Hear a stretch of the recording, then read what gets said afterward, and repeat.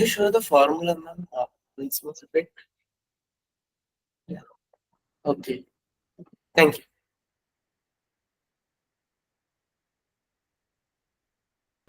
Ma'am, there is some disadvantage for the VLOOKUP using a VLOOKUP now that it will take only the leftmost column or something like that. Yes, yes, yes, yes.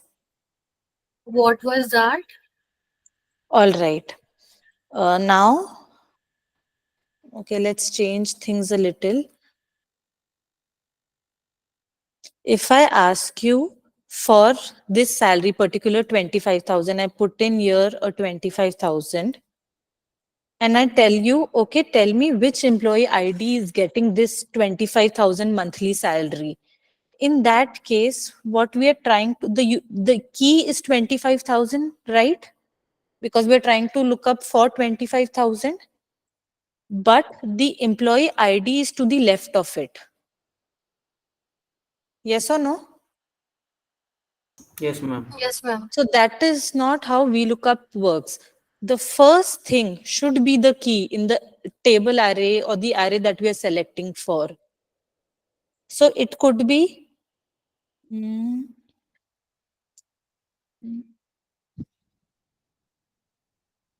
I'll have to make a new table. Basically, the array that you select, the first column of that array should be containing the key. As simple as that. In this case, we are working with employee codes. So we are looking for B7, that's the employee code, and the array that we selected, in the first column of it, the employee codes are mentioned. So it will, what will it do? VLOOKUP will find the employee code. Let's say we are working on the employee code 1399. Excel is working for 1399. This is the formula that it's running right now. So what will it do? In this table, it will find 1399. And when it finds 1399, it will give you the data from the third column from there. So in this case, first column, second column, third column. For 1399, it is going to return an intern for us. This is how VLOOKUP works. So the data that you're looking up for cannot be to the left. It has to be on the right hand side of the key. Understood? Yeah, ma'am. Okay. Means, ma'am, can we say that the lookup value should be the leftmost value and then the data should be on the Right. right, whichever you're All looking. right. Now, when you say that it should be the leftmost data, there could be something like this to the left of the data. It's okay. Let us just put in serial number here. All right. So now there's data to the left of the employee code as well.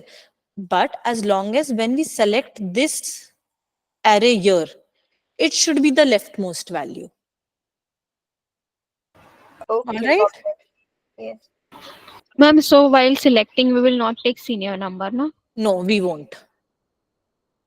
And the column index one number will be 3 only, even if Three there is. only, because in this data table, it will not look at this column at all. It is only working on this table. On the array that we fed it, only it is looking from B2 to I26. It does not know what is stored in A2, A1, or for that matter, G27 or I27. It is now only looking at the table that we have specified to it. Okay, ma'am. And can we exclude the heading? Yes, we can. Okay, ma'am.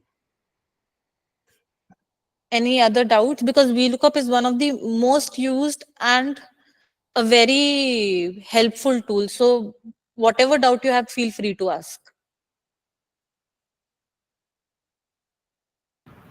Ma'am, when the leftmost value we not have to use, then we can also use XLOOKUP, na? Right. XLOOKUP is a little bit complicated. So for this session, we are only concentrating on VLOOKUP and HLOOKUP Okay. because these are pretty simple and straightforward formulas and they do the task well.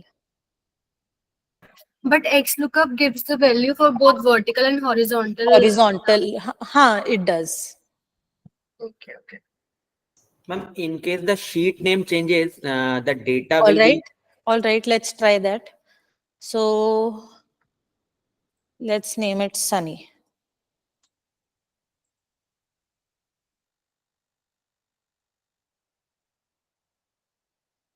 Excel is automatically changing data range B2 I26 to Sunny range B2 to I26.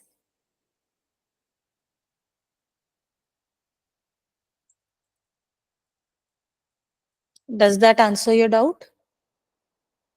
Yes, ma'am. All right. Next, I want you all to populate hometown and contact number information. Now, there are 2 or 3 ways for you to do it. One should be putting in VLOOKUP this. Now, by now, someone should interrupt me and tell me that I've already written this formula in the cell next to, in the cell C7. Why am I writing it again? So the first thing that should come to your mind is I drag it. But I see NA. Why? Anyone? Ma'am, because the column number is 3. Is 3 okay? My bad. I should change it. I'll change it to, we are looking for the hometown. So hometown is number 8. I'll change it to 8. Now what's the problem? The lookup value is shifting to position. All right. So F2, you're right. I will have to write down B7 here. Enter. And I'm getting Mumbai. So what I should have ideally done when writing down the formula the first time, I should have freezed B7. Yes or no? Yes, ma'am. All right, let's freeze B7, enter. And now let me drag the formula. Now what's wrong? Why am I getting a manager everywhere? Because it's giving the same value for Because, 117. Ma'am, the ID is right, 11. It is searching for 1177 only. absolutely. So we want to freeze it, but if we freeze it, it will look for only 1177. So the other day when we were discussing freezing cells, we were only discussing freezing the entire cell, $B$7. This time we wanted to stick to B, but not to 7. Does that make sense? Yes, ma'am. Right? So we will remove the $sign from here. So it will stick to column B. It will not move columns, but it will change with rows. What does that mean? Let me just drag the formula. Now, if I press F2 here, the row is changing from B7, we've come down to B8 to B9 and B10. If now I drag this thing here, earlier when I had dragged it, right now don't concentrate on I should get a Mumbai, Calcutta here. Earlier I was getting an NA. Why? Because the lookup value had shifted from the employee code 1177 to the position, right? But this time it did not shift. Why? Because we had freezed the column B. Now we had seen the hometown data was in column 8. So we select 8 and enter. We get the data automatically. So when we write a formula like that, by freezing the right cells, so I just write down the formula once. This is done, right? I just have to change the column number to 8. And for column number to 9.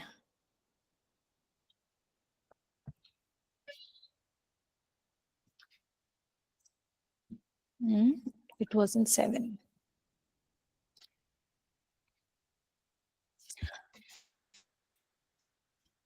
All right. Now, when I typed in a 9 in this cell for the column number, I got a reference error. What is Excel telling me? That the range that you've given me has 8 columns. and you're asking me for something from the 9th column. So it's a reference error. There's an error with the formula. You've not given me the right reference. If 9th column is the actual value that you want, then you've not given me the right reference.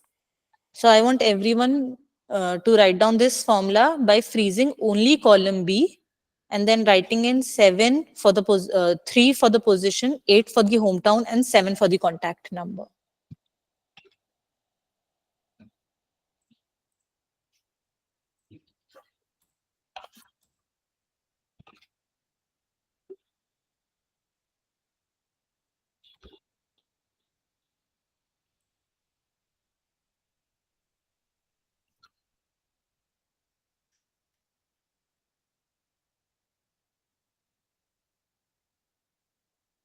Ma'am, can you please explain this false and true thing again? All right.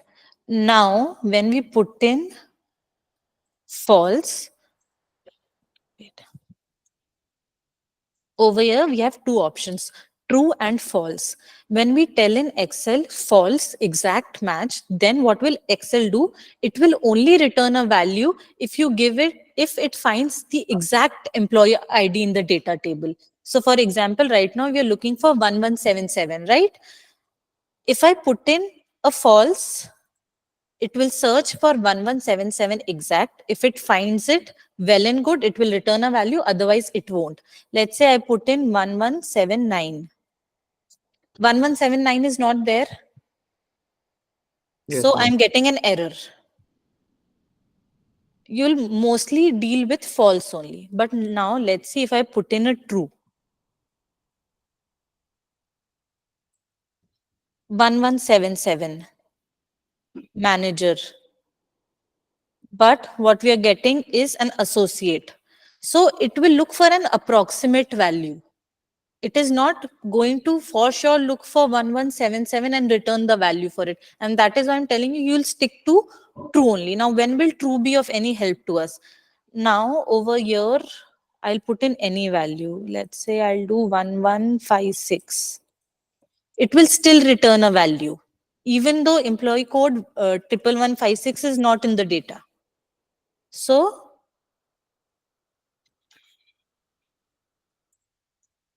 false exact match. We are looking for employee code 11156. So false, enter. NA because 1156 is not in the data. So we'll stick to 1177. And that is why we only use false. Ma'am, but like why it came associate? All right, I'll show you. I'll make an example. Mhm. 0.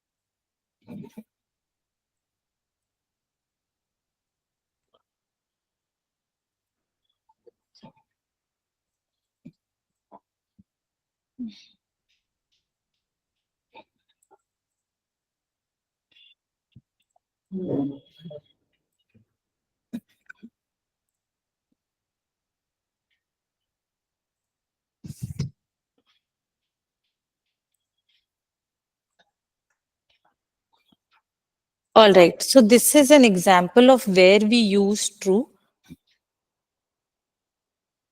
This is my data table. This sweet little table that I've highlighted right now is my data table. All right. Now, how does true operate? So, from any value between 0 and less than 70. So, if I put in a 68.99999, I will get 0 to 70. From 70 to 90, If I put in exactly 70, I will get 70 to 90. Although, let's say 75. I told you when we are looking with VLOOKUP, it is looking for the exact value when we put in a false, right? Right now, 75 is not there in my data table. I'll show you the formula once. We are looking for 75 in this little table. Now, 75 is not there. If I put in a false here, I'm getting an NAY because when we put in a false, it is looking for the exact value. Can it find a 75 in the first column? No. So it's giving me a NA error. But what happens if I put in a true? How does true operate? Now, for any values between 0 to 70, it is going to return this. For any values between 70 to 90, it will return this. And for any value above 90, it will return a 90 plus. Man, if we put in 100, then So 90 and infinity, let me put in 10,000. It will still stick to 90 plus. So any value greater will become 90 plus. okay. Ma'am, like here, there are numbers. All right, let me put in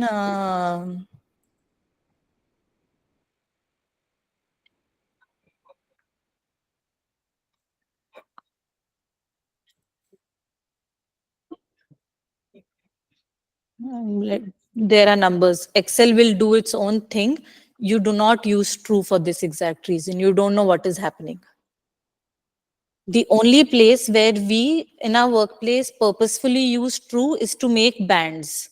For the example that I had written down, what we do is to, let's say, in case of an academic institution, they want to put in grades for each student depending on the marks that you've got.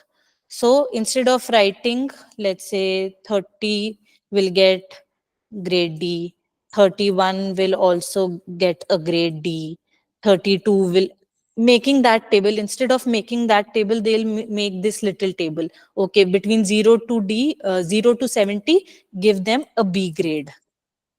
Between 70 to 90, give them a grade.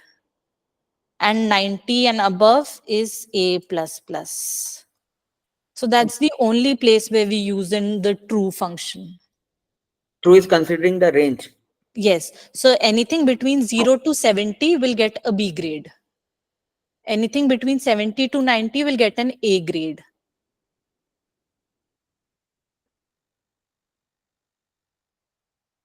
This is the only place where we use true. So the question that one of you asked about how it working on ABCD, we don't know how Excel does that, and it is of no use to us. Understanding that will be of no use to you. And whenever they're asking you to fetch values for a particular employee ID or anything for that matter, for a unique policy number or for your unique supply, you would want to stick to false. Why do you want Excel to give you approximate values of some other supplier with a similar code? If the employee code, the employee ID or the supplier code is not there in the data, let Excel return a NA to you that we are not able to fetch that data because it's not there. Instead of sending a wrong data for some other supplier with a, because of this logic, getting a value for position, hometown and contact number will not make any sense.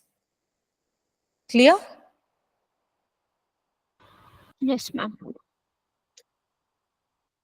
All right. Now,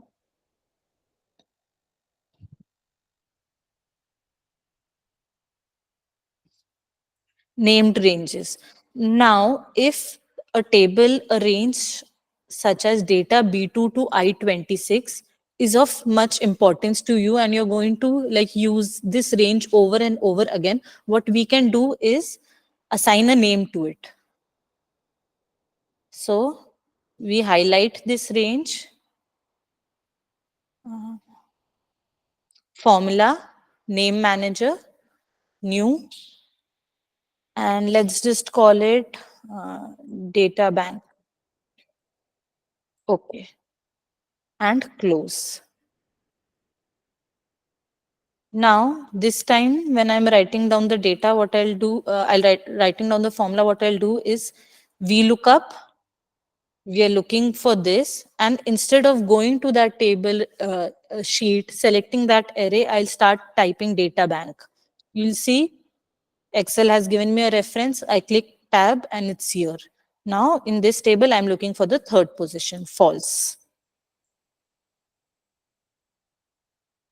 You only do this when that particular range is of importance to you, and you know over the course of this file you're going to use that table over and over again, and this way it is also easier to see when you're dealing with multiple sheets. Okay, for this data they are referring to the data bank table, so they don't have to be like, oh, B3 to I26. Okay, where is B3 to I26? Once they know that, okay, you're using the data bank, they know you're using the data that you've put in sheet one in that range. So it's okay. So it's easier to write formulas then. All right. So everyone can, Ma'am, can you repeat like the name manager thing, the all process? right. The array that you want, we had written down B2 to I26 in the formula. So you highlight that in the formula tab, name manager,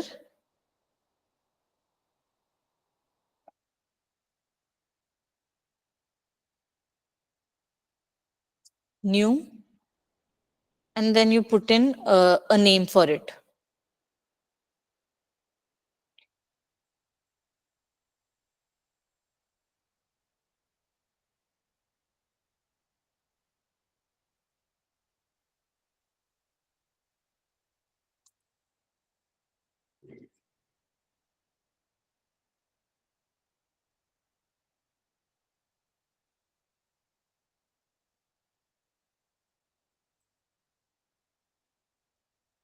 Everyone done writing down the formula using the name manager?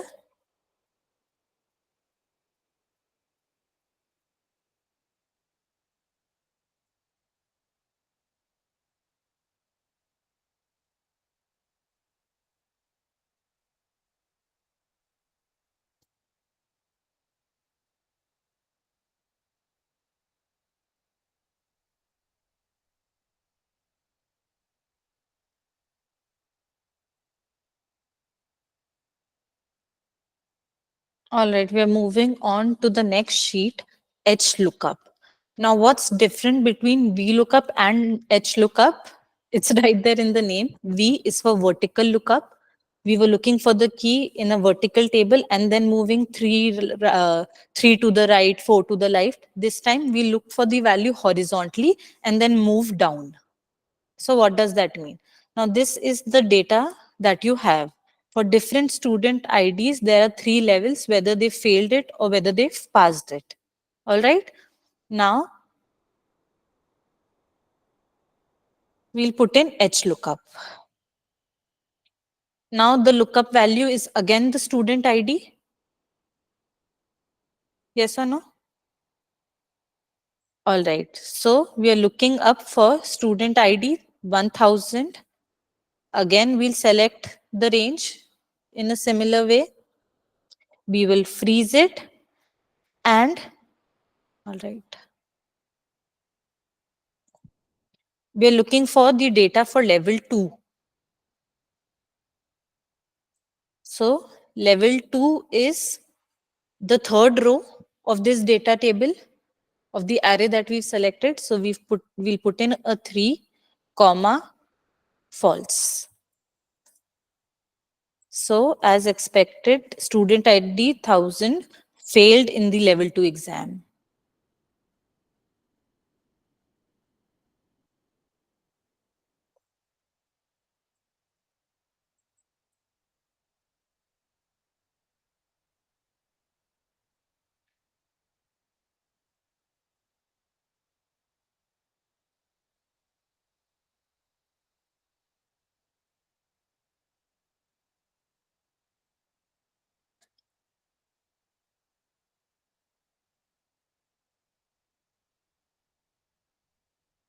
Now let's try this as well. In this table, they're asking me the same information again, but for level 3. I will have to use Hlookup because student ID is on the top of the data array or the data range. So Hlookup, we are again looking up for 1000, comma, table array, we freeze it, and this time they're asking for level 3. So level 3 is in the 4th row. We put in a 4, comma, false, exact match.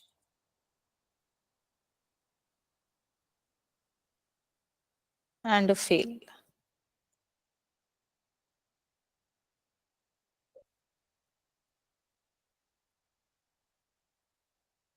Any doubts, anyone?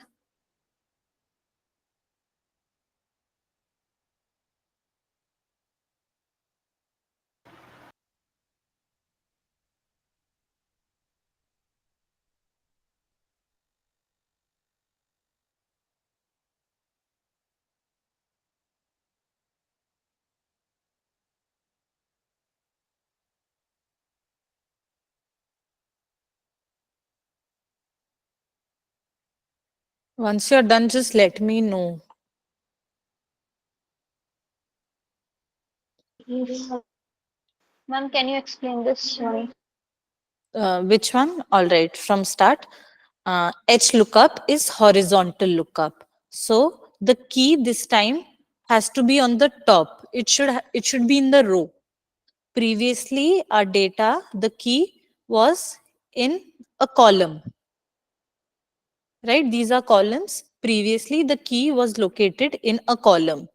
This time, the key is located in the row. So, Hlookup, we are looking for something horizontally.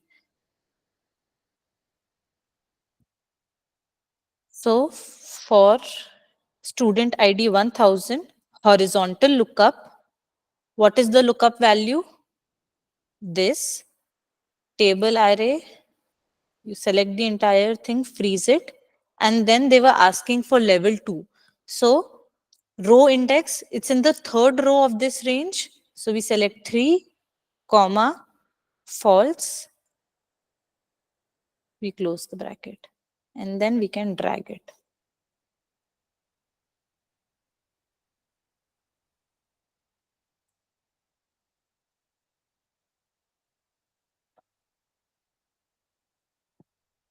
For this one, they've given us the student IDs in different rows, but we will still select Hlookup because Hlookup or Vlookup is determined how your data is in the data table. So in this, the key is in the rows, in a row, so we will still stick to Hlookup. We select the student ID, select the table, freeze it, and level 3 is the 4th row. So 4, comma, false, bracket close.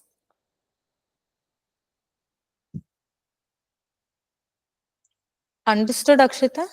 Yes, ma'am. All right, now the task that I'm giving you all is I want you to populate the first table using VLOOKUP and the second table using HLOOKUP.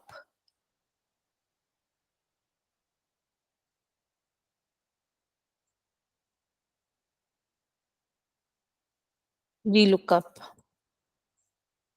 And this one using HLOOKUP.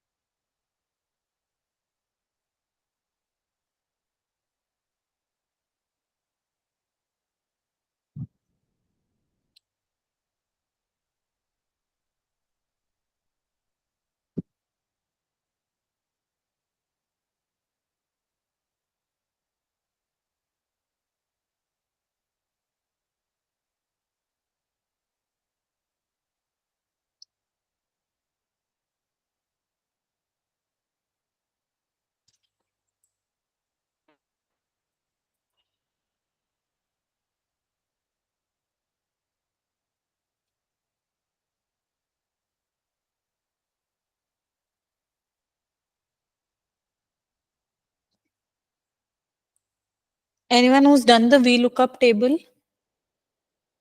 can tell me your syntax in the chat. And if anyone's facing any trouble, let me know.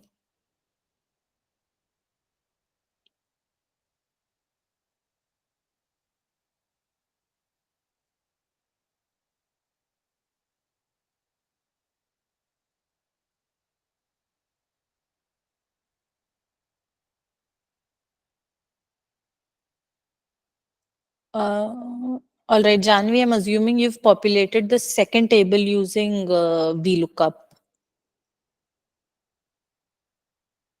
All right, you're looking up for G15, B5, and 7. All right.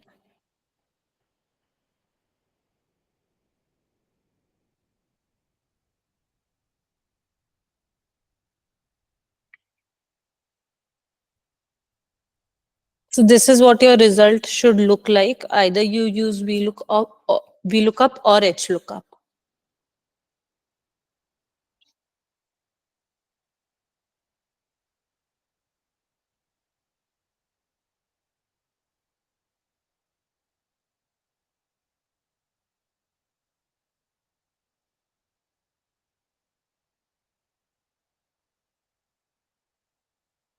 All right, I'll start with VLOOKUP for those of you who are not able to do it.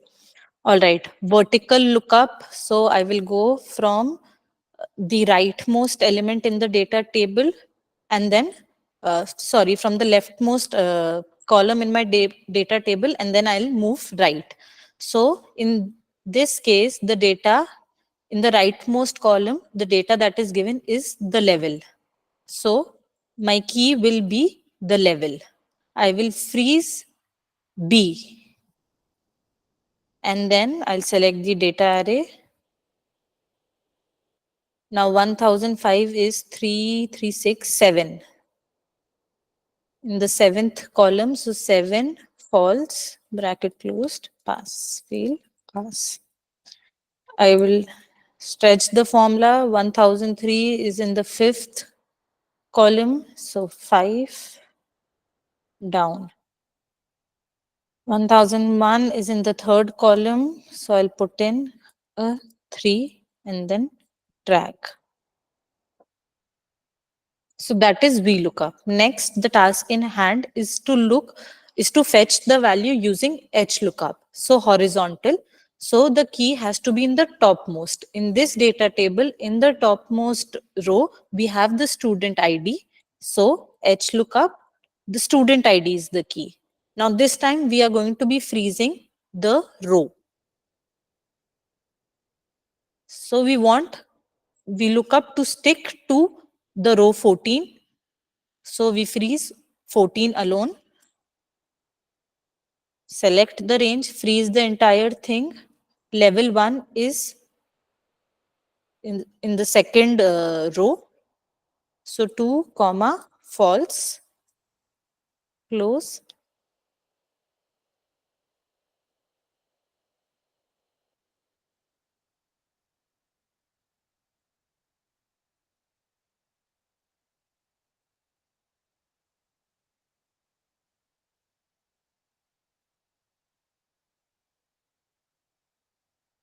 So in the second row, that is why comma 2, comma, false. In the third row, that is why comma 3, comma, false. Everyone's understood this part, or do you want me to go over it one more time?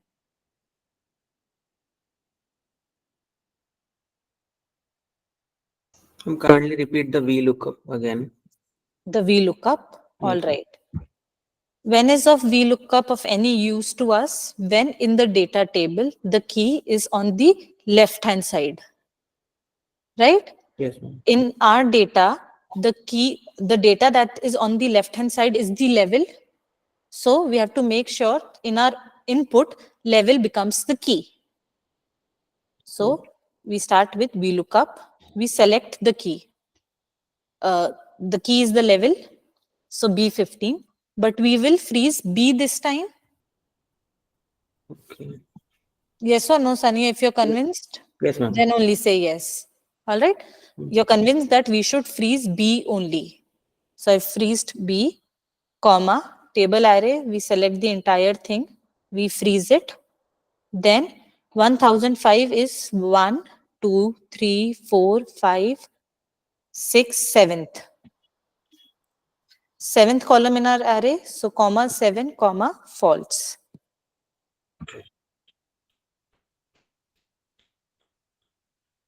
Now if I drag it for 1003, the data for 1003 is in the 5th column. Yes, ma'am. So we write down 5. Similarly, for 1001, it's 3. So we put in a 3.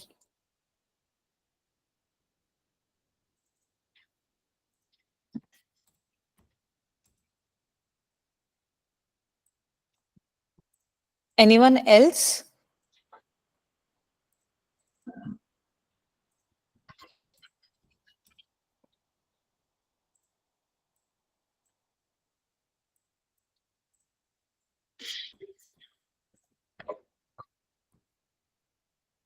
Any doubts, or can we move ahead?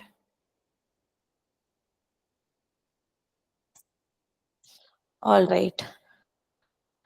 In this sheet, it's the same data. Again, I'm asking for department position and monthly payout. All right. When we were doing this sheet, one thing you all should have felt frustrated about is we'll have to manually count, okay, column 5, column 7, or row 2, row 3. Yes, Krishna? Ma'am मेरा थोड़ा network बीच में गया था, so can you just show me H lookup वाला formula?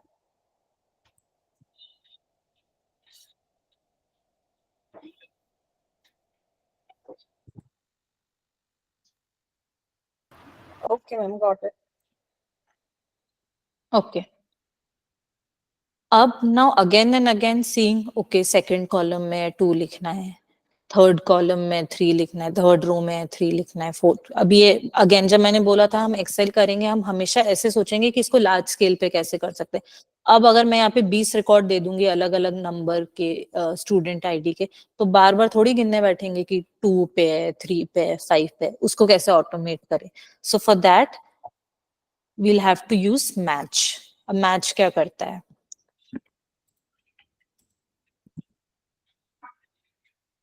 Match lookup value, नीचे करते हैं, match lookup value department, lookup array headings select कर लिया, freeze कर दिया, comma, again exact match,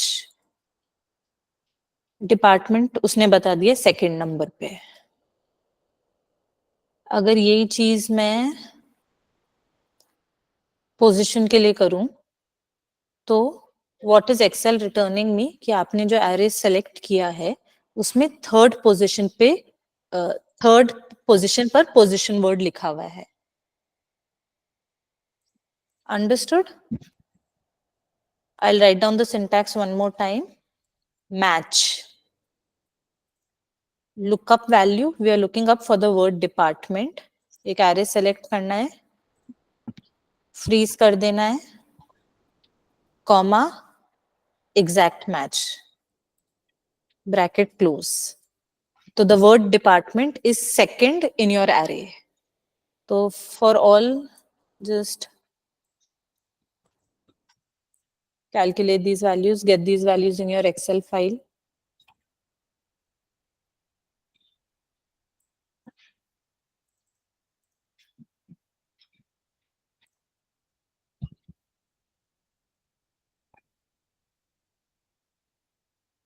Any doubts?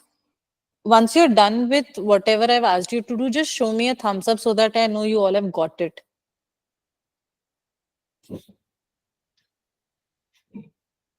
Can you explain it again, please? All right.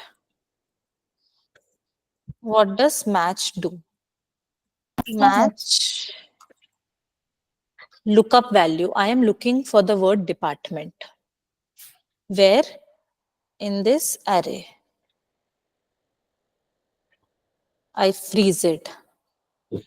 And then I'm looking for exactly the word department. So 0, exact match. I close it.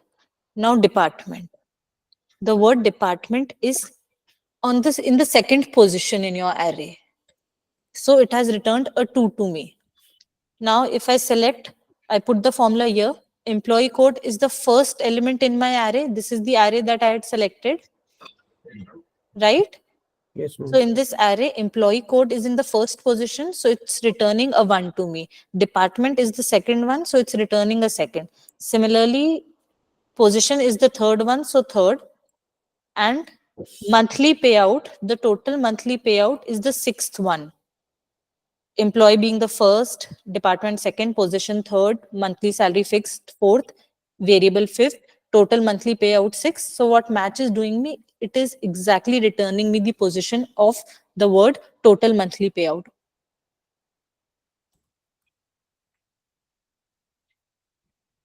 Understood? Yes, ma'am. All right. Now, how is this of any use to us? Now, this time I will write, you'll have to populate the table again. This is the same table, 1, 3, 4, 6. Let me just randomly select a few numbers. 1, 3, 2, it's there. All right. So department. So from what we've learned so far, we put in a VLOOKUP because the employee code is the unique value. So we freeze I, comma, we select the array. And now this time, instead of putting in a 2, similarly, if I had to do position, I'll have to put in a 3. Right? This is how we had discussed it. And now if I'm doing total monthly payout 6, now instead of doing this exercise 3 different times, what I'll do is instead of putting in a 2 here, I will select this. And now when I press enter, I'm getting actuarial. For the position, I'm getting manager because it is referencing to this cell K12. It is automatically reading the third column's value and returning the position to me. Similarly, this time it is automatically taking 6 from cell L12 and returning the value from the sixth column. So now if they increase the table to, let's say, 1,000 columns, as long as it's there in the data, I don't have to again sit down and count. Okay, this time you're looking for the second column, so I'll put in a comma 2. This time you're looking for the 900th column, so I'll put in a 900. No, match will tell me it's there in the 900th column, and then I will just reference my formula to that cell. Okay, they're looking for the sixth column. Understood?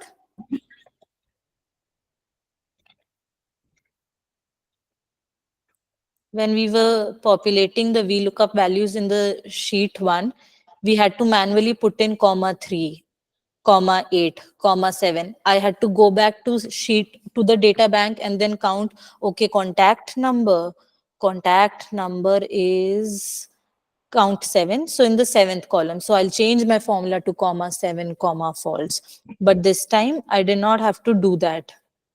I asked Excel to fetch the value for me. And then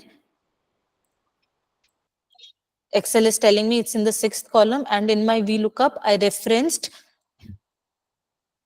column index number to that cell. So it is automatically, okay, total monthly payout is in the sixth column. I'll have to fetch data from the sixth column for this cell.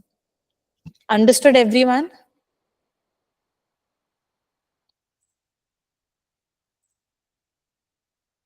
All right, let's see what happens when I drag this formula. I'm getting value errors. Now, how to inspect what went wrong? We press F2. What went wrong?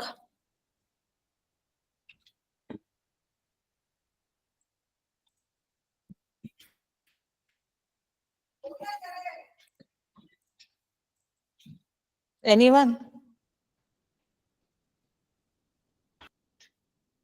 The column J12 went to 13. Right. So we want Excel to stick to J12. So we'll do F4, enter, and then write. Now this time what went wrong? It is sticking to J12 only. So I don't want it to stick to J, K or L, but I want it to stick to 12. So I'll be freezing only 12.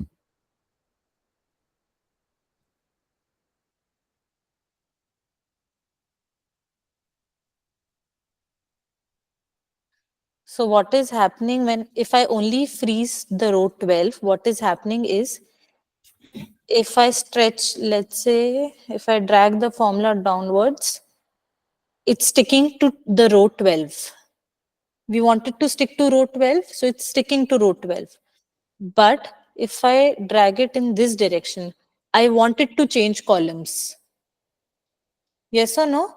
I wanted to move from J12 to K12. So that is the reason we did not freeze K. We did not freeze J. We only freezed 12.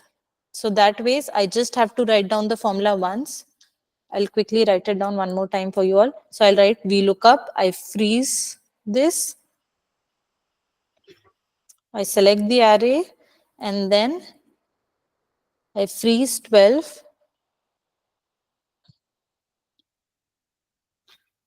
And just by writing down one formula, I was able to populate the entire table. Now, this might seem a lot of what to freeze and what not to freeze.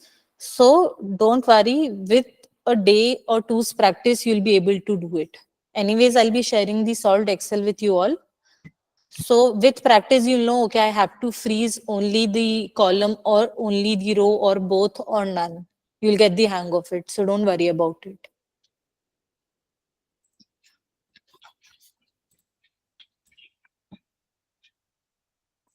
But if you want me to repeat it one more time, I'm happy to do that.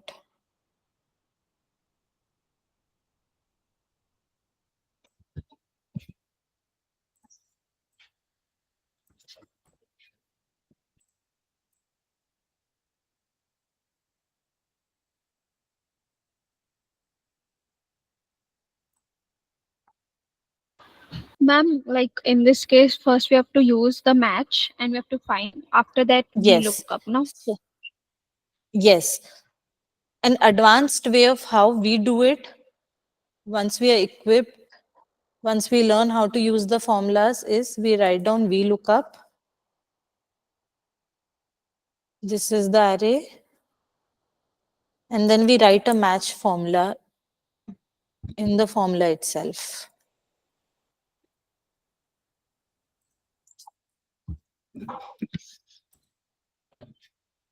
So I don't have to write down two formulas. This will come with practice. That now, because I just fed in this formula, J5, B5 to G5, in the VLOOKUP formula. So this will come with practice. And when I write down this formula, I don't need these values because, all right, what we can see is formulas, evaluate formula. All right. So in the formula tab, you'll see this fx evaluate formula. We had discussed this earlier. So let's see what Excel is doing. It is looking up for 1346 in array B5 to G29. And now the match formula is operating. It's returning a 2. So what VLOOKUP is doing, it's looking up for 1346 in the array B5 to G29. Once it has got the 1346 value, in the second column, actuarial is written, so it's returning an actuarial. That is how the formula is working. All right.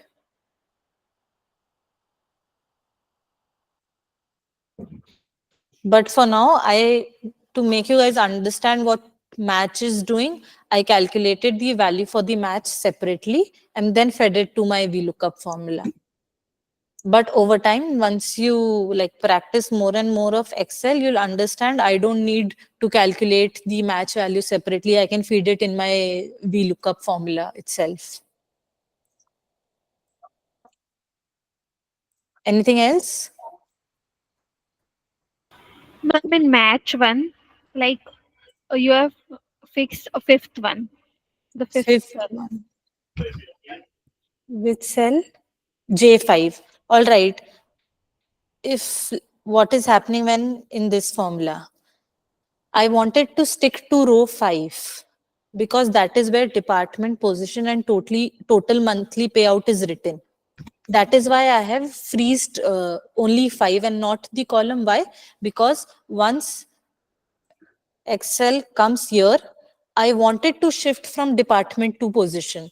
So I'll have to let the columns be free for it to move from the word department, sorry, department in this case to position in for this cell, right? We want the position for employee code 1346. So we want it to look for the word position in the array. So that is why we only freezed 5 and not the column, because we wanted it to move from J5 to K5 when we move horizontally. But when we move vertically, I wanted to stick to the fifth row. So that is why we freezed 5 and not the column.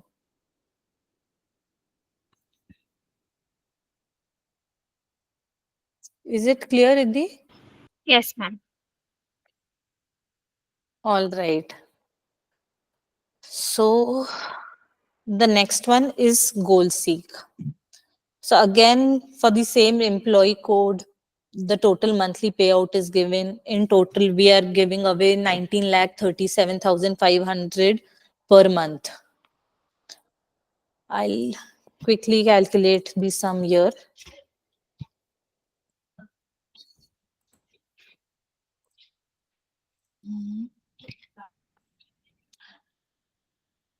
Now there's a new CFO who's come in the picture.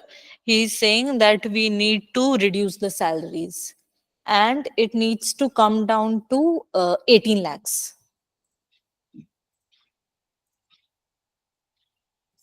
All right. And we are going to basically 1,10,000 and all the salaries have to come down by a fixed percentage.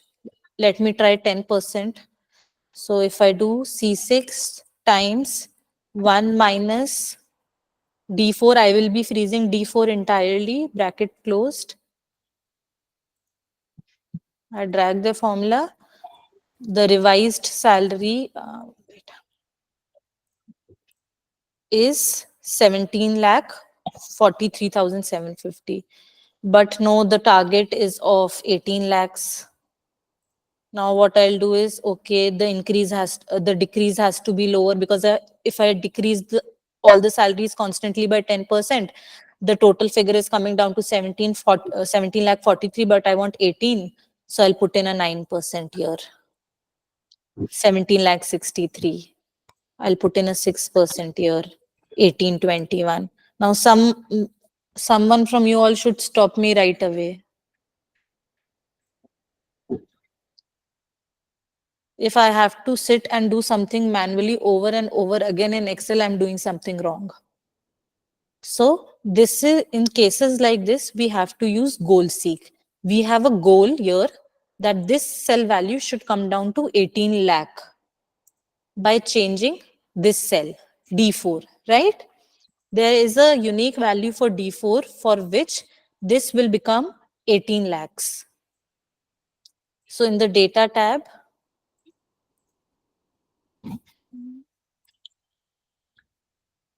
what if analysis, goal seek. Set cell D30 to value 18 lakhs by changing cell D4. As simple as that. So Excel has calculated that you need to reduce down salaries by 7.10%. And then for each employee, and then the total will come down to 18 lakhs. All right, we'll do it one more time. Let's say the new target is of 19 lakhs. So Data tab, what if analysis, goal seek, set cell, I can select D30 to value 19 lakhs by changing cell D4. Okay. All right. I'll have to reduce salaries down by 1.94% to bring the total down to 19 lakhs. Clear?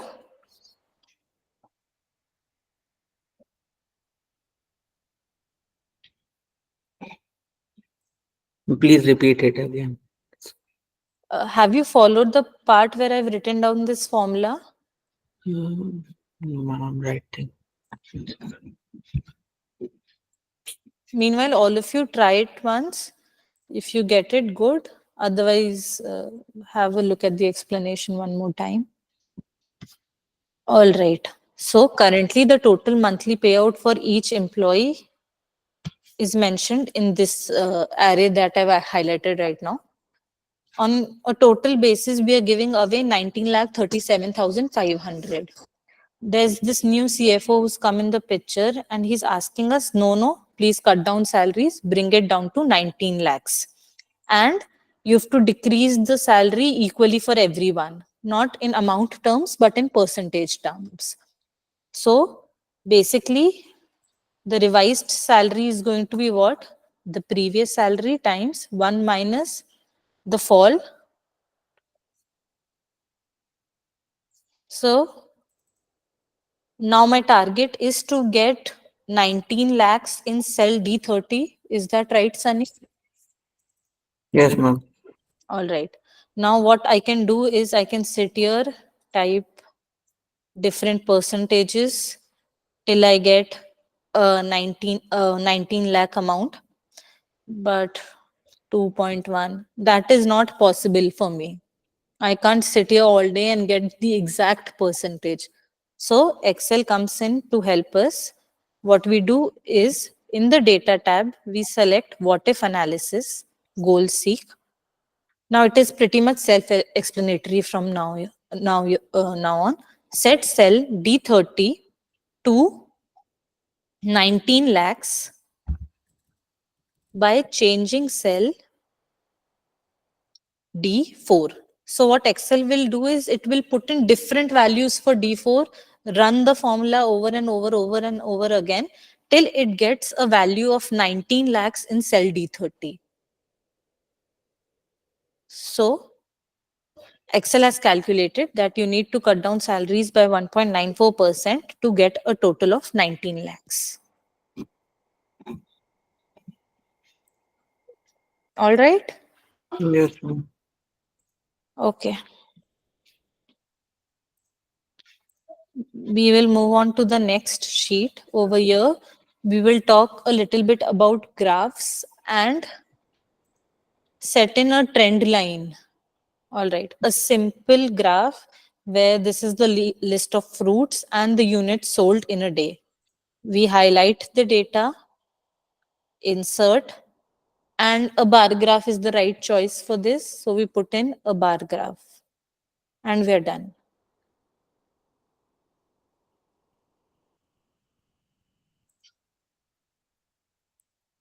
I'll repeat what I just did one more time. You select the data, click on insert. Over here, you have different options: bar graph, line graph, pie chart. A bar graph is a suitable graph according to me for this data. So I'll select a bar graph. I click over this and I'll get this graph ready. Now let's just play around a little with this graph. I could spend good 3 hours on this graph alone of what all we can do it. But for now, we are going to cover the basics. I want above each bar, it should mention the number of fruits because it isn't possible for me to, okay, mango seems like a 48. I want data over it. So I right click, add data labels.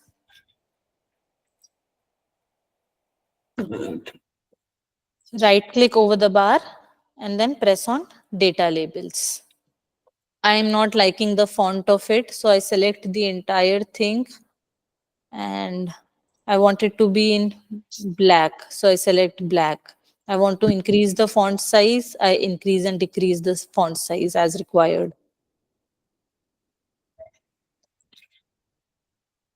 I don't want the grid lines, I select the grid lines, I press on delete, it's gone. All right, I want all of yours graph to look like this. Quickly get it done.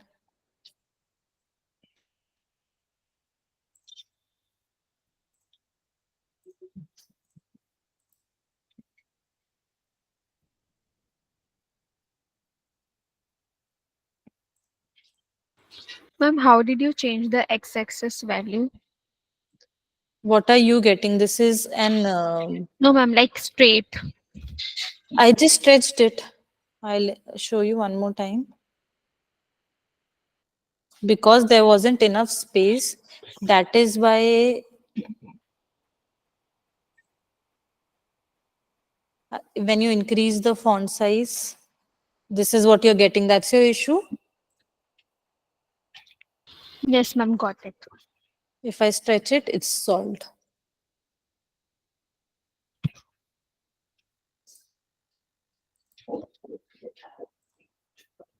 On right click, I'm not getting the data option. You select the bar.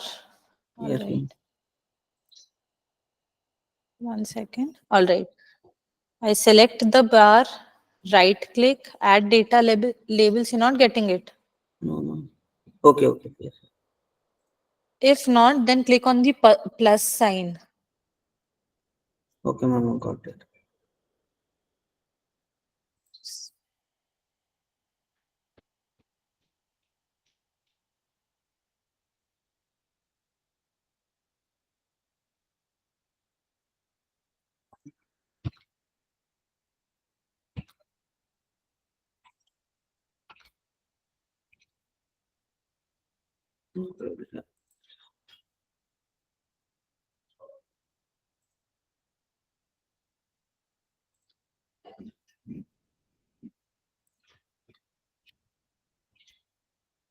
All right, I'll move on to the next graph because we have a lot to cover today.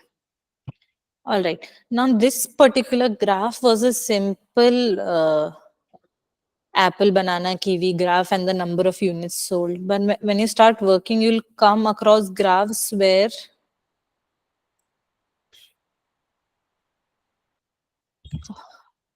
this particular case is where month-wise number of units sold are plotted, where the month is given on the x-axis and the y-axis has the units sold. You might be asked to project what the trend is, right? So in that case, you'll put in the xy graph, a scatter plot. Quickly make a scatter graph.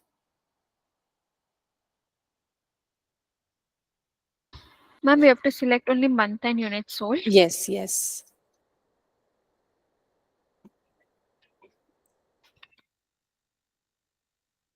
For the xy graph, the x-axis values has to be numerical because it will set a formula, it will set a relationship between x and y. So the next step is to add a trend line. So I right click on the series, I click on add trend line.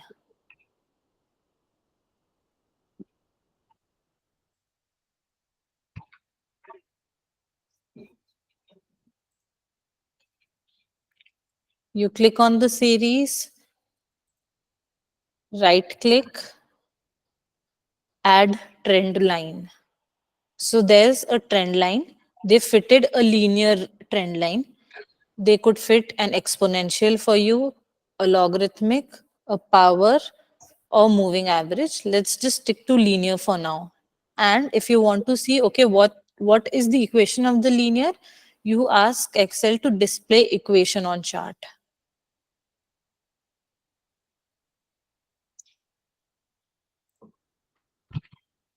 If you ask Excel Okay. I want to see the exponential fit to this plot. You click on exponential and the equation automatically changes. You'll see the equation for the exponential graph is y is equal to 93 point whatever e to the power whatever. So it will keep on changing. If they fit an exponential, this is your equation. If I fit a linear curve, this is my equation. And for those of you who are pursuing actuaries, you know what R square value is. It's a measure of how good the fit is. So it can also give you the R square value. So now what you can do is you keep on changing. Okay, exponential is 0.9371. Linear is 0.9316. Log is 0.7. So, okay, I want to stick with linear. So I'll just leave it here. So you can both display the equation and the R square value.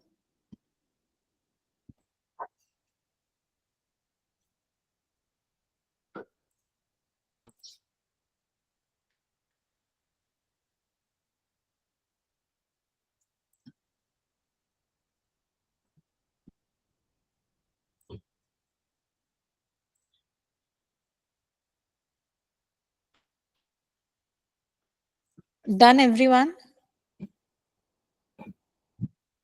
Ma'am, I'm not getting the dots.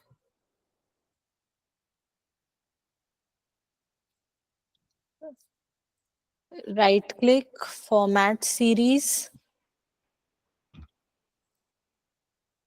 And then there's option for lines and markers and how you want it to look. So marker options for you might be set to none. You have to change it to automatic. I'll repeat that one more time. You right click, format data series, and then you click on this paint icon. Okay, ma'am. And then how, if you want to change how your line looks, you work here. If you want to change how your markers, those points look, you work here. So if you want to, let's say, change the color of your marker, you can do that. If you want to change the color of your line, you can work here. You want the color to be gray. We've changed that. The look and feel of the graph can be changed from the Format Shape tab that you can open from. Right click, right click, Format Data Series. And in that, on the Paint head. All right. Fitting the equation, fitting a curve or trend line, then what is the equation of the trend line and the R square value? Everyone's followed that part also.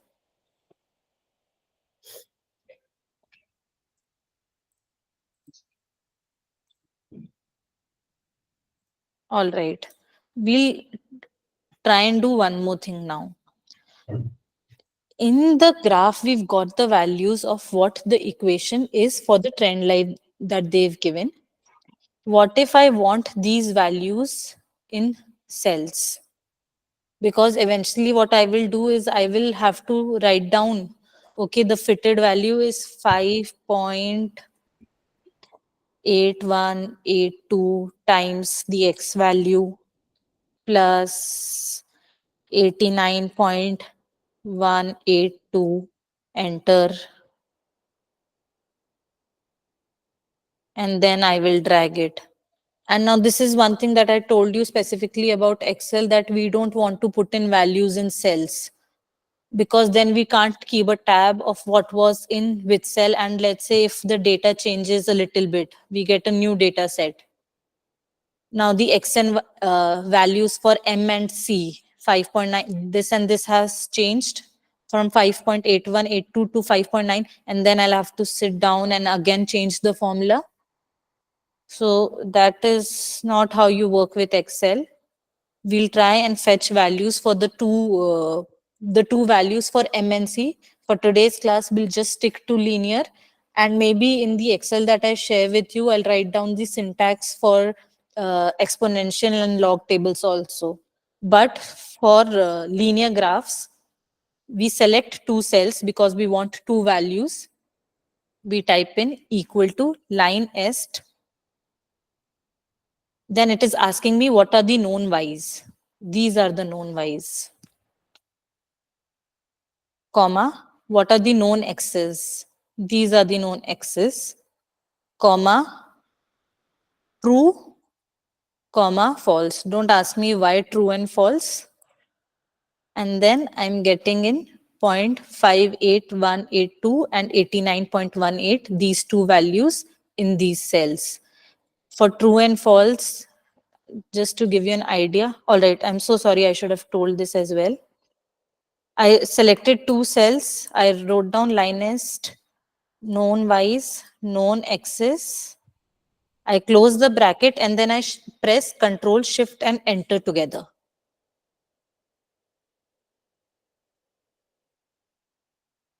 One more time.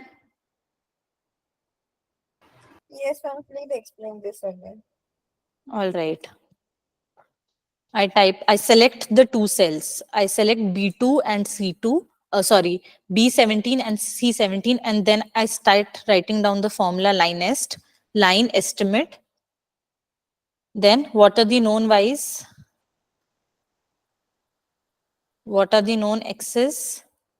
These are the known y values and the known x values. And then basically the next two syntax for true and false, false and true is for if you want them to treat the data normally, and for stuff like that it's purely statistical. Then that is why I'm telling you, let's just stick to true, comma, false.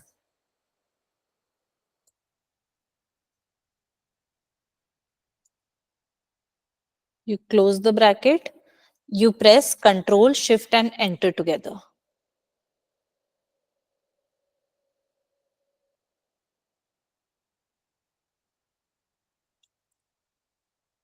If I click on the fx value here, it helps me in writing down the formula. You can use this whenever you're writing down a formula and you don't know, okay, what value I have to put in. So you'll see for constant is a logical value. The constant b is calculated normally if constant is true or omitted.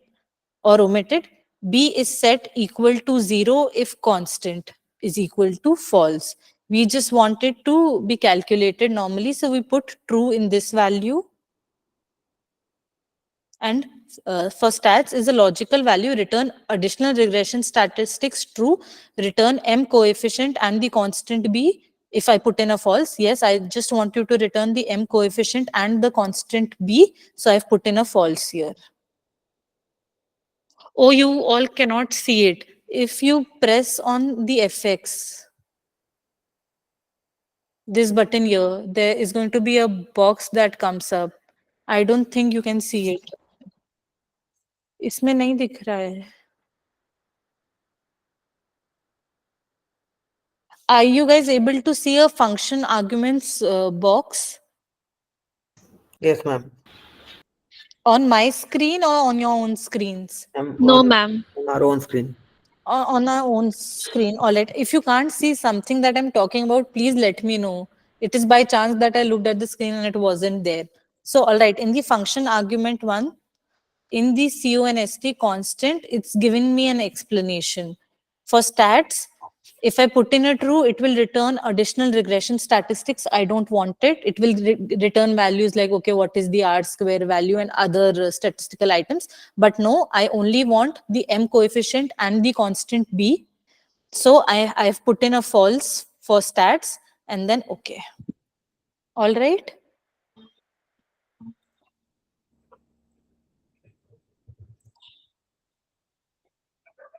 Yes, ma'am. All right. So now if I fit in the curve, if they ask me, okay, what are the values are? So I will write equal to 5.81, this cell B17, I freeze it, times X value plus 89.2. I freeze it one more time, enter, I drag it. Now what will happen is, if they change the data, let's say if they change 104 to 120, you'll see that the graph is changing.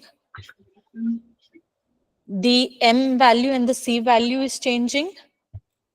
So we don't have to write, okay, 5.426 again manually, because we are getting the revised formulas values here as well. Now, if let's say 160 changes to 180, the graph changes again, the equation changes again, but so does our cell B17 and C17 and the projected values, the fitted values.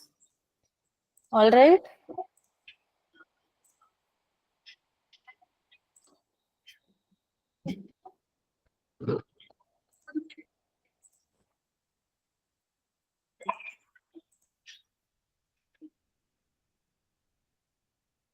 Any doubts, anyone?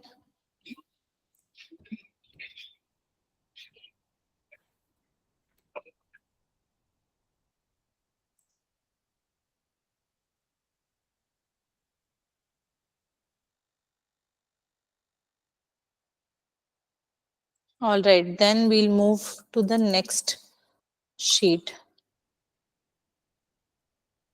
This is a pretty fun tool that Excel has. It's called conditional formatting. Now, simply if we discuss what is formatting, if I select this, change the color. If I decide, okay, I want the department values to be in bold, I select this, I press Control B, it will bold it for me. Now, what if I want all SAIP company names to be in a different cell color? So I highlight those, I change the color. So this is what formatting means. Now, what does conditional format do? We will write down a simple task to Excel. If this condition, Excel will figure out, okay, whether this cell has the value SAIP, and then it will automatically change the format of that cell for us. Now, what do I mean by that?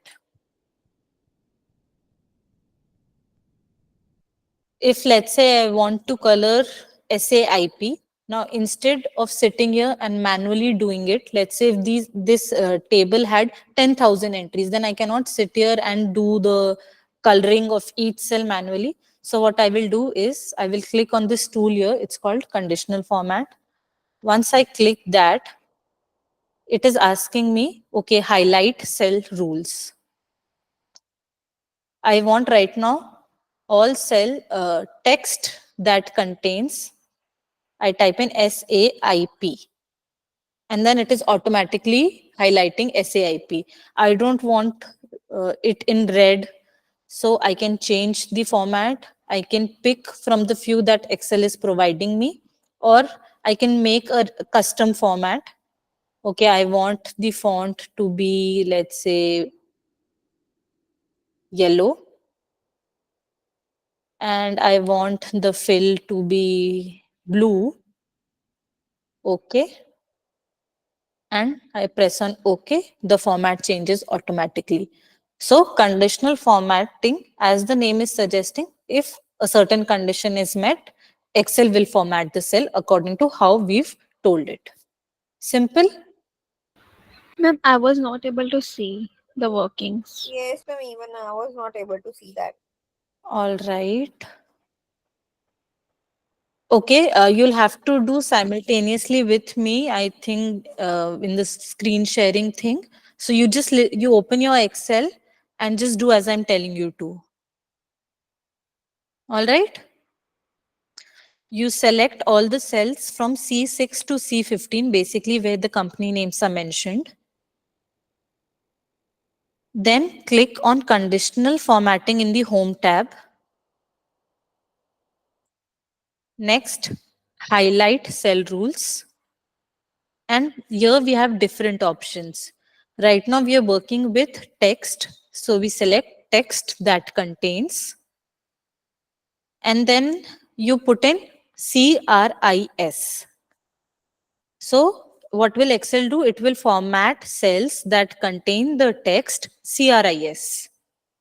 And now Excel, so Chris with, now in the drop down list, you'll see there are different options that Excel has pre-built in it.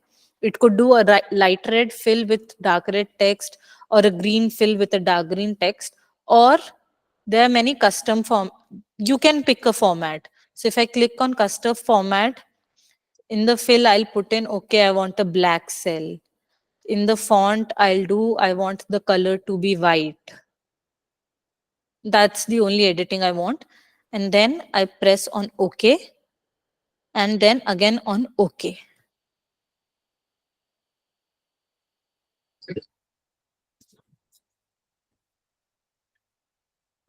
Okay, ma'am. All right. So again, for conditional format, I can do easy 1 hour session with all of you. So what all is conditional formatting capable of doing? Right now we highlighted text. Now we could also do, we don't need all the text, all the items. Let's say for D6 to D15, I am only doing text that contains A. If I just put in the word A and click on enter, so all the words that has even one A gets highlighted. So I don't have to necessarily type in the entire CRIS because I know there are only two companies and C is only unique to Chris. So when writing down the formula, the conditioning formatting formula for range C5 to C15, if I had written only highlight cells that contain C, it would have worked. Does that make sense? I don't have to type in the entire thing. Yes, ma'am. When I'm choosing equal to A, the color is not changing. You don't have to type in an A equal to A, just type A. Format cells that contain the text A. That's it.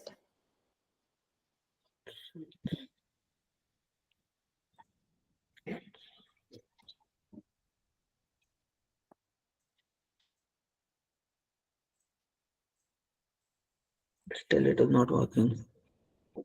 All right. You highlighted cells D6 to D15.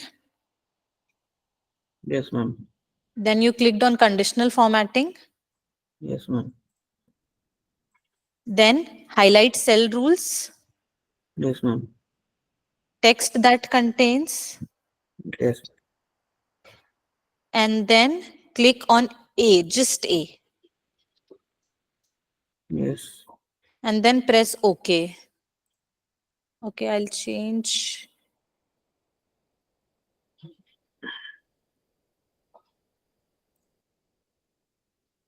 Anyone else facing this issue?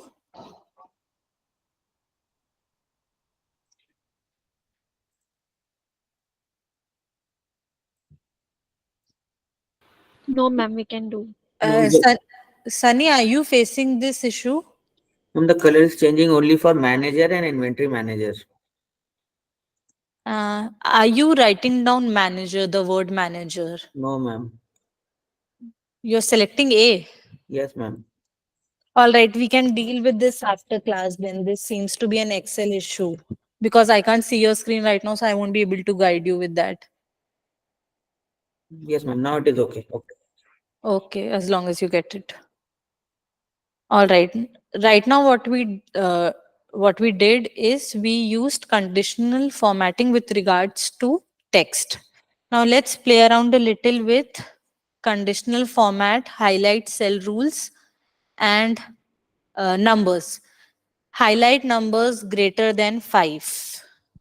If I press enter, 8 and 10 gets highlighted because those are the only two numbers that are greater than 5. Similarly, we can also do less than. Click on conditional format, highlight cell rules less than 3. And I want it to be in a different color, so I change the format of that as well. Okay.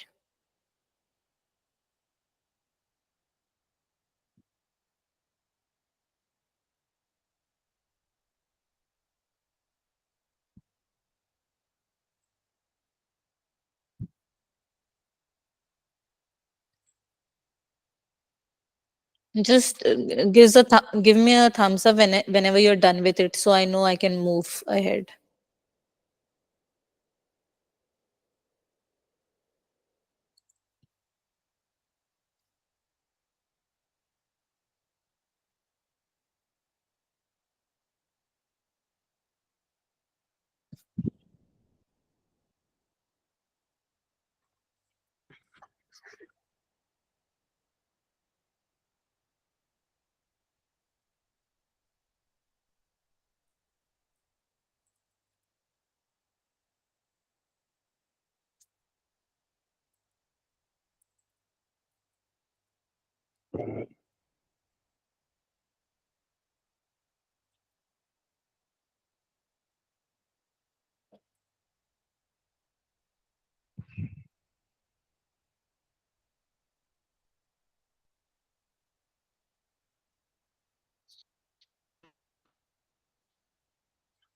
All right, now how can we use all of this to our advantage?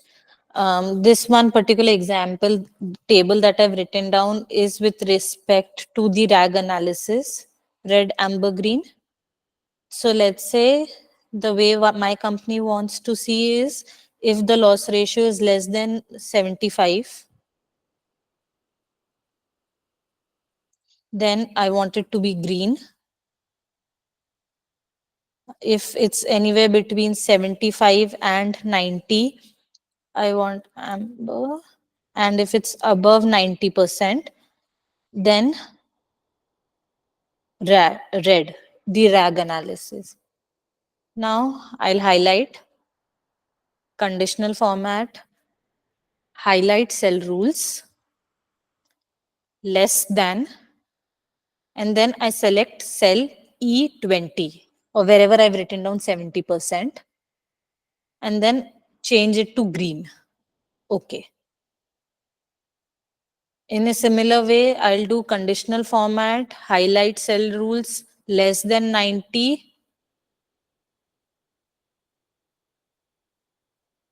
yellow maybe. Or if they want to see, okay, which are the red ones greater than 90, I select this here and okay.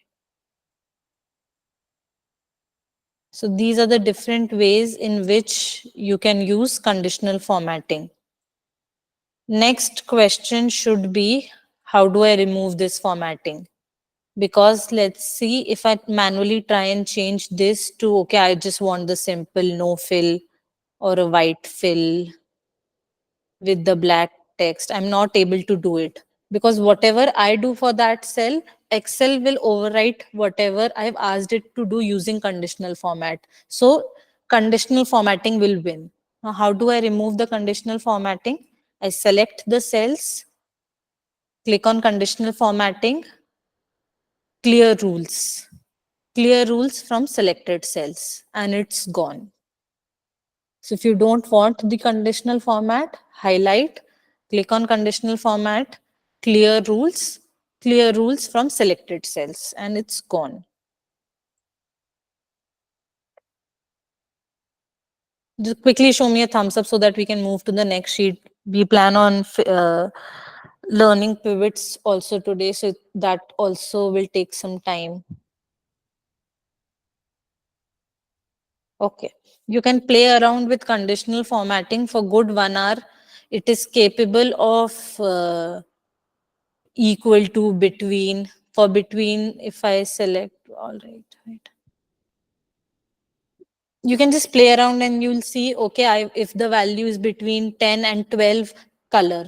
So it is capable of doing so much more than what we can cover in a 15-20 minute session. Just play around with it. And if you have any doubts, even after today's class, feel free to text us. We'll get back to you. All right. The next sheet, and post this, we are going to take a 10 minutes break. So in this sheet, they've given us data of different students having different student IDs and their level 1 result and level 2 result. Now, if they've cleared both, we give them a pass. Otherwise, it's a fail. we give them a certificate. Let's use the word certificate. If they clear both the levels, we give them a certificate, otherwise no certificate.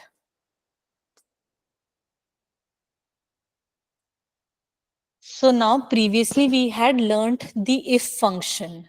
If you all remember, let's say even if you clear one exam, I'll give you a certificate. In that case, if you clear level 1, I'll give you a certificate, if that is the condition. So I'll write down if C7 is equal to PASS in inverted commas. If it's a pass, then give the person a certificate, otherwise no certificate. Right? Over here, the condition was if you clear level 1, I will give you a certificate. So if C7 is equal to pass, certificate, otherwise no certificate. All of you remember the if function? I'm assuming you practiced it during the week. All right. But now the catch is they've asked us if the person has cleared both the levels, only then we are going to give them a certificate. Okay. So what does AND function do?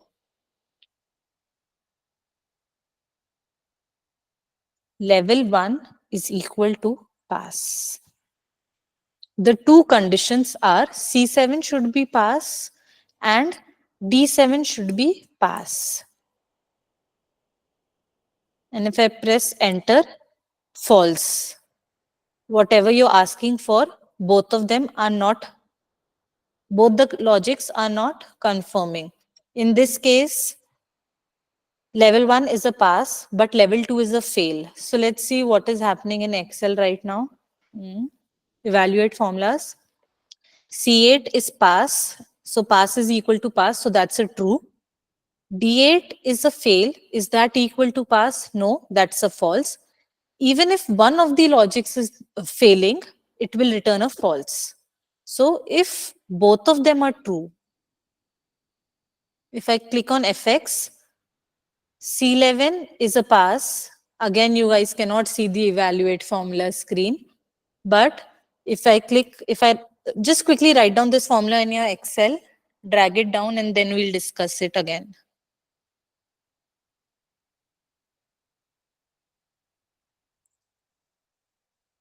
In cell G7, I want you to write equal to and bracket open.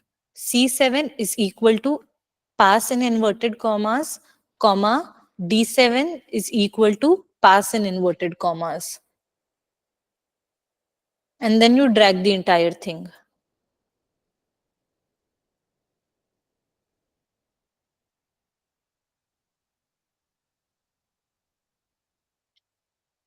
All right.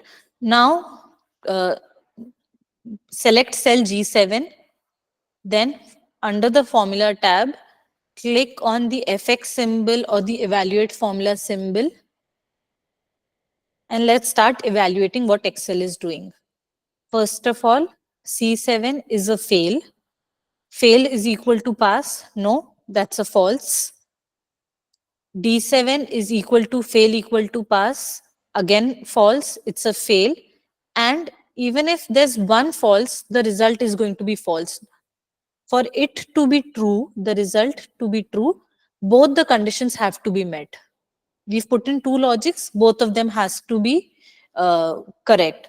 So now go to cell G11, click on formula, evaluate formula.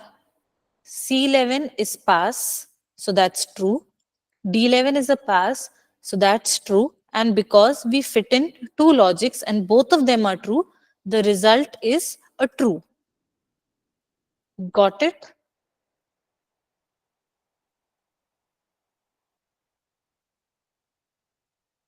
Now we will use this formula in our if. If this time we have two conditions and C7 is a pass and D7 is a pass.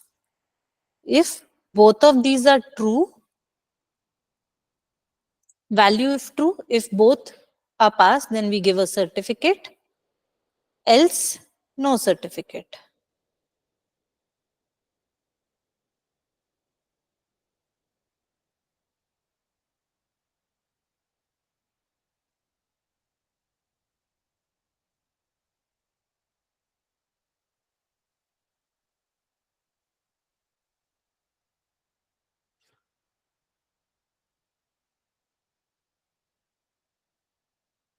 Do you want me to repeat this one more time?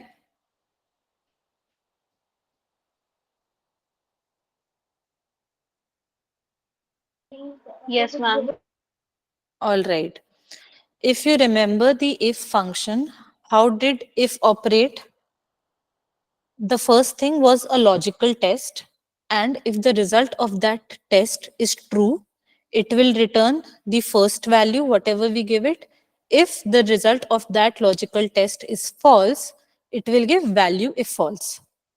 This is correct, Akshita? You followed this much? Yes, ma'am.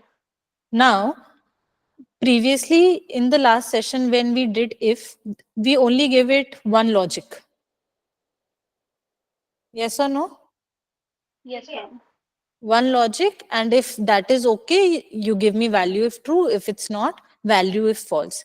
But this time I have two logic tests. They should clear both level 1 and level 2. So this time when I'm feeding in the logical test for the if formula, I will put in an and condition. Now it will ask me, okay, what is the logic 1 that you want? Logical 1. I want C7 to be equal to pass. And what is the second logic? I want D7 also to be equal to pass. And once both the conditions are met, only then will logical test for if this entire thing be true. So Yes, ma'am.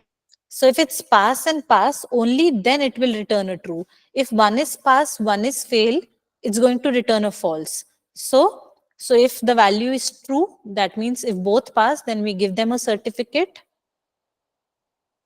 Else, no certificate. And enter.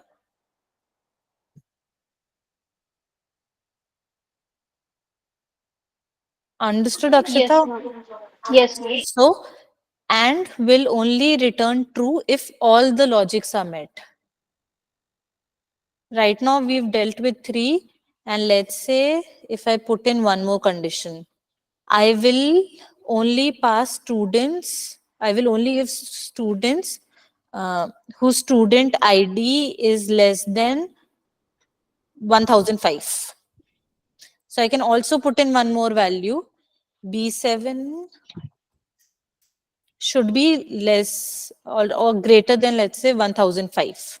I will only give a certificate if the student ID is greater than 1005. If I press enter and I drag it down, you'll see for this student, even though it was a pass, but we're not giving this person a certificate. Why? Because the third condition of the student ID being greater than 1005 did not meet. So it was a case of true for C11, true for D11, but for the third logic, it failed. So the entire thing became value if false. Clear? Ma'am, the if works only for one logical test. And if we Yes. include and, then we can use many logical tests. Many logical test. Perfect. So what we've done is we've combined all the tests in one umbrella using the AND function. If all are met, go ahead. Okay. Now, let's say the institute is being lenient. It is saying if you clear one also, we'll give you a pass. So now we will use the function or. And is I want this and I want this and I want this. Or gives us the liberty if this is met or this is met or this is met. Multiple conditions you can give it with or, that okay, if this is met or this is met or this is met, even if one is met, it's true.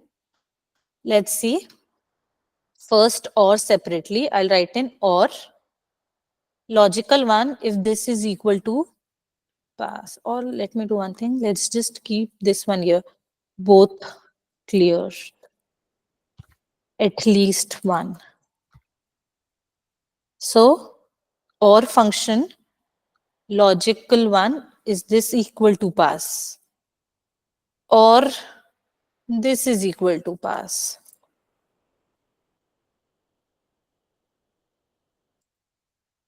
Now, over here, both were fail. So in the AND condition also it was failing, and in the OR condition also it was failing. But for student ID 1001, you will see this student passed level 1 and failed level 2. When I was looking for should clear both AND condition, I was getting a false. But this time I'm doing OR. As long as you get one true, return a true. So things have changed for student ID 1001 because it is now clearing at least one paper. Understood? Or will return a true even if we give it, let's say 10 logical tests, out of which in 9 it fails and in just one it passes.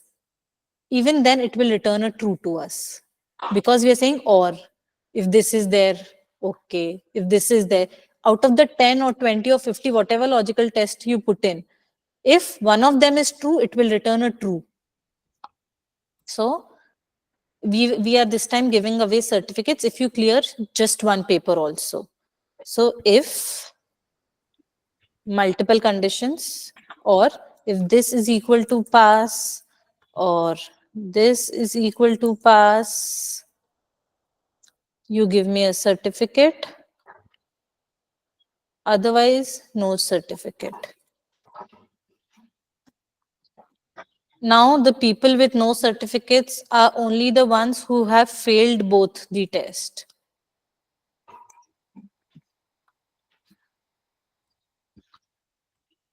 All right.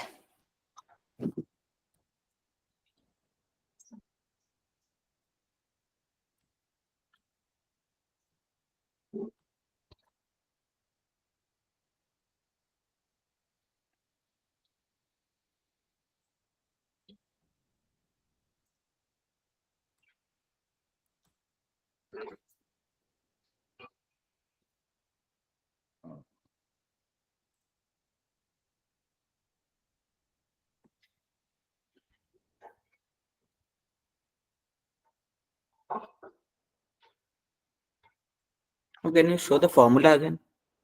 For, This cleared at least once. The formula.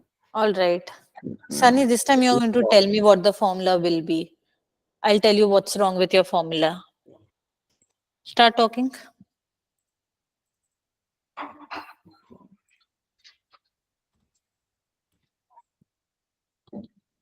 Do you want to give it a shot? I just missed the if thing. All right. So I start with if, and then and or Or or. What is logical one? C7 Is pass. equal to Ah, pass in inverted commas. And next, D7. D7 D7 is equal to pass. pass in inverted commas. Or would mean even if one is a pass, we'll get a pass. This one. So then we put in a comma, logical test part is done. Next is value if true. E5. E5, I freeze it. This one. And then value if false, E3. I freeze it. I close the bracket. I press on enter.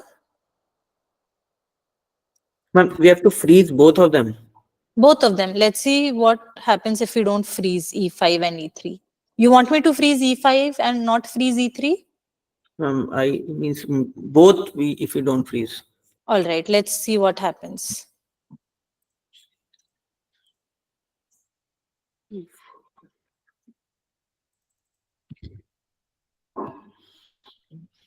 So if it is pass, fail, basically or condition is met, so true, So the true cell will give me whatever is written down in E25. What is written down in E25? No certificate. So now even when the person has cleared level 1, we are not giving this person a certificate because we linked the formulas incorrectly. We said value if true, E25. What's in E25? No certificate. Okay.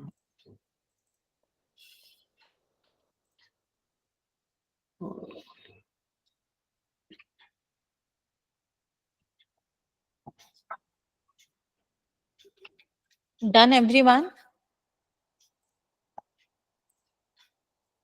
If you're done, you can take a quick 10 minutes break. We return at 1:55 sharp today because anyways, I think we'll have to stretch today's class a little. There's quite a lot that needs to be done.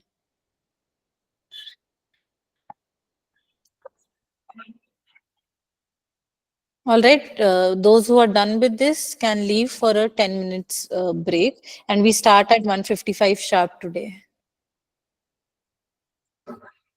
Aishwarya, I think Aishwarya and Ria, you will be getting a recording of this class.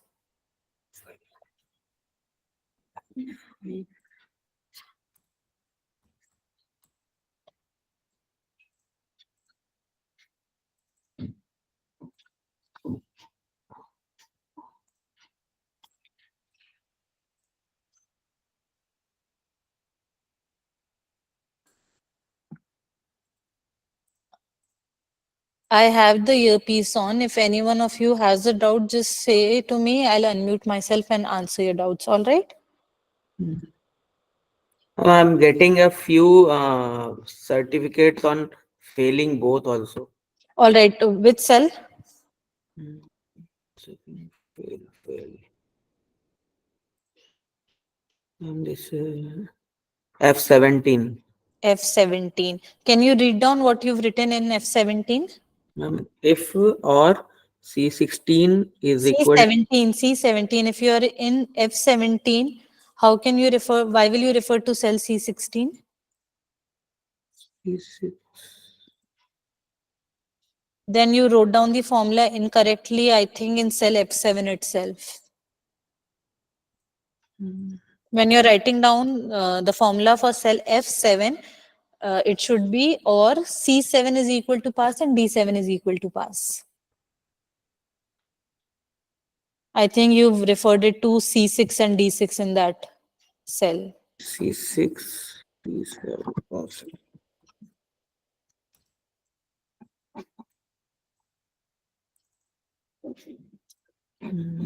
One second.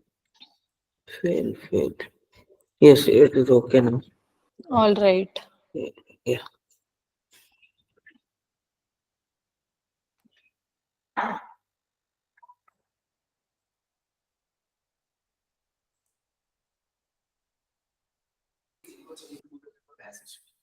All of you who want the recording, just text on that number and you'll get it during the week.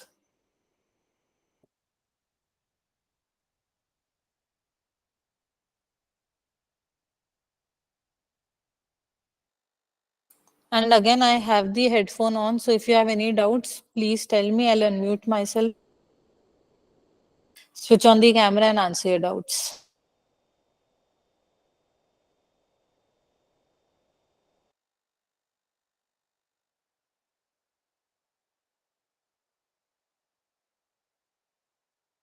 Ma'am, Yes, tell me. ma'am, how do we decide what to freeze and what to not freeze? All right, that's a big question. Okay, we'll do a little exercise with you. Uh,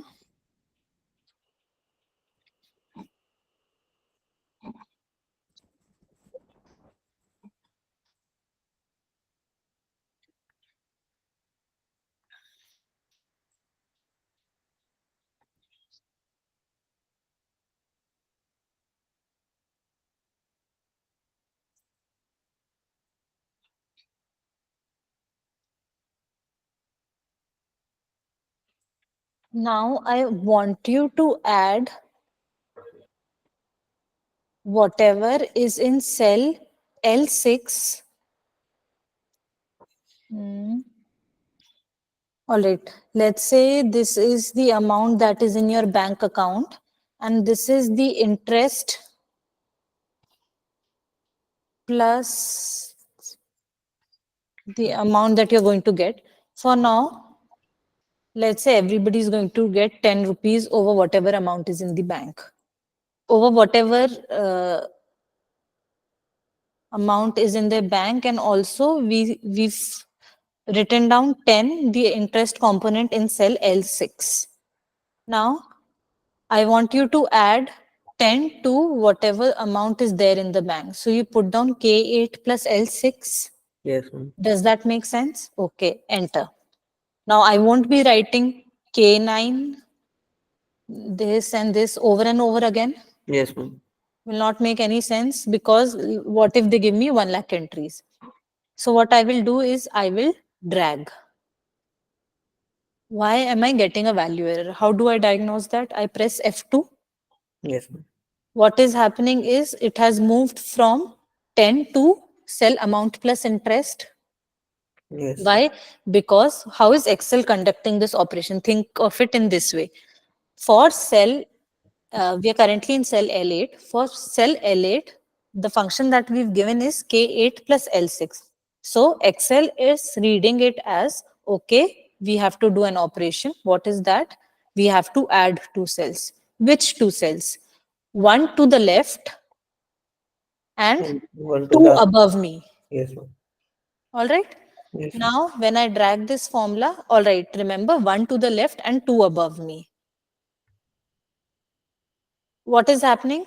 1 to the left, K9, perfect. 2 above me is L7. That is amount plus interest column. That is Yeah. amount plus inflation. But right now we want it to stick to cell 10. That is to cell L8. Yes, ma'am. So we freeze, sorry, L6. So we freeze L6. And then we press enter. And now if we, now what is, how is Excel reading it? It is reading it as K8, 1 to the left, plus L6. It is not a relative reference, it is an absolute reference now. Yes, ma'am. Relative would be 1 to the left, 2 above, 2 to the right, 3 down, 5 to the left, whatever. That is relative. We want it to be absolute. So that is why we froze L6. And now if I drag it, what is Excel doing? 1 to the left and L6 is absolute. So the red cell stays there. The blue ones keep on changing. हम mostly logical test में हम लोग जैसे मतलब जिनसे test कर रहे हैं उनको भी फ्रीज करते हैं और जिससे टेस्ट करें उसको भी फ्रीज करते हैं. अपना ये ना एकदम मैं इसको कोई थंब रूल बना के नहीं बताऊंगी, क्योंकि थंब रूल नहीं होता है. मैं चाहूं तो ये भी कर सकती हूँ कि पास पास मैंने फॉर्मूला में लिखा, मैं उसकी जगह यहाँ लिख दूं एक बार पास, है ना. Yes, ma'am. Yes, तो ma'am. मैं यहाँ पे पास लिखने की जगह नहीं, हाँ. ओवर टाइम में रियलाइज करूंगी कि भाई बार बार मैं पास पास क्यों टाइप कर रही हूँ. Yes, ma'am. मैंने इसकी जगह दोनों को एक ही D1 में पास लिख दिया, उससे एंटर कर दिया, तब भी मेरा आंसर चेंज नहीं हो रहा है. देखो वही है. Yes, ma'am. Yes, ma'am. Ma'am तो और कभी कभी हम लोग मतलब रो को फ्रीज करते हैं, कॉलम को फ्रीज नहीं करते. कभी कॉलम को फ्रीज हाँ करते हैं. हाँ हाँ, ये हमने जब VLOOKUP HLOOKUP प्रैक्टिस किया था तब इसका मेरे हिसाब से मैंने अच्छा एक्सरसाइज करा दिया था, क्योंकि देखो जैसे यहाँ पे ये वाला था, इसमें हमने सिर्फ कॉलम को फ्रीज किया था. Yes, क्योंकि ma'am. मैं राइट भी चली जाऊं अगर, तो मैं चाहती थी कि चीज बी पे ही रहे. मेरा जो ब्लू वाला सेल है फर्स्ट वाला, वो बी पर ही रहे. तो मैंने सिर्फ बी को फ्रीज किया था, 15 को फ्रीज नहीं किया था. और जब मैं एच लुकअप का एग्जाम्पल देख रही हूँ, तब मैं चाहती थी कि अगर मैं राइट जाऊं तो मेरा एच से आई हो. ब्लू सेल पे कॉन्सेंट्रेट करना. जब मैं राइट जाऊं तब एच से आई हो. Yes, ma'am. तो मैंने कॉलम को फ्रीज नहीं किया था, फिर मैंने एच को फ्री छोड़ दिया था. बट अगर मैं डाउन जाऊं तो क्या मेरा रेफरेंस नीचे आए ब्लू वाला? नहीं ना, नहीं नहीं नहीं. उसको वहीं रहना है. तो मैंने रो को फ्रीज कर दिया कि भाई 14 पे ही रहना तुम, राइट लेफ्ट कुछ भी हो जाए, राइट जाएंगे तो कॉलम्स में मूव कर रहे हैं, तो अगर Yes. कॉलम्स में मूव कर रहे हैं और हमको चेंज करना है तो फ्रीज नहीं करेंगे। कॉलम्स में मूव कर रहे हैं इस केस में, जैसे इधर ब्लू सेल के बारे में बात कर रही हूँ, अगर मैं कॉलम्स में मूव कर रही हूँ from this cell to this cell but I want B to be constant, तो मैंने बी को फ्रीज कर दिया, वरना क्या होता है अगर मैं बी फ्रीज नहीं करती तो वो भी मेरा ब्लू भी मूव करता है कि we look up one to the left, Yes, ma'am.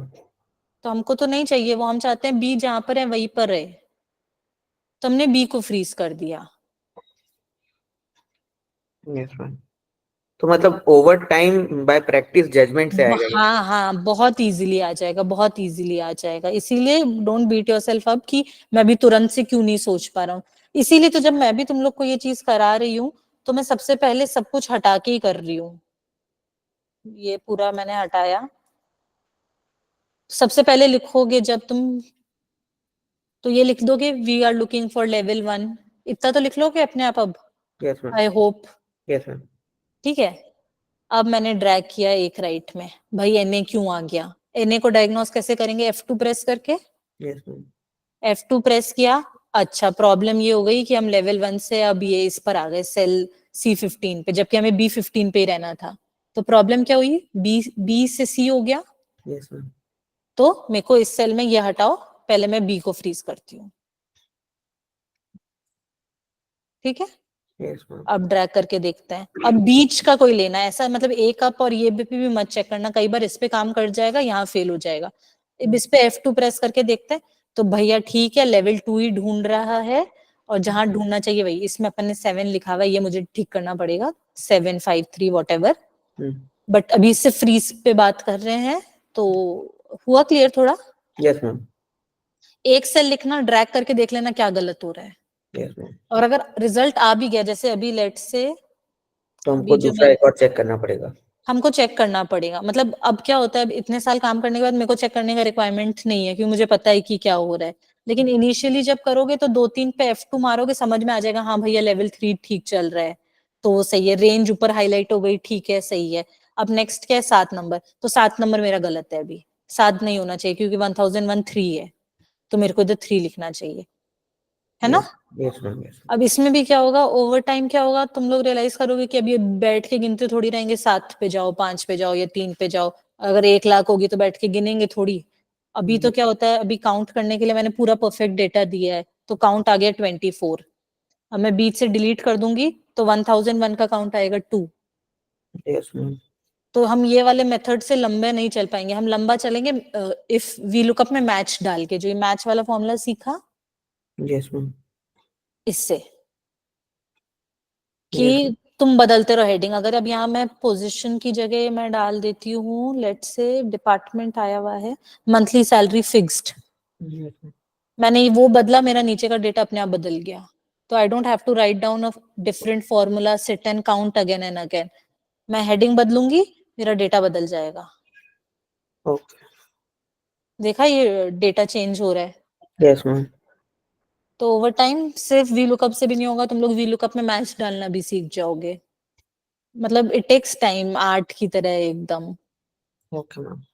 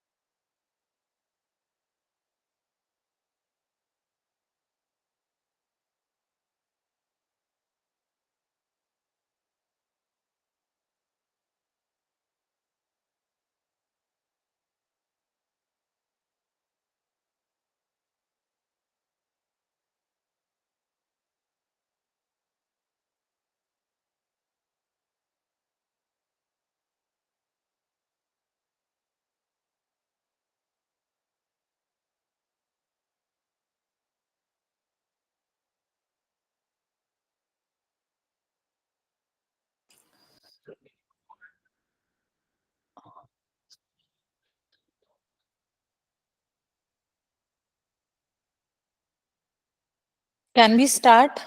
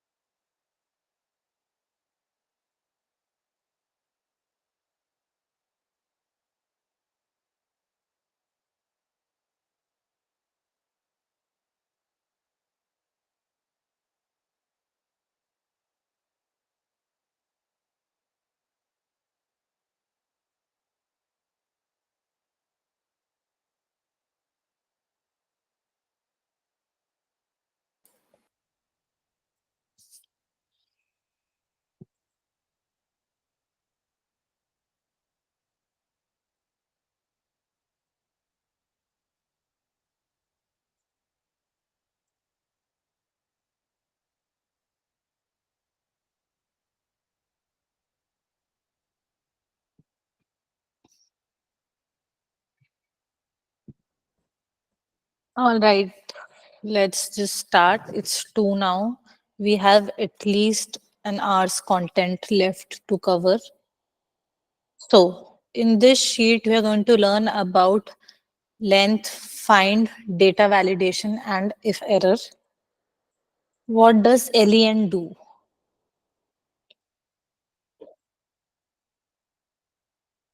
If I put in len and I select a cell, it returns to me the number of characters in that cell. So, what if I put in A for apple? Let's just do A for app. 9 characters. So A being 1, space, FOR, space, APP, 9. Simple. It will count blanks as well. When will you use something like this? Uh,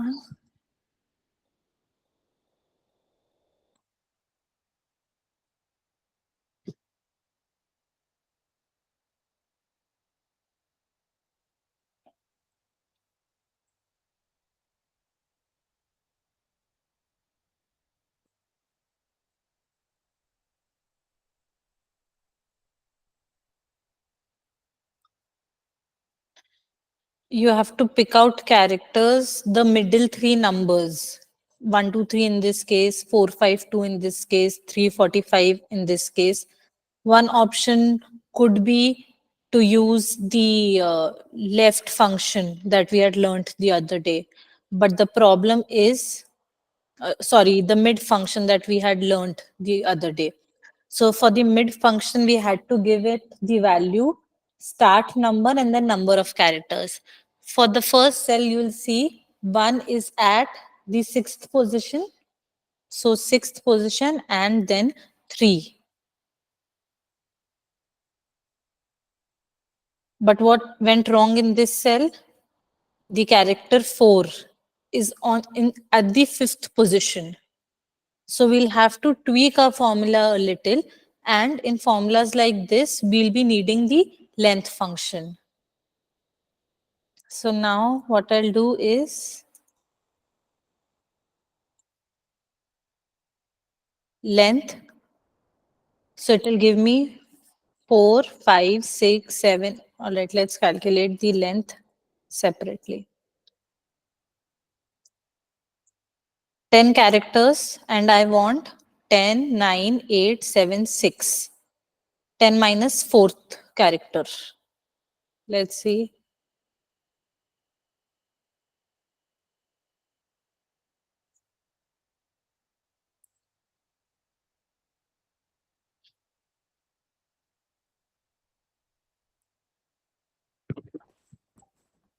Ma'am, can you explain it again? I could feel this one coming. All right. The other day, I had taught you how you can pick out characters from the middle of a string using the mid function. Do you remember that? Yes, ma'am. So the input for mid function is mid. You select the text. Start number is what position is the first. For this example, particularly, we are looking for 1, 2, 3. We want to extract 1, 2, 3 from this. So 1 is at the 6th position, A, B, C, D dash. And 1 is the 6th position. So the starting number is 6. And the number of characters that you're looking for is 3. 3 characters. So that's done. If I paste the formula here, it's not working. If I paste the formula here, it is not working. Why isn't it working? Because what Excel is doing right now is in this string F10, it is going to the 6th position, that is A, B, C dash 4, 5. 5 is on the 5th position, 6th position. And from that, it is picking out 3 characters. So that's 5, 2, and dash. Does that make sense? Yes, ma'am. So my task is still not done. I wanted 1, 2, 3 from here, 4, 5, 2 from here, and 3, 4, 5 from here. So I can't simply put in a 6 directly, because for the first one, the first character is in the 6th place, but in the second one, it's at the 5th place. In the third one, again, it's at the 5th place.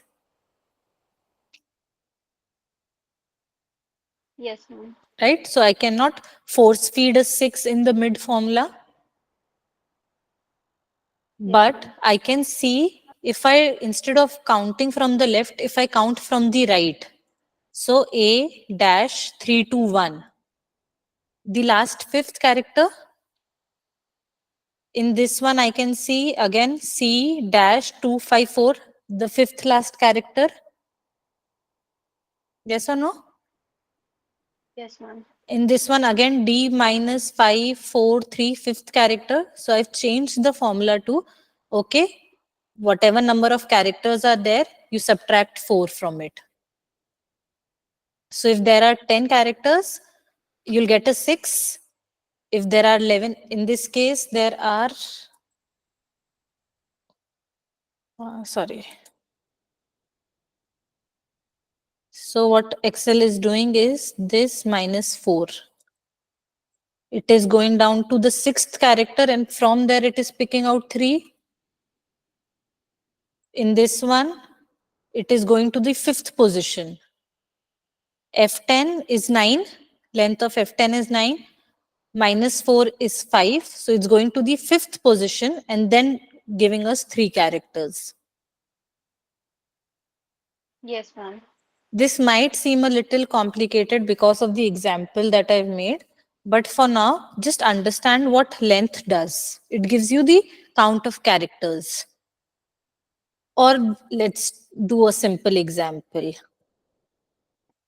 I work in an insurance company and we have 2 softwares, software A and software B to write down policies. Sorry. When software A generates a policy, the policy number is 18 digits. And when software B underwrites a policy, it is of 20 digits. Now, let's do a simpler example, 5. You get a policy number when you buy a policy, right? So software A, when it underwrites a policy, it gives me a 4-digit policy number. And when software B underwrites a policy, it's a 5-digit policy number. Now, let's say I have a list of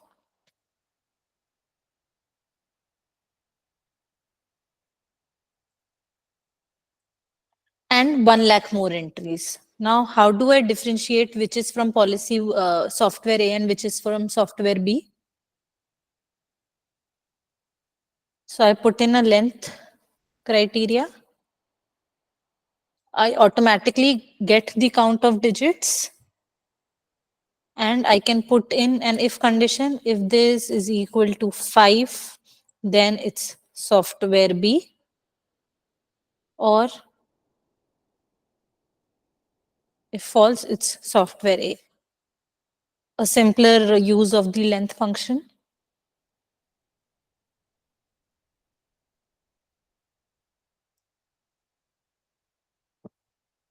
Any doubts? This, I'm sorry, I started with a difficult example. Not a good start post lunch, but this is a simpler example or case scenario where you can use the length function. Akshita, clear? Yes, ma'am. All right. See, over time, now that I know what length can do for me, I have devised more ways of using it. So I can use it in situations like that also. It comes with practice over time. So you don't have to stress yourself over it. Once you face a scenario like that, because in my workplace, the scenario that I just gave you, it came to me once, something like that. And then I had to sit down, and obviously I will not sit down and write 1, 2, 3, 4, 5, 2, 3, 4, 5 for a lakh entry, for 1 lakh entries. Then I'll think of different formulas. Okay, it's good if I use mid and length. Over time, I also learned I can use another function called find. What does find do? Find text within this text. So R is the first letter, capital R in this text string. So it's returning position 1. Next, if I drag it, I'm looking for 3 in revenue is up by 30%. So this 3 is the 18th character. So 18. Similarly, A is not there. So it's returning a value error. Similarly, E is there, but capital E is not there. So it's returning a value error. So basically, find is also case sensitive. Now, if I drag it one more time, I'm getting an 8. Why 8? Because I've entered a space bar in cell B23. If you go to cell B23 and delete it, I'm right now pressing on delete. I got a 1. That's the default answer if there's nothing in the cell. So now over time when I learned find, how did it help me to extract these values? Okay, I am finding this in this cell. So I'm automatically getting a 544.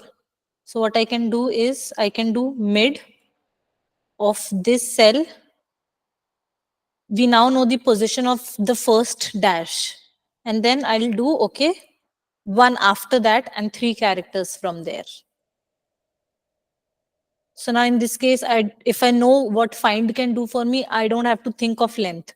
So initially, before I knew what find is, I used to do it using the length function. But once I understood, okay, find can tell me the dash is at the 5th position, the dash is at the 4th position, and I know for a fact after the first dash, I want the character next to it. So I'll do find. You get the position for the dash, you add 1 to it. All right. Ma'am, can you like say about that? I'm getting the value 8. How did you do one? All right. That is because in cell B23, go to cell B23 and click on delete.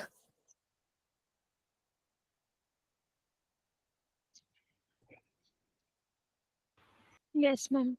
All right. Because when I have shared the Excel with you, I've shared a space bar. There's a space in that cell. You've deleted it. Now go back to that cell. Click on the space bar and press enter.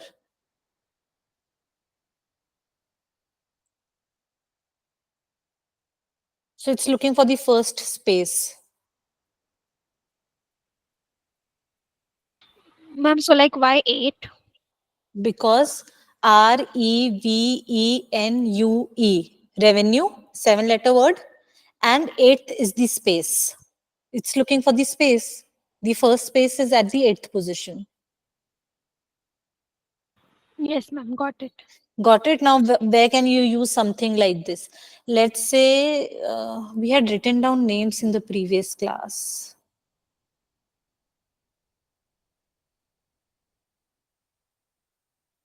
All right.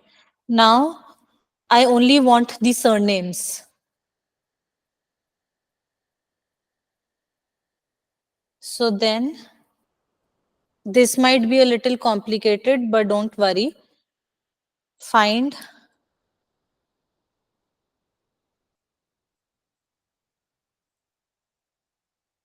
the space in this word.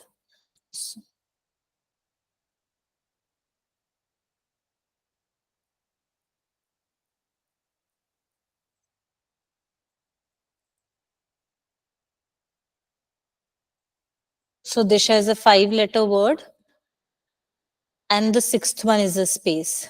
So we know we have to pick characters from the 7th. We have to extract from the 7th characters.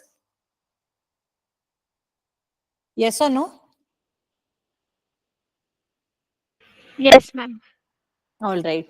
And now we want to get the surnames. This is an additional exercise we are doing to help you understand of how the formulas that I'm teaching you have more use than the examples that I've given you. You'll have to think how and when can I use this formula. Now I'm using the write function. For the write function, I have to tell Excel how many characters from the right. All right. So for Jen, I want 4. For Kumar, I want 5. For Khan, 5, 4. And for Singh, 5. How do I get this? Anybody wants to give it a shot?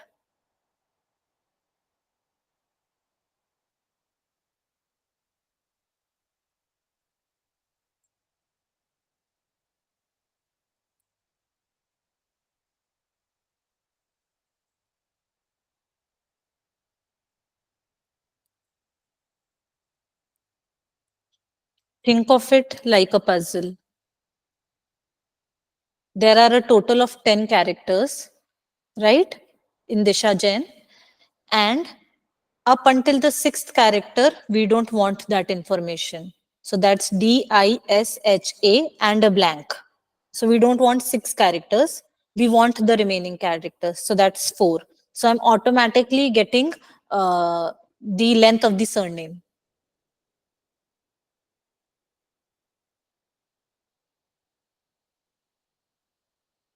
I'll repeat myself one more time.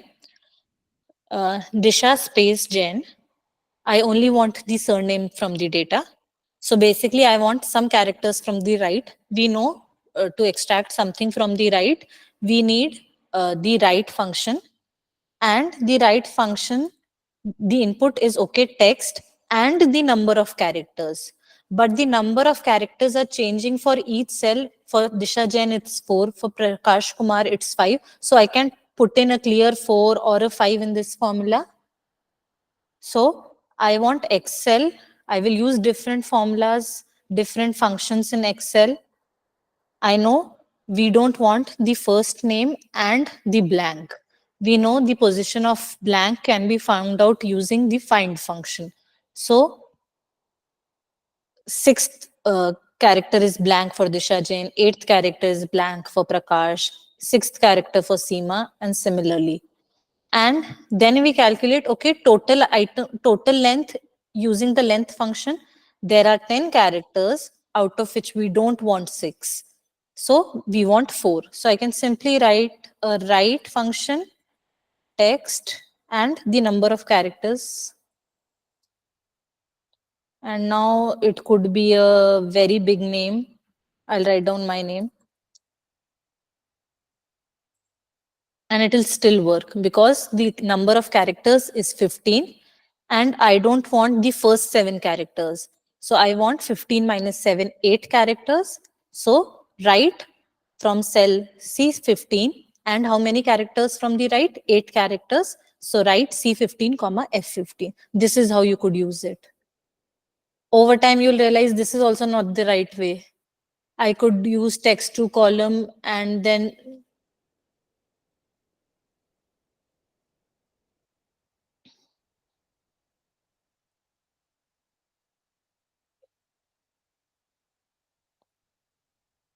oh, these were formulas, sorry.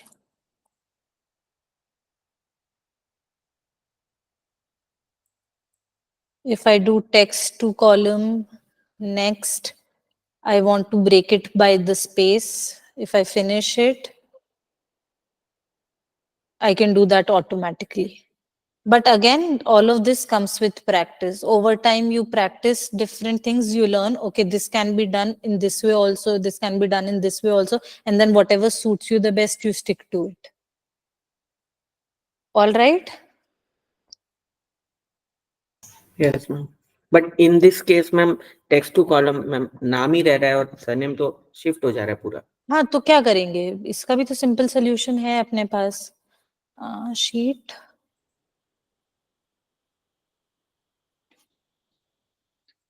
तो paste कर लेंगे. अब कर देंगे text to column.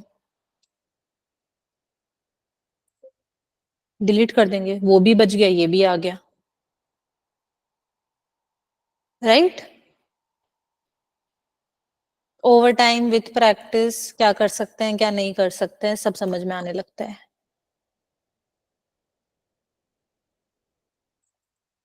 But the key, basically your takeaway from these two classes that we've done should be Excel is capable of doing sum.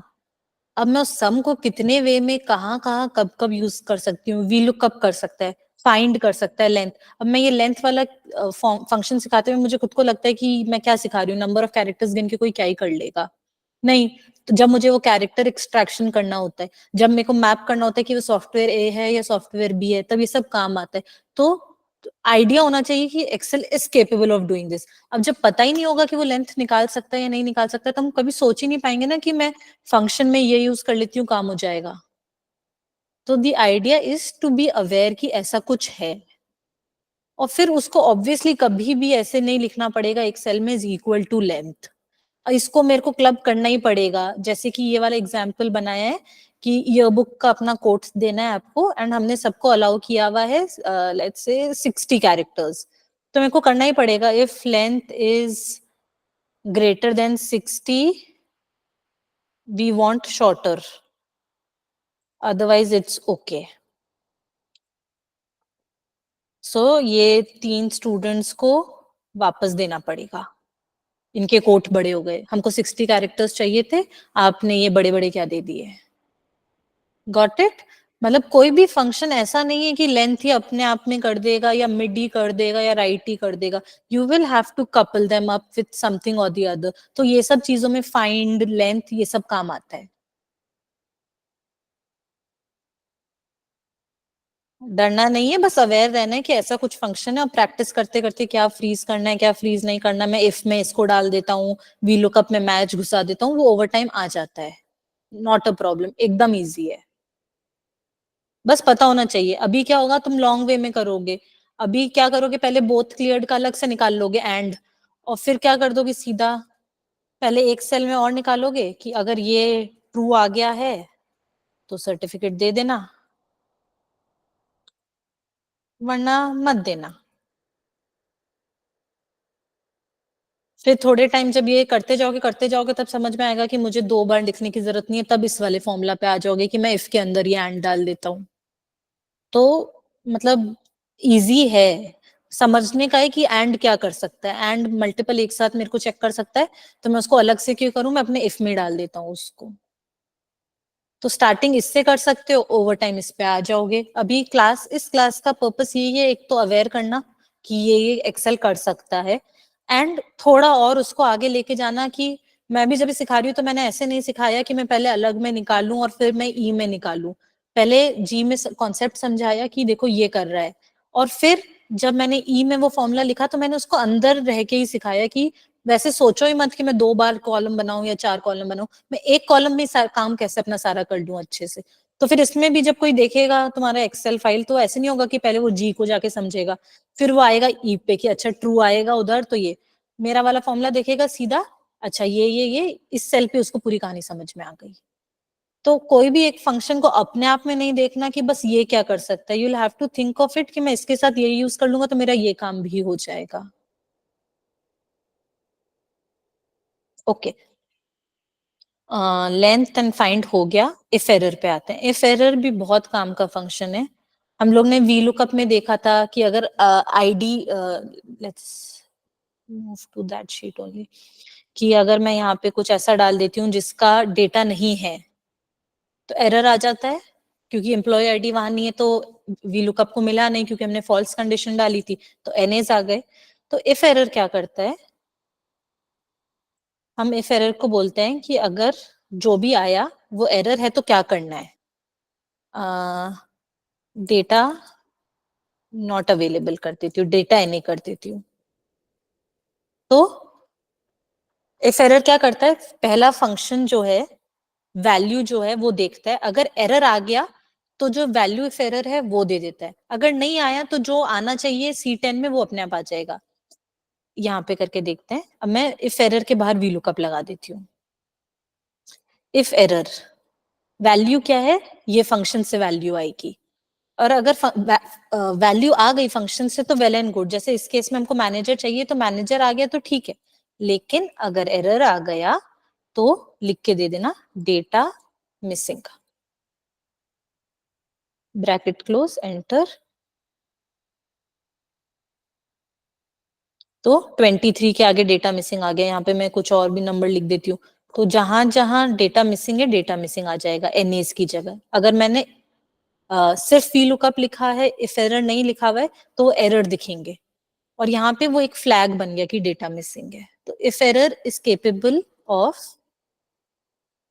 First if there a, you give it a value, value मैंने अभी nested formula लिखा है, value आ रही है मेरी V lookup से, तो V lookup से मैंने एक वैल्यू लाया, अगर वैल्यू आ गया तो वेल एंड गुड, कोई प्रॉब्लम नहीं है, लेकिन अगर किसी भी टाइप का एरर आ गया तो डेटा नहीं आ जाएगा। So this is what if error can do for us. हम जब भी कोई रिपोर्ट सबमिट करेंगे तो हम ये वैल्यू वैल्यू नहीं करेंगे, हम इसके बाहर एक इफ एरर और लिख देंगे, एक इफ एरर लिख देंगे नॉट फाउंड।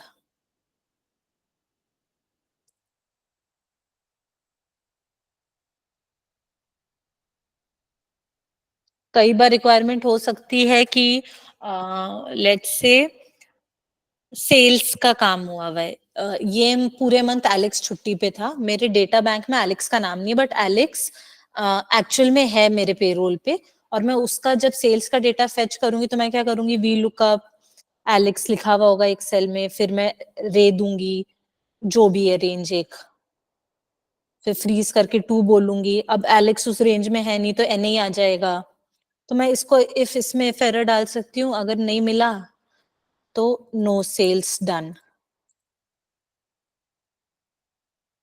अगर ऐसा होगा कि मैं को इनको एक इंसेंटिव देना होता है कि सेल्स पे 10% चाहिए, तो मेरे को चाहिएगा, टेक्स्ट लिखने से तो होगा नहीं, मैं 10% का इंसेंटिव देती हूँ, तो नो सेल्स डन अगर मैंने लिखा है और इस पे मैं 10% करूंगी तो एरर आ जाएगा फिर, तो मेरे को चाहिए अगर उसका एंट्री ना मिले तो उसके आगे तुम 0 लिख देना, तो मैं यहाँ 0 कर दूंगी।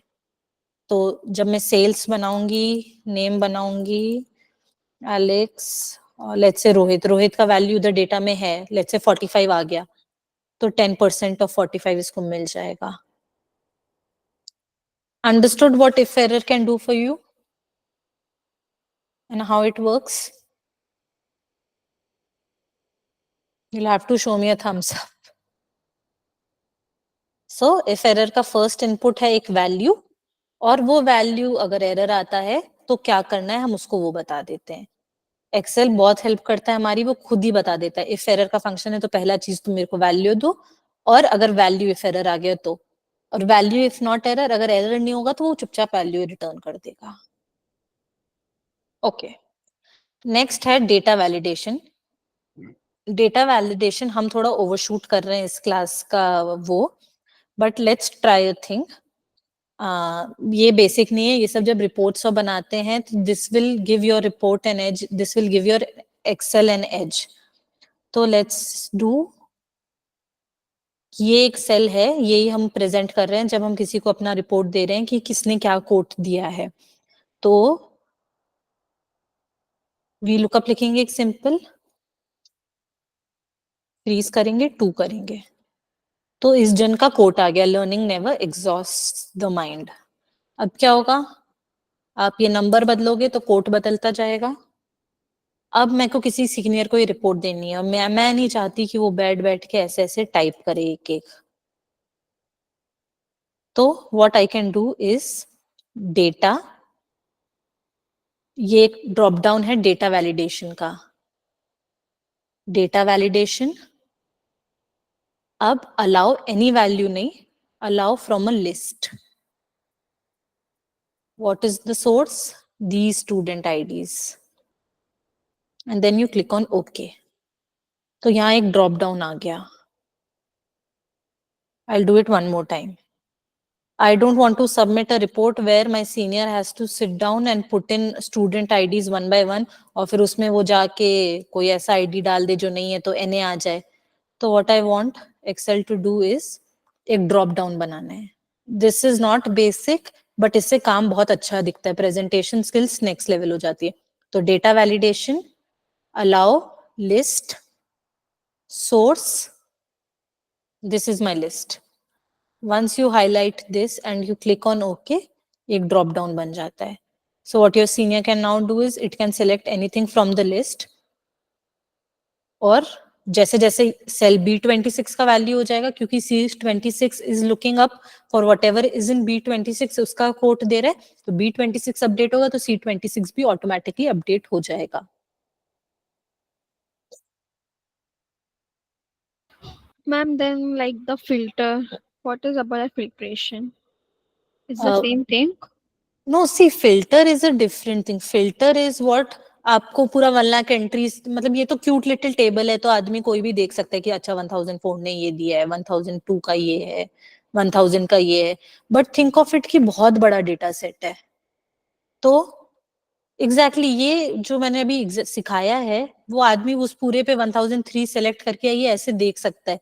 But when you submit someone something like this is what, ये एक्सेल का स्किल हो गया कि तुमने बस उसको फिर क्या करना है, उसको तुम पूरा डेटा नहीं दोगी, तुम एक नई शीट में सिर्फ ये दोगी।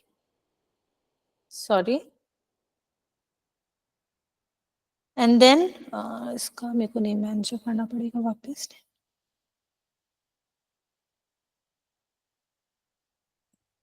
एंड बस वो पूरा डेटा के साथ डील ही नहीं कर रहे हैं, वो बस इसके साथ डील कर रहे हैं। तो this is not basic, your yes your question is correct, ये बेसिक चीज नहीं हो गई, ये अलग लेवल का चीज हो गया। अब क्या होगा, आप सोचो ये चीज 1003 का कोट भी नहीं है, इसके लास्ट 10 साल के मार्क्स, इसका स्पोर्ट्स का ये सब कुछ रिकॉर्ड मैंने एक डैशबोर्ड की तरह इसमें बना लिया है। ठीक है, नॉट जस्ट वन, एवरीथिंग। यहाँ पे मल्टीपल शीट्स हैं, एक शीट है उसके स्कोर्स की इन एक एग्जाम, ये दूसरे एग्जाम का है, ये उसके स्पोर्ट्स का है, ये उसका ईयर बुक कोट है, हैन तेन बहुत चीजें। तो मैंने सब कुछ लिंक कर करके इधर एक एक बना दिया है। अब मैंने सब कुछ क्या करती हूँ, मैं इससे लिंक कर देती हूँ। अब मैं जैसे जैसे ये बदलूंगी, उसका कोट भी बदल गया। ठीक है, लेट्स ट्राई 2 का ही बनाते हैं, बहुत बड़ा सारा नहीं बनाते हैं क्लास के लिए। उसका लेवल 1 का रिजल्ट तो एच लुकअप था।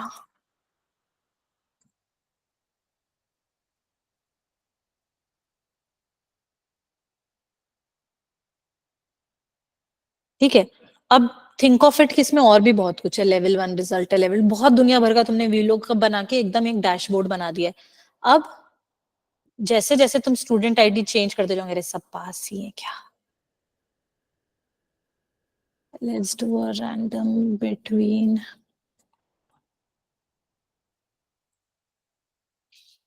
ये एक अच्छा सा डैशबोर्ड हमने बनाया है। अब जैसे ही मैंने ड्रॉप डाउन में ये चेंज किया, अब the way you are suggesting it filter वाला चीज, तो उनको हर बार अलग अलग शीट में जाना पड़ेगा, फिल्टर लगाना पड़ेगा। बट मैं जैसे प्रेजेंट कर रही हूँ, जैसे मैंने 1002 क्लिक किया, कोट चेंज हुआ, उसका ग्रेड चेंज हो गया। यस और नो? Yes, ma'am. तो यहाँ पे ये चीज मतलब this is a plus factor जो तुम्हारे एक्सेल में होगा तुम्हारे कॉलीग्स के एक्सेल में नहीं होगा. You can make a nice little dashboard for somebody. Day one of your job अगर तुम एक्चुअरियल के हो, लेट्स से जीआई में काम कर रहे हो, तो तुम्हारी एक शीट होगी लॉस रेशियो की, एक शीट होगी प्रीमियम की, इसकी उसकी, सबको मिला के एक डैशबोर्ड बना दिया. ठीक है. Now what your senior can do is वो लाइन ऑफ बिजनेस सेलेक्ट करेगा, प्रीमियम का फिगर आ गया, इसका फिगर आ गया, इसका फिगर आ गया, तो बहुत कुछ किया जा सकता है. Got it? So data validation.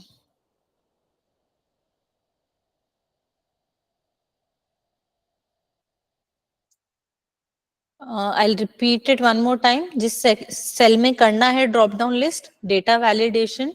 Data validation allow में एक लिस्ट है, लिस्ट में आप सेलेक्ट कर दो अपने कैरेक्टर्स, ओके पे क्लिक कर दोगे तो यहाँ पे ड्रॉप डाउन आ जाएगा, ड्रॉप डाउन में वो सारे आइटम्स आ जाएंगे, फिर उसको चेंज करते रहो, चीजें देखते रहो. Okay. If error, data validation, length find done. अब next is the big thing, pivots. In the previous class हम लोग के पास डेटा बैंक था, एम्प्लॉय डिपार्टमेंट पोजीशन क्या सैलरीज है, फिर इस पे हमने डिफरेंट एक्सरसाइज की थी कि पहले बता दो कि एक्चुअरियल डिपार्टमेंट की टोटल मंथली कितनी है, फिर काउंट इफ लगा के कितने काउंट है, फिर उसका एवरेज पे आउट किया था, यूजिंग इफ किया था, फ्रॉम फर्स्ट प्रिंसिपल भी किया था, फिर हमने कॉम्बिनेशन में भी किया था कि एक्चुअरियल के मैनेजर की टोटल मंथली कितनी है, काउंट कितनी है, एवरेज कितना है. तो इसमें हम लोग ने सम इफ यूज किया था, सम इफ्स यूज किया था, count, count ifs, average, average ifs. तो बेसिकली हम कर क्या रहे थे, हम डेटा से एक समरी टेबल टाइप का बनाने का कोशिश कर रहे थे. उसके लिए हमने अपनी लिस्ट भी खुद बनाई थी रिमूव डुप्लीकेट्स करके, अगर याद हो तो. डिपार्टमेंट पोजीशन था तो पूरा डिपार्टमेंट पोजीशन का डेटा साइड लेकर गए थे, रिमूव डुप्लीकेट किया था, फिर ये यूनिक लिस्ट बन के आई थी, फिर सम इफ लगाया था, फिर काउंट इफ लगाया था. ना all of this is like a report generation from the data. Excel can do this for us. Full stop. We'll work with this data set only. ये हमारा डेटा में है. अब पिवट लगाना सीखते हैं. पिवट का बेसिक रूल नंबर 1, किसी भी हेडिंग को कभी भी ब्लैंक मत रखना. ट्राई करके देखेंगे एक बार हेडिंग हटा के. सबसे पहले सिंपल वे में चलते हैं. अपना अरे को हाईलाइट किया, डेटा को, और पिवट टेबल पे क्लिक कर दिया. 2 क्वेश्चंस पूछता है, कौन सा डेटा और कहां पर. फर्स्ट क्वेश्चन तो हमने पहले ही आंसर कर दिया, सेलेक्ट अ टेबल और अ रेंज, हमने सेलेक्ट कर लिया. अब कहां पर, न्यू पे करना है या एग्जिस्टिंग पे करना है. न्यू पे करना है. चलो न्यू पे करना है, ओके प्रेस करेंगे, अपने आप एक नया शीट बन जाएगा. इतना कर लो सब कोई.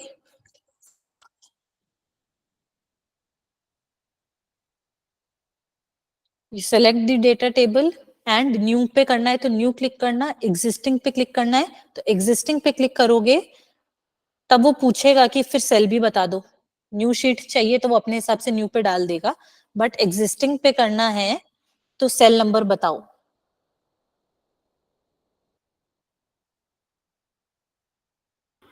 Ma'am, after selecting, insert.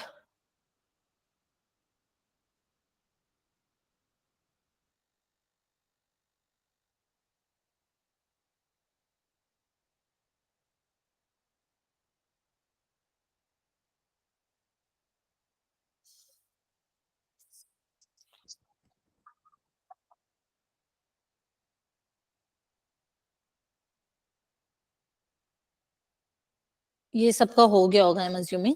अब राइट में देखोगे एक टेबल आ गई है, पिवट टेबल फील्ड्स. अब इसमें थोड़ा we'll play around and figure out क्या होता है साथ में. ओके. तो 4 सेक्शन है, फिल्टर, कॉलम, रोज, वैल्यूज. क्या करते हैं, ट्राई करते हैं, डिपार्टमेंट को उठा के रोज में डाल देते हैं. सेलेक्ट डिपार्टमेंट और उसको पकड़ के ड्रैग कर लो, रोज वाले बॉक्स में डाल दो.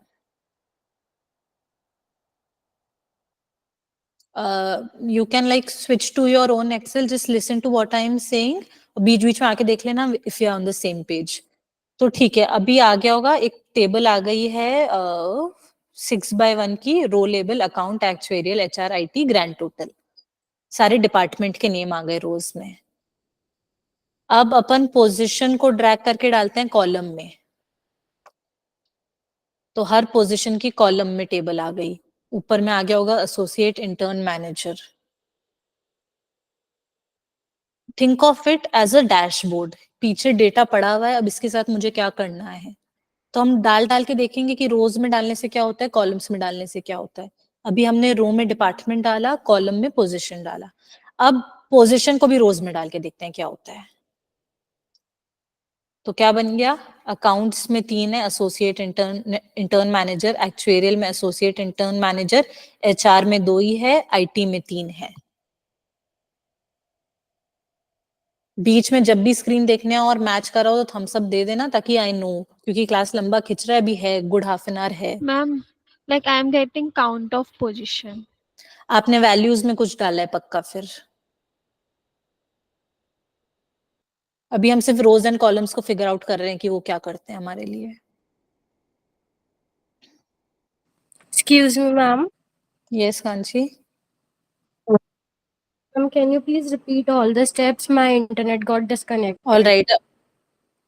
ऑल राइट, डेटा में अपना पूरा वो जो डेटा टेबल है, डेटा शीट में उसको हाईलाइट करो।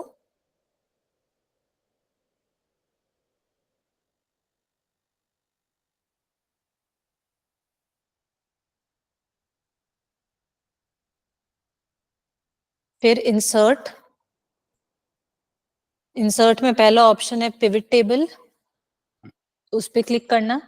वो 2 क्वेश्चंस पूछता है, क्या डेटा और कहाँ पे। क्या डेटा अपन पहले उसको बता चुके हैं हाईलाइट करके। कहाँ पे you can select new sheet या existing sheet. Click on new sheet for now.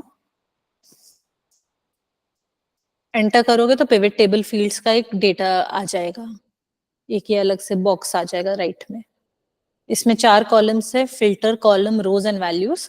Now instead of me feeding you कि इसमें डालोगे तो ये हो जाएगा, हम इसके अराउंड प्ले अराउंड करेंगे और खुद फिगर आउट करेंगे कि क्या होता है।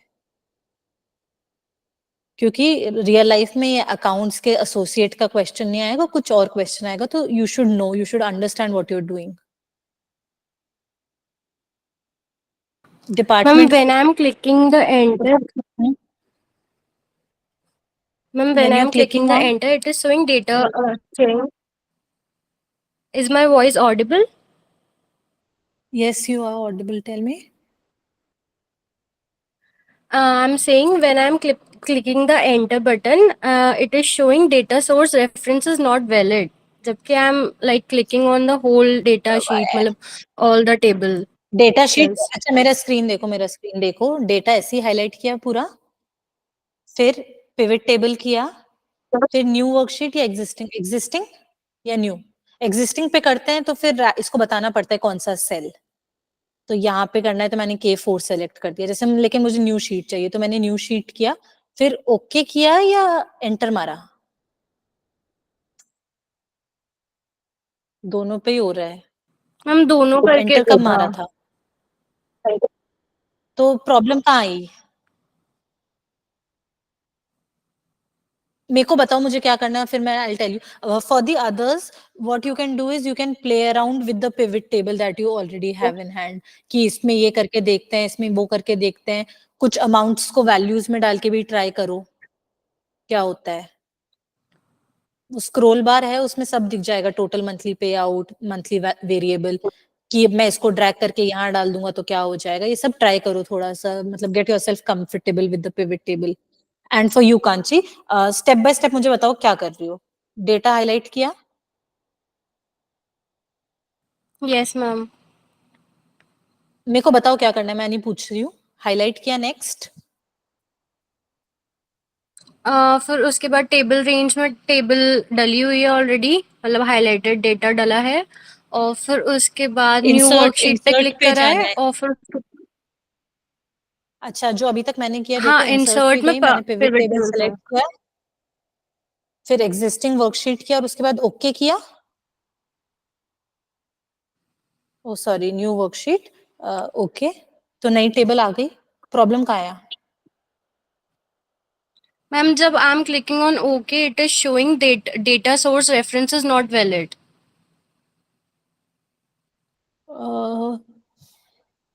वन मोर टाइम, इंसर्ट करने पर पिवट टेबल करने पे टेबल रेंज में क्या आ रहा है, A2 से I26 आ रहा है या नहीं आ रहा है? ये चीज आना चाहिए, ये नहीं आ रहा होगा तुम्हारा शायद।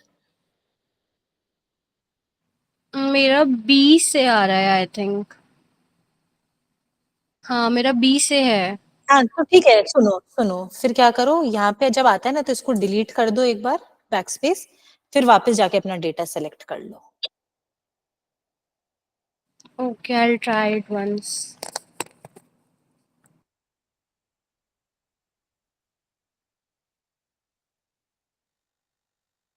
बट मे बी उसने मैम वो सीरियल नंबर का कॉलम नहीं बनाया होगा आपने वो, हाँ इसलिए उसका शायद बी से रेंज आ रहा होगा, बी हाँ, कॉलम से। अगर सीरियल नंबर नहीं भी होगा, मतलब जहां पे डेटा है उसको सेलेक्ट कर लो। अगर मैं ये भी सेलेक्ट करूंगी तो वो डेटा बैंक लिखा हुआ आ रहा है, न्यू वर्कशीट, ओके, तो भी काम हो जाता है। मतलब जितना डेटा सेलेक्ट करना है उसको वो अपना डेटा बैंक की तरह ट्रीट करेगा। पिवट 2 क्वेश्चन पूछ रहा है, what is your data and where do you want to see it. तो अगर मैं बी से सेलेक्ट करके जे तक जाऊंगी तो वो बी से जे जितना भी कॉलम रो सेलेक्ट करूंगी वो सेलेक्ट करके उस पे अपनी रिपोर्ट्स बना के देगा। पिवट को एक रिपोर्ट जनरेशन टूल की तरह देखना है हम लोग को। ठीक है, मैम तो अब like I have not created the A column. It's okay, that is what we just discussed. अगर अच्छा एक कॉलम क्रिएट नहीं किया, लेकिन अभी जिस तरीके से मैंने बोला था कि अभी मैंने कुछ देखो सेलेक्ट नहीं किया है, एक सेल पर यूं मैंने इंसर्ट क्लिक किया, पिवट टेबल क्लिक किया, अब मैं रेंज खुद सेलेक्ट करना चाहती हूँ। मैंने B2 से आई लेट्स से I25 तक सेलेक्ट किया। जैसे I26 कर दूंगी तो ये मैंने इसको डेटा बैंक नाम दिया था तो वो डेटा बैंक लिखा हुआ आ गया। ओके कोई बात नहीं है, डेटा बैंक भी वही रेंज है जो मुझे चाहिए। तो डेटा बैंक और न्यू वर्कशीट ओके करूंगी तब भी बन जाएगा।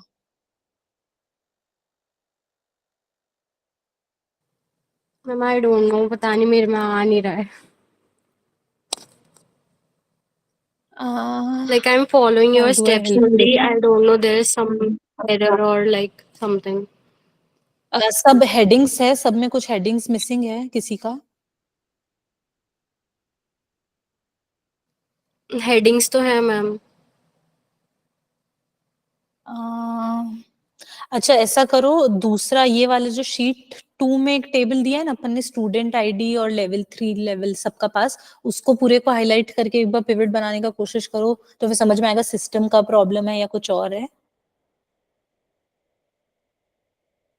Okay, okay.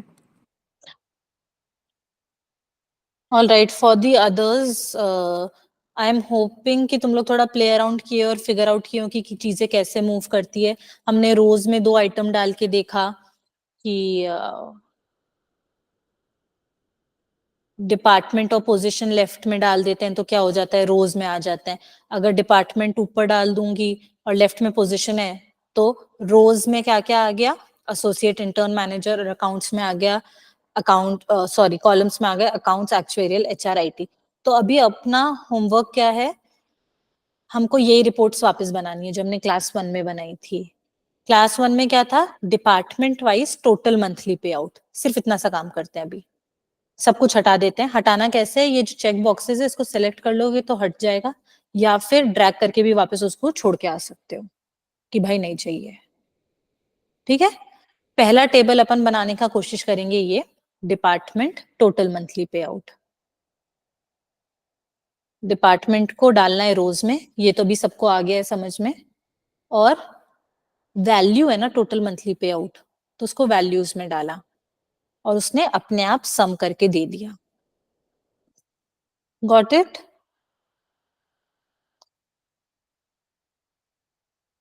ठीक है, नेक्स्ट है काउंट ऑफ एम्प्लॉयज निकालना।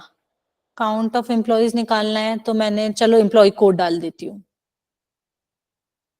बट एम्प्लॉय कोड का तो सम हो गया, मुझे तो काउंट चाहिए। How do I change this?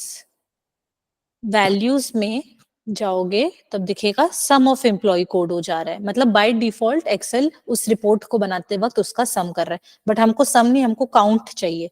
तो इस पे राइट क्लिक करेंगे, ये एरो पे क्लिक करेंगे सॉरी, वैल्यू फील्ड सेटिंग्स, और हमको we don't want the sum, we want the count.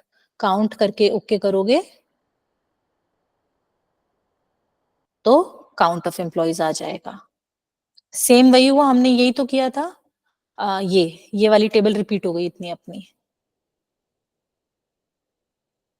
ठीक है, अब एवरेज निकालना है तो पास में भी निकाल सकते हो, या लेट्स ट्राई वापस टोटल मंथली पे आउट को डालते हैं इसमें, लेकिन वापस क्या हो रहा है, सम हो जा रहा है, मेरे को एवरेज चाहिए, तो वापस value field settings average 78214 check करते हैं, अपन ने रिपोर्ट बनाई थी उससे।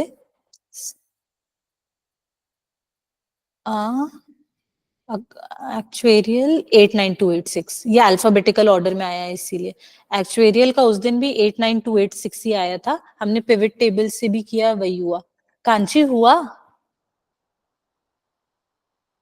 No, ma'am. Again, same error. All right, you'll get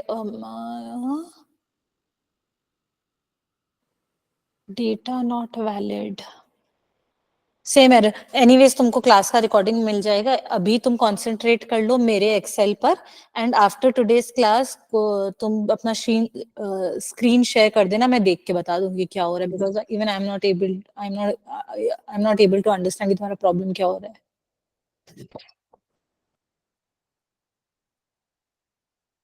सबका इतना हो गया? ठीक है, नेक्स्ट अभी हमने रो में सिर्फ एक आइटम डाला था, क्योंकि हमको सिर्फ एक्चुएरियल वाइज या डिपार्टमेंट वाइज रिपोर्ट्स चाहिए थी। अब मेरे को डिपार्टमेंट एंड पोजीशन साथ में चाहिए, तो what will I change in this pivot table कि वो आ जाए? कोई भी माइक ऑन करके बता दो जिसको आ गया समझ में ये चीज। अभी जो रिपोर्ट मैंने प्रिपेयर करी है डिपार्टमेंट वाइज समरी की, इस डिपार्टमेंट का टोटल मंथली पे आउट इतना है, एवरेज इतना है, और कितने एम्प्लॉइज हैं, this I want in this way, department and position wise. Columns में डालेंगे पोजीशन। कॉलम्स में पोजीशन डालते हैं, ओके। मेरे को तो इतना छोटा सा क्यूट सा टेबल चाहिए, इतना सा।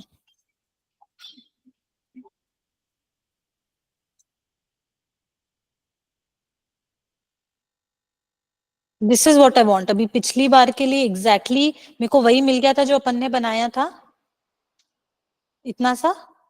और मेरे को काउंट चलो बीच में चाहिए, तो इसको मैं ऐसे पकड़ के ड्रैग भी कर सकती हूँ बीच में, तो ये एग्जैक्टली वही टेबल बन गई जो अपन ने सम फॉर यूज करके बनाया था। अब मेरे को चाहिए एक्चुएरियल मैनेजर एक लाइन में, और उसका total monthly pay out, count of employ और एवरेज। एनीवन?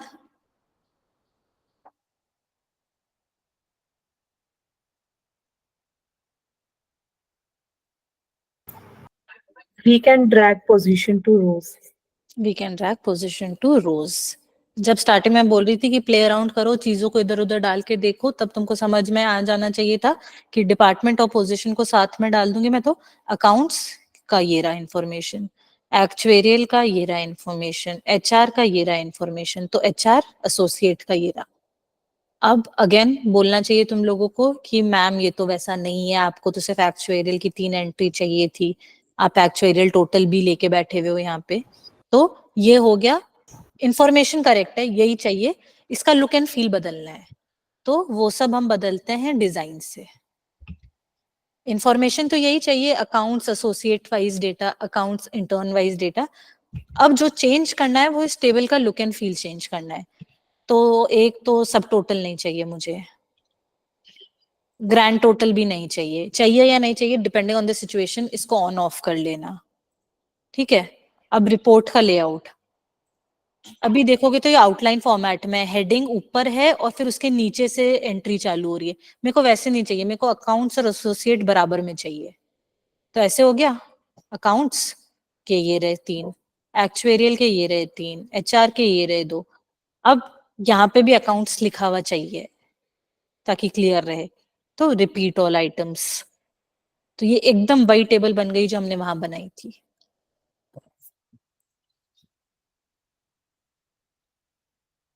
वापस रिपीट करूं एक बार? Yes.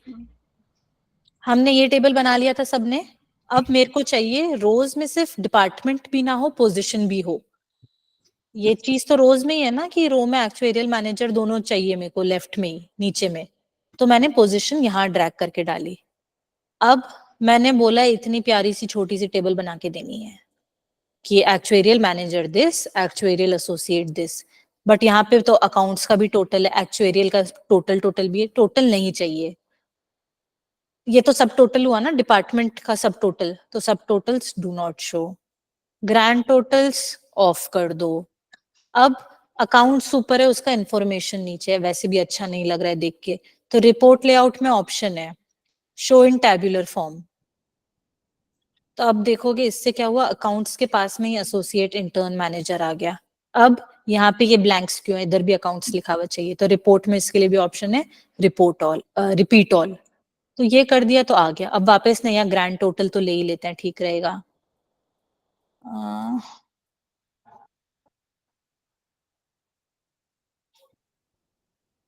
On for column only कर दिया कि हर कॉलम पे ग्रैंड टोटल दे देना, तो वो भी बन गया। सबका हो गया इतना।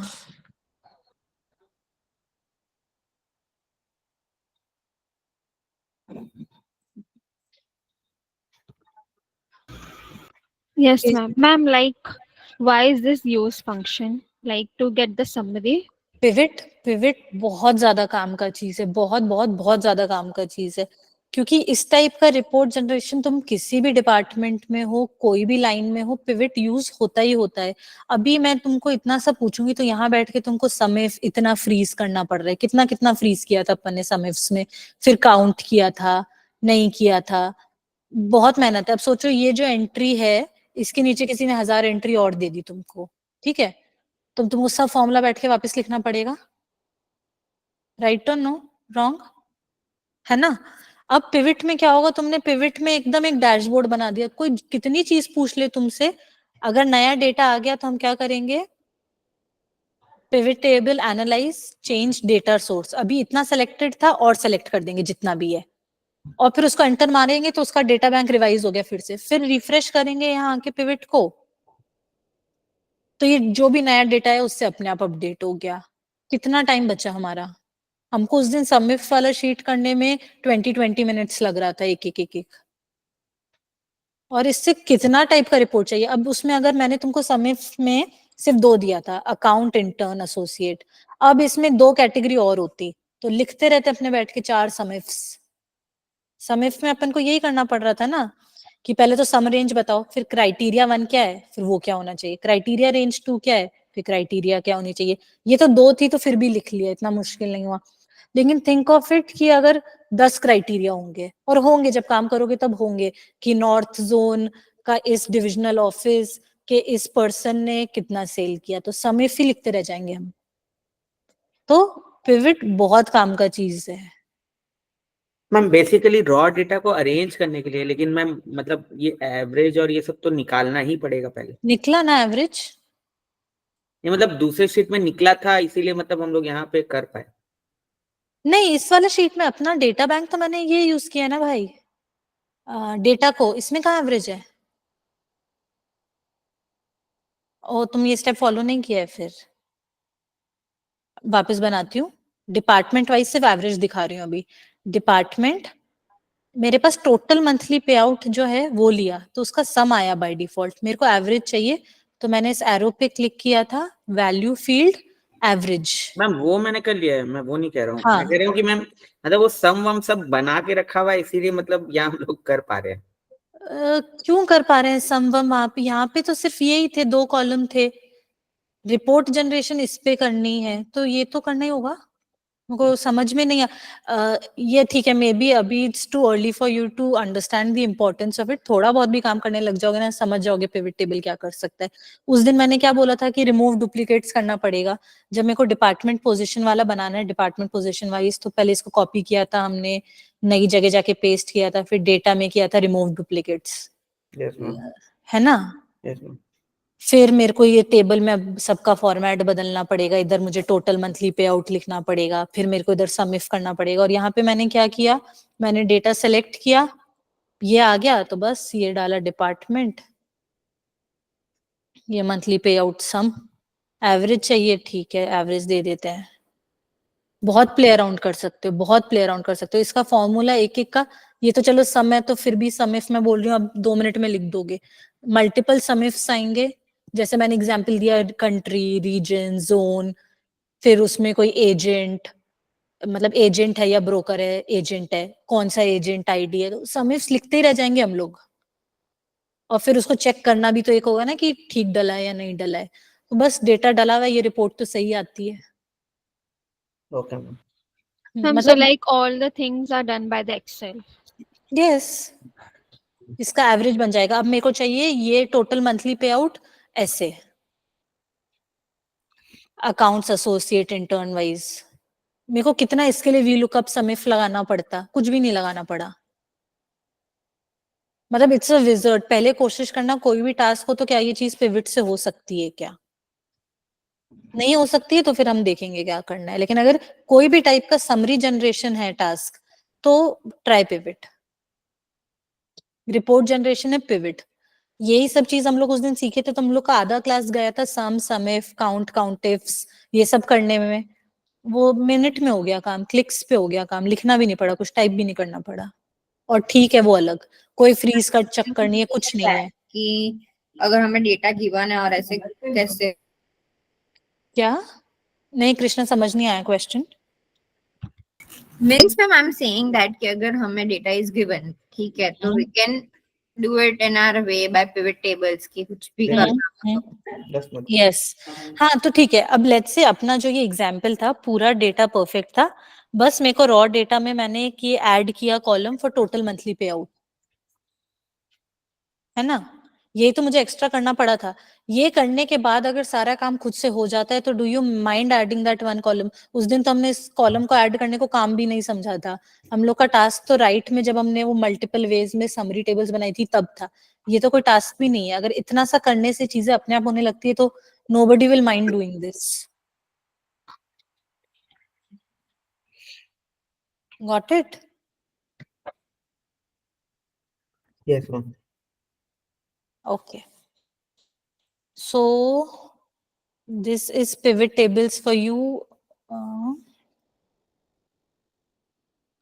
इसके अराउंड, मतलब आज तो नहीं करोगे I know, but during the week इसको अलग अलग यही डेटा टेबल को चेंज कर करके क्या क्या बनाया जा सकता है। अब डिपार्टमेंट वाइज नहीं चाहिए, सिर्फ पोजीशन वाइज चाहिए, तो पोजीशन को रोज में डाल दिया। अलग अलग चीजें ट्राई कर लो। अब सिटी वाइज का भी टोटल में बना दो, तुम लोग को जितना रकम का रिपोर्ट्स चाहिए इस चीज को लेके, सिटी वाइज चाहिए, सिटी वाइज बन गई।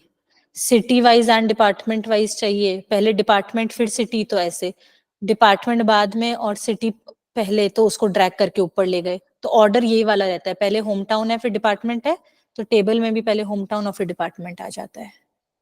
तो इसके अराउंड थोड़ा प्ले अराउंड करो, क्या क्या कर सकते हो, बहुत ईजी टूल है।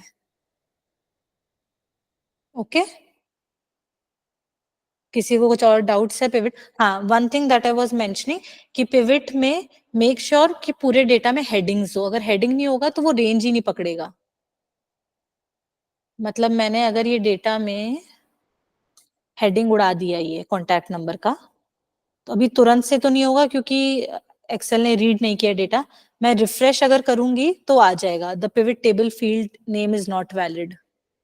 पिवट तभी काम करेगा जब हेडिंग्स पूरी हों। एनीथिंग एल्स अबाउट पिवट्स जिसको कुछ जानना हो, समझना हो?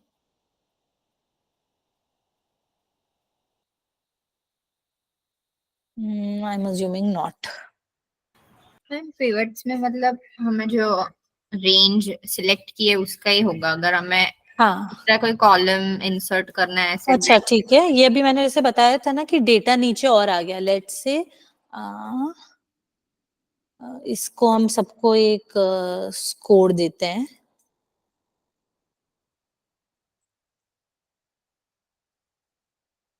ठीक है, अब मेरे को चाहिए ये वाला इंफॉर्मेशन भी उस टेबल में आ जाए।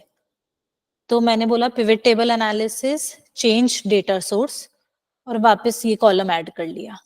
एंटर मारेंगे, अब पिवट टेबल में देखोगे यहाँ पे स्कोर आ गया। ओके, मतलब हमने जो डेटा सिलेक्ट किया है उसमें we need to add column हाँ एंड देन हाँ अगेन हाँ हाँ सिलेक्ट हाँ, द रेंज। ये मैंने वो एग्जांपल दिया था ना कि अगर नीचे और एंट्रीज आ गई तो यस यस मैम। तो pivot table analysis, change data source. Data source is उसका मतलब प्लेग्राउंड, कि मेरे को I have to play around with this data, and then वो तुमको ये दे देता है कि इसके साथ तुमको जो करना है करो, जिसका सम करना है, जितना वे में करना है, रोज में 2 चीज डालनी है, कॉलम में 4 चीज डालनी है, सब डालो। मिनिमम करना है, मैक्सिमम करना है। अगर मैं बोलूं अकाउंट्स डिपार्टमेंट की मिनिमम क्या है किसी की, तो वैल्यू में जाके मिनिमम सेलेक्ट कर लो। मिनिमम और मैक्सिमम दोनों चाहिए, तो एक और बार लाना पड़ेगा, सेकंड वाले का मैक्सिमम चाहिए। तो हमको ये मिल गया कि अकाउंट्स में मिनिमम पे आउट इज 27,000 एंड मैक्सिमम पे आउट इज 1,10,000। अकाउंट्स की जितनी एंट्रीज है डेटा में, उसमें मिनिमम है 27,000 की एंट्री और मैक्सिमम है 1,10,000 की entry. So you just have to learn how to play around with this कि क्या रिजल्ट दे रहा है। तो बाद में आफ्टर द क्लास डिफरेंट चीजें डालना। अब मिन मैक्स आई तो जाके चेक करना कि ये दे क्या रहा है, तो तुमको समझ में आएगा। अच्छा, अगर मैं एक्चुअरियल की एंट्रीज फिल्टर आउट करती हूँ तो 45,000 is actually the minimum of total monthly pay out के जितने ऑप्शन है एक्चुअरियल डिपार्टमेंट के। मैक्सिमम 1,45,000 तक है। All right. मैम इसमें फिल्टर्स का क्या है पिवट अच्छा, टेबल में? ओके।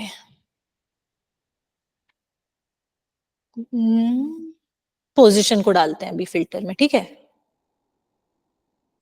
ये आया, अब इसका अराउंड थोड़ा सा प्ले अराउंड करोगे समझ जाओगे कि एसोसिएट। अब वो क्या कर रहा है, पूरे डेटा में से सिर्फ एसोसिएट की एंट्रीज उठा रहा है और फिर ये रिपोर्ट जनरेट करके दे रहा है। देखते हैं क्या हो रहा है। एसोसिएट्स ऑफ अकाउंट, मैंने बोला कि अब वो सिर्फ एसोसिएट की एंट्रीज पे काम कर रहा है।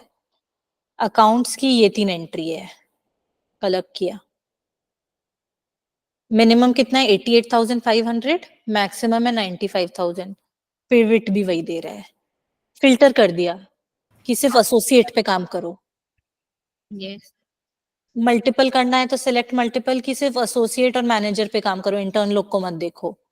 तो अगर अब मैं देखूंगी all the entries with except for intern वाली एंट्रीज, बेसिकली एसोसिएट और मैनेजर के एंट्रीज में देखूंगी, तो अकाउंट्स डिपार्टमेंट की जितनी भी एंट्रीज है उसमें minimum monthly pay out is 88,500, maximum is 1,10,000। Got it.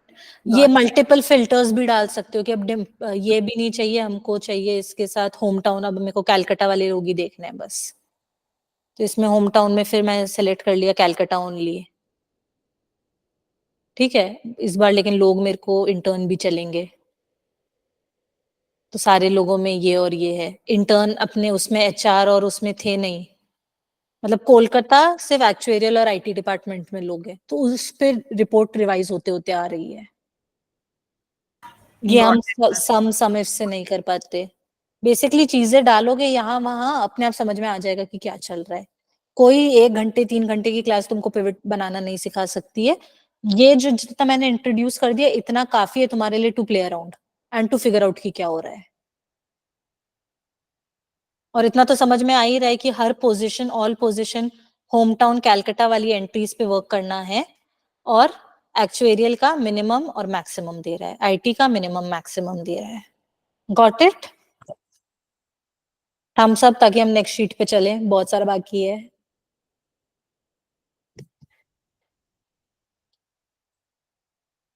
Okay,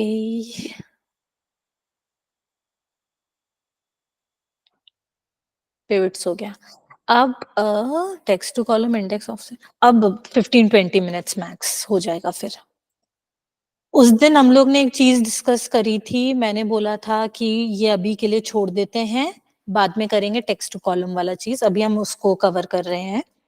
ये हमने डिस्कस किया था, कई बार डेटा जब सिस्टम से एक्सट्रैक्ट होता है तो डेटा या तो इस फॉर्म में आता है, एक्सेल इसको डेट नहीं मान रहा है, या इस फॉर्म में आता है, एक्सेल इसको भी डेट नहीं मान रहा है। ट्राई करते हैं इसको डेट फॉर्मेट में करने का।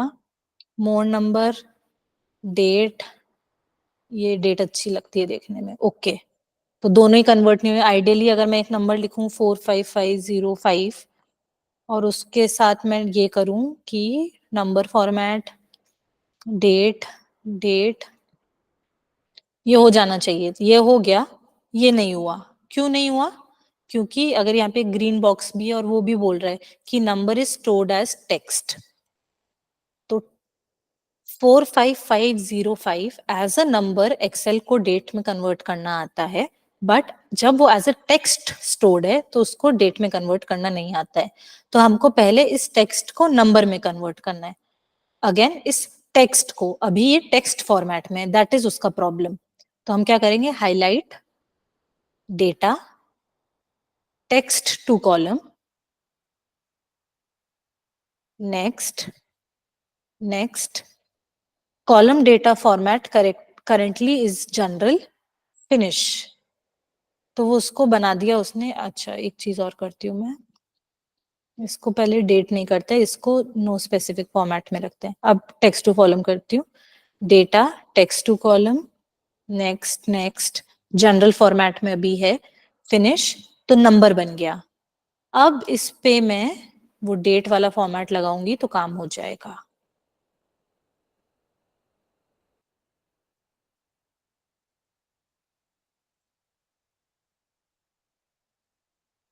आया सबको? सब अपना जो एक्सेल है उसमें टेक्स्ट टू कॉलम कर लो।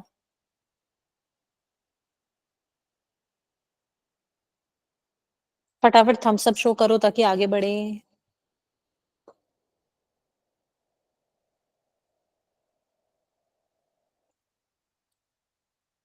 ठीक है, नेक्स्ट। ये भी सब डेट्स है बट इसको भी एक्सेल डेट की तरह नहीं दे रहा है। इसका फॉर्मेट अभी मैं एक बार जनरल कर देती हूँ। मतलब मैंने डेट में करने की कोशिश किया, नहीं हुआ, अभी एक बार इसको जनरल कर दिया। अब we can see clearly it is 1 October 23, this is 17 July 24। तो फिर एक्सेल को क्या प्रॉब्लम हो रही है इसमें? एक्सेल बेसिकली डैश को डेट की तरह नहीं मानता है। हमको उसको बताना पड़ेगा कि भाई ये DMY फॉर्मेट में लगा हुआ है, इसको डेट की तरह रीड कर। Again text to column, data text to column, next next. इसमें देखोगे अपन ने पिछली बार सेलेक्ट किया था कि general, column data format was general. Then यहाँ पे हम उसको बताना है कि नहीं भाई डेट डला हुआ है, किस फॉर्मेट में? DMY फॉर्मेट में। और फिर फिनिश करेंगे तो वो डेट बन के आ गया। अब मैं इसका फॉर्मेट चेंज कर दूंगी आराम से टू जैसा मेरे को पसंद है। मेरे को पसंद है ये ऐसा, तो मैंने ये सिलेक्ट कर लिया। मैम मेरा नहीं हो रहा है। किसमें नहीं हो रहा? फर्स्ट टेबल या second table? First table. Data highlight किया, yes text to column, yes. Delimited ही सिलेक्टेड होना चाहिए, हाँ वही है। नेक्स्ट। स्पेस में भी करना है सेलेक्ट? जरूरी नहीं है, पड़े रहने दो, टच मत करो। Okay next. नेक्स्ट। अब जनरल पे रहने देना कि अभी तो वो तो क्योंकि नंबर्स में स्टोर था ना मेरा टेक्स्ट 45505, ठीक है, उसको जनरल पे रहने देना और फिर फिनिश पे क्लिक कर देना। ओके अब इसको फिर से हम डेट हाँ, में करेंगे। अब ये एज अ नंबर 45505 सेव हुआ है। Okay got it. Okay, similarly second वाला मैंने बोला था, आई थिंक तुम्हारा मिस हो गया होगा वापस। अब तो ये अपन को दिख रहा है कि DMY फॉर्मेट में है, फिर क्यों नहीं हो रहा है? क्योंकि वो ये जो डैश है इसको उसको पढ़ना नहीं आता है एज डेट एक्सेल को। तो बट ये है तो DMY फॉर्मेट में, तो हाईलाइट किया, data enter enter DMY select कर लो कि अरे डेट फॉर्मेट में भाई, और फिर फिनिश कर दो, वो डेट बन के आ गया।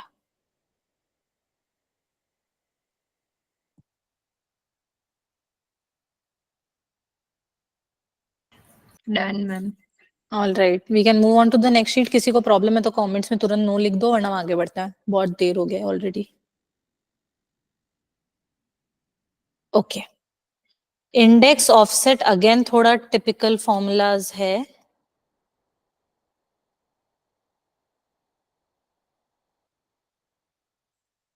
ये एक्चुअरियल वालों के तो काम आता है बहुत ज्यादा, ट्राइंगल्स और हमें से वैल्यू निकालनी होती है। तो लेट्स सी क्या करता है इंडेक्स। इंडेक्स लिख के देखते हैं, साथ में फिगर आउट करते हैं।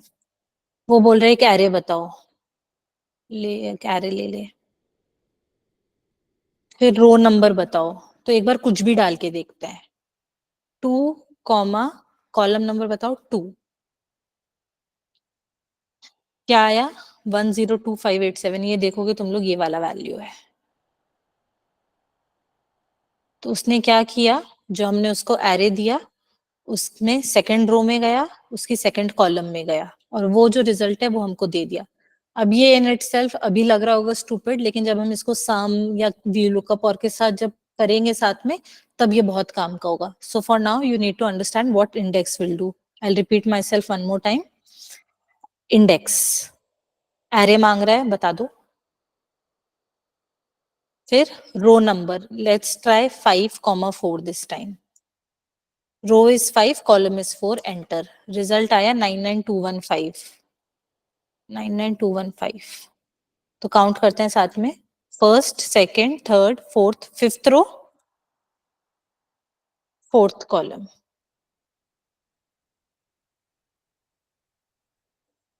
इंडेक्स सब मेरे को ये वाला सेल वैल्यू लाके दिखा दो एक बार कि क्या डालने से ये आएगा। I want you to get this value F13 using index.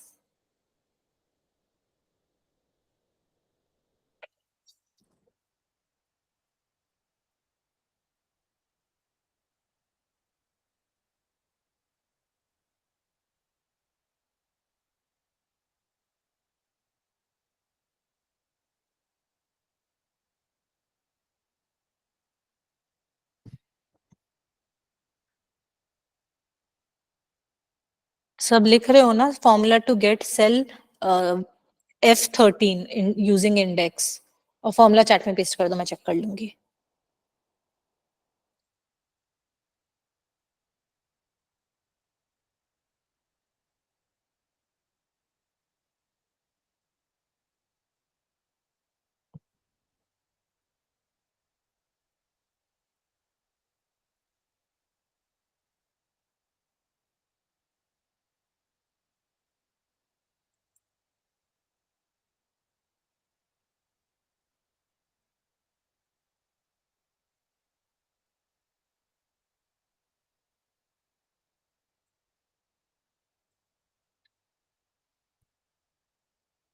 Perfect Krishna.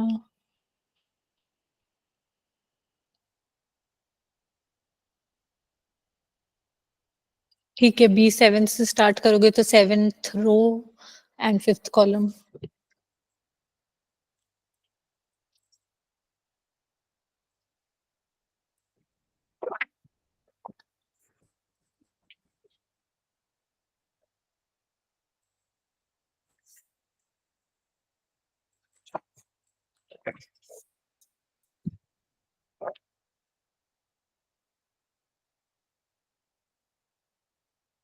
किसी को प्रॉब्लम है तो बोल दो, वरना नेक्स्ट कराती हूँ।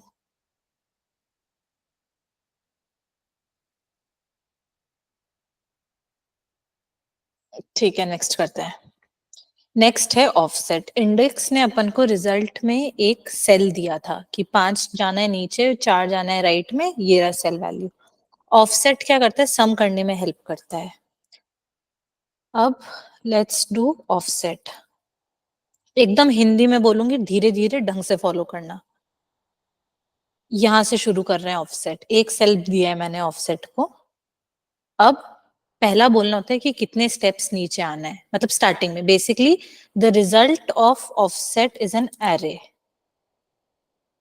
ठीक है, तो ऑफसेट पहला सेल एक रेफरेंस सेल दे दिया।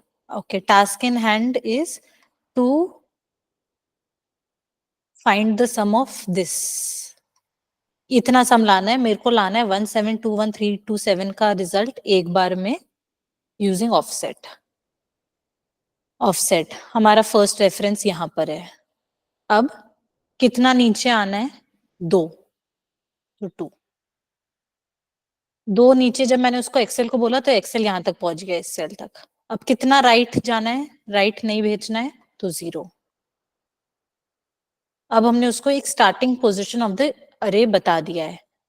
उसका हाइट कितना होना है, 5। और उसकी विड्थ कितनी होनी है, 1 सेल। तो ये वाला डेटा सारा निकल कर आ गया बाहर। अब अगर मैं इसकी जगह इसको सम में डालती, नीचे आना है 2 यूनिट, राइट नहीं जाना है, और रेंज का हाइट है 5 और विड्थ है 1, ये सम आ गया। मैम नहीं समझ आया। हाँ, नहीं आने वाला था, कोई बात नहीं।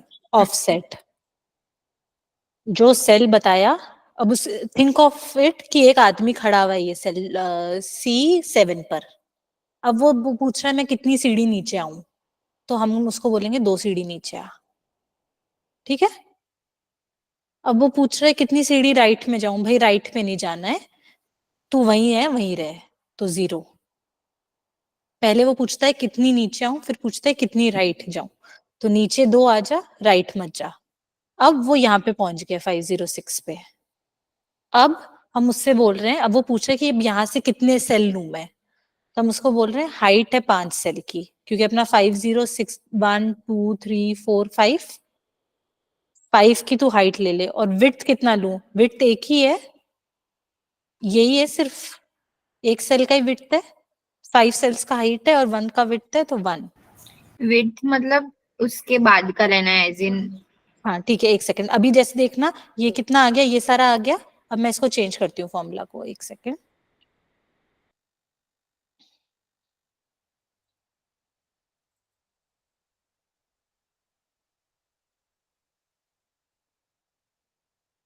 अगर मुझे ना ये 2 चाहिए होते, बेसिकली एरे अपन ने उस दिन डिस्कस किया था, राइट अप से left down, sorry left up से राइट डाउन पे डिफाइन होता है ना।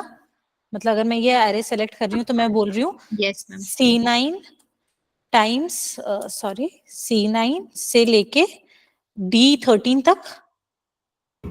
यस ओके, तो मेरे को उसको वहीं पहुंचाना है एक्सेल को। तो ऑफसेट पे एक आदमी खड़ा हुआ है अभी सेल C7 पर, मैम। कितना नीचे आना है, नीचे आने का मतलब हो गया रोज पे। एक्चुअली में ये करते हैं अपन कुछ अलग करते हैं अपन, इसमें सारे कॉन्सेप्ट क्लियर हो जाएंगे।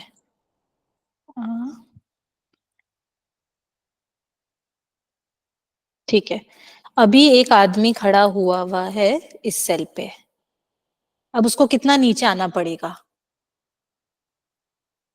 Third row. उसको 2 स्टेप नीचे उतरना है, 2 स्टेप्स। 2 steps, yes. तो 2 स्टेप्स नीचे उतार दिया। अब वो पूछ रहा है मैं कितना राइट जाऊं, अब वो यहाँ खड़ा हुआ है 1। 1। तब हमने उसको लेफ्ट टॉप बता दिया, हमने उसको C9 बता दिया है, राइट, हम C9 पहुंचा दिए उसको, यस। सॉरी D9 अपन ने वो चेंज किया था। एक सेकेंड, ये मैं ऐसे करती हूँ, एक सेकेंड। अपन ने जो रिवाइज दिया है वो है D9 से E13। ठीक है, तो हमने उसको D9 पहुंचा दिया है। अब वो पूछ रहा है कि हाइट कितनी लेनी है यहाँ से, तो हाइट कितनी होगी,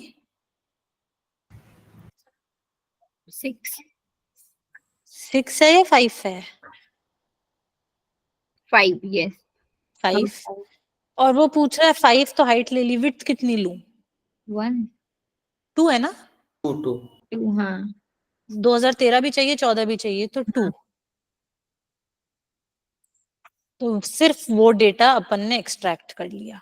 अब अगेन ये लग रहा होगा ये किस काम का, जब इसको दूसरे चीजों के साथ यूज करोगे। लेट्स से मैं इसको यूज करती हूँ,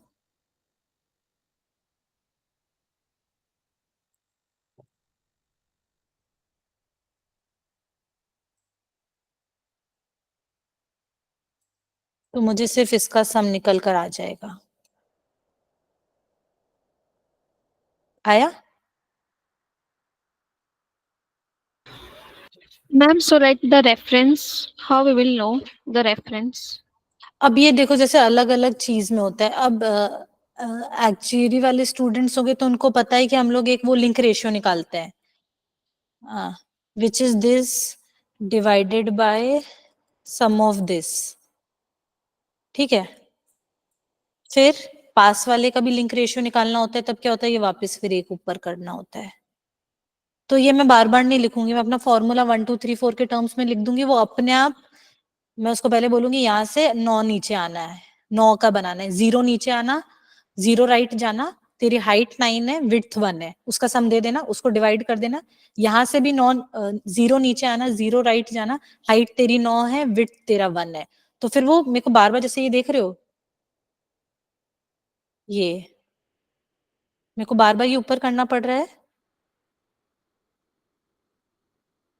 अगेन अगर मैनुअली कोई चीज बार बार करनी पड़ रही है एक्सेल में, then we are doing it wrong. तो मैं यूजिंग फंक्शंस, ये चीज यूजिंग ऑफसेट में उसको बता सकती हूँ हर बार कि ऊपर से चालू करना है, 9 लेने हैं। ट्राई करें? ठीक है। Ma'am, I'm getting value error. कहाँ पे लिखा है? What have you typed? I had done exactly what you said. Alright, अपना फॉर्मूला एक बार रीड कर दो अपना एक्सेल खोल के। Okay.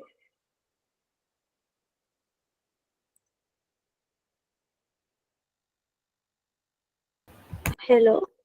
हाँ बोलो Yes, Janvi. ma'am. It was offset, bracket open, and I took C7, then comma hmm 2, then I took 1, and then I took 5, hmm and then 2 again.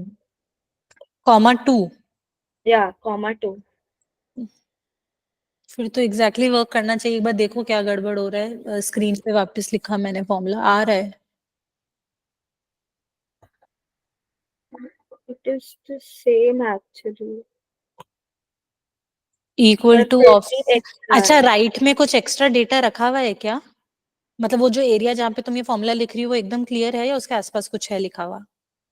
नहीं, कुछ नहीं लिखा. ठीक है, तो एक बार क्लास के बाद रुक जाना, मैं स्क्रीन शेयर कर लेना अपना, मेरे को प्रॉब्लम बता देना। Ma'am, I am also getting value error. ठीक है, मैं स्क्रीन देख के बता दूंगी, क्योंकि अभी ऐसे तो फॉर्मूला लिख रही हूँ चल रहा है, तो आई am not understanding what the problem is. Okay. Yes, ma'am. कोई एक्स्ट्रा कॉमा वॉमा डाला है? नहीं मिस, सब बराबर है तेरे. तो फिर बाद में मेरे को देखना ही पड़ेगा, क्योंकि ऐसे ऑन कॉल तो सिर्फ बोलने से समझ में नहीं आ रहा, क्योंकि अभी जो तुम सिंटैक्स बता रही हो वो तो perfect, it is working. Yes. Alright, so index का ना, ये ऑफसेट का एटलीस्ट अभी मैं बोल देती हूँ वापस, धीरे धीरे लिख लो सब, क्योंकि ये अभी लग रहा है याद रहेगा, फिर याद नहीं रहेगा। एक सेल से हम स्टार्ट कर रहे हैं, that is the first input, comma, next question में पूछता है कितने स्टेप्स नीचे आऊं, तो अगर वही रहना है तो 0, वरना जितने स्टेप्स नीचे आना है वो। नेक्स्ट क्वेश्चन जो उसका है वो है कि कितने राइट में जाऊं, तो वो दे दिया, तो 3 इनपुट दे दिया। अब जब अपन ने इनको ये 3 इनपुट दे दिया एक्सेल को, तो हमने उसको अपने एरे का लेफ्ट टॉप दे दिया है। अब मेरे को उसको राइट डाउन भी बताना है कि कितना तक जाना है। तो अब वो लेफ्ट टॉप जब उसको दे दिया है, तो अब वो पूछता है कि हाइट कितनी है। तो हमको अभी जैसे 5/2 चाहिए था, 5 रोज 2 कॉलम, तो we will put in 5 rows comma 2, bracket close, खत्म। पहला स्टार्टिंग पॉइंट, कितना नीचे आऊं कितना राइट जाऊं, 3 इनपुट देने से लेफ्ट टॉप मिल गया है। फिर कितना हाइट है भैया आपके एरे का, कितना विड्थ है आपके एरे का, 5/2 का ग्रिड है, तो वो डाला 5,2, ब्रैकेट क्लोज, एंटर, एरे निकल कर आ जाएगी।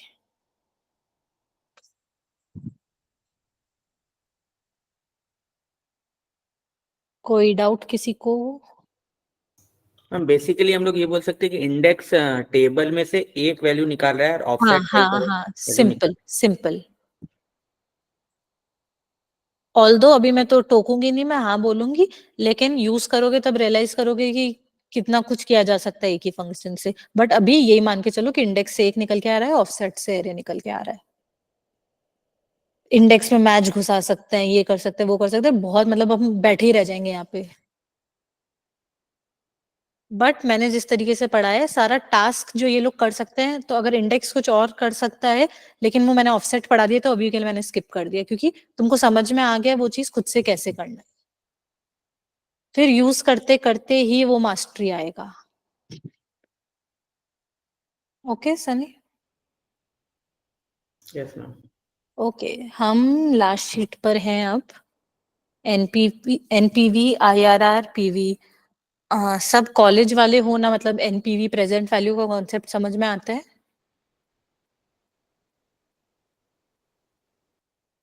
बाकी सब कोई? ठीक है, तो सिंपल एक्सेल में फंक्शंस होते हैं। somebody is going to pay me 100 rupees for the next 12 years. ठीक है, 2025 से कर देती हूँ।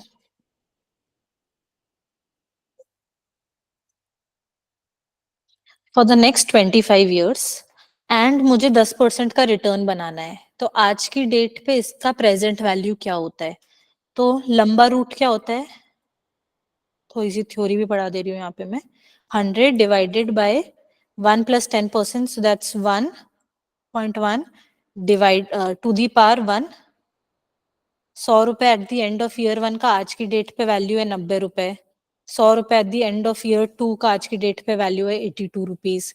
तो ये सबको ऐड किया तो आज की डेट पे ये जो 100 रुपए अगले 12 साल मुझे जो कोई देने वाला है उसकी वैल्यू है 681। तो ये पूरा नहीं निकालना होता है, एनपीवी से ही आराम से हो जाता है। एनपीवी ब्रैकेट ओपन करेंगे, सबसे पहले इनपुट मांग रहा है रेट, रेट दे दिया।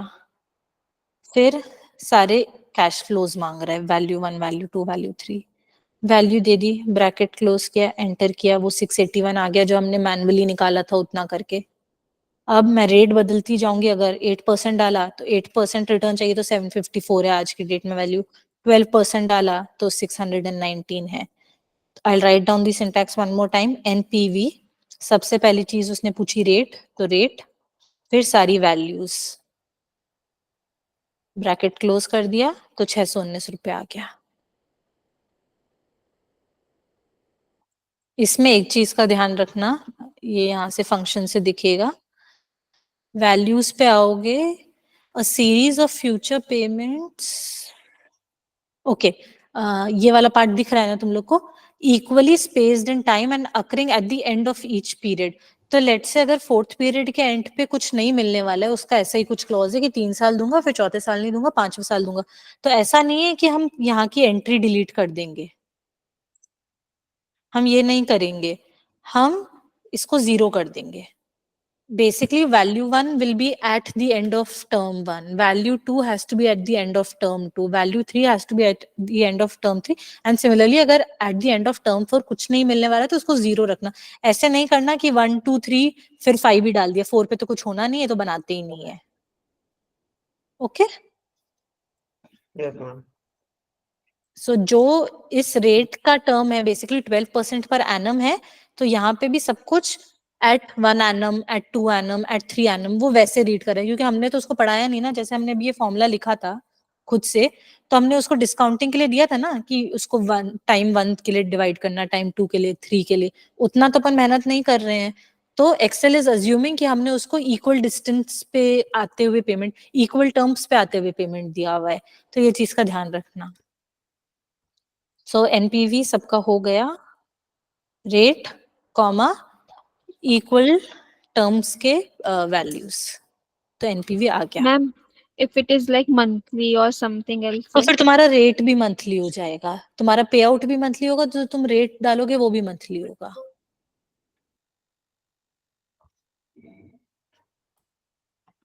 एक न्यूमेरिकल बना के ट्राई करना घर पे, नहीं आए तो मुझसे पूछ लेना, मैं बता दूंगी। बेसिकली जो तुम्हारी रेट जिस टर्म पे एनुअल रेट, तो एनुअल पे आउट, और हर एनुअल का मतलब 12 साल का करना है। तो बीच में अगर वो 2 साल नहीं भी देने वाला है तो ऐसा नहीं है कि मैं 6-7 की एंट्री नहीं बनाऊंगी, 6-7 की एंट्री बनाऊंगी लेकिन उसको 0 दूंगी, क्योंकि वो वैसे ही देख रहा है कि जो पहली एंट्री है वो 1 साल की है, जो दूसरी वैल्यू है वो 2 साल की है। तो फिर वो चौथे पे चौथा ले लिया, फिर वो तुम्हारे लिए फिफ्थ होगी, क्योंकि एक्सेल के लिए वो फिफ्थ होगी, तुम्हारे लिए वो भले से सेवेंथ हो, क्योंकि ये 2 पेमेंट नहीं आने वाली है, जैसे ये 2 पेमेंट नहीं आने वाली है। ठीक है, तो इसको 0-0 देना पड़ेगा, तभी एक्सेल समझेगा कि 5वां इज 0, छठा इज 0, 7वां इज 100। अगर हम ये डिलीट कर देंगे तो वो इसको ही 5वां मान लेगा, क्योंकि तुम्हारी इनपुट में ये 5वीं वैल्यू है। एंड मंथली वाला भी चीज एक बार ट्राई करके देखना, किसी चीज का मंथली पे आउट है तो फर्स्ट प्रिंसिपल से क्या क्या क्या क्या क्या आता है और फॉर्मूला क्या देता है, फिर तुमको उसको मंथली इंटरेस्ट रेट को एनुअलाइज करना होगा अगर एनुअल चाहिए तो।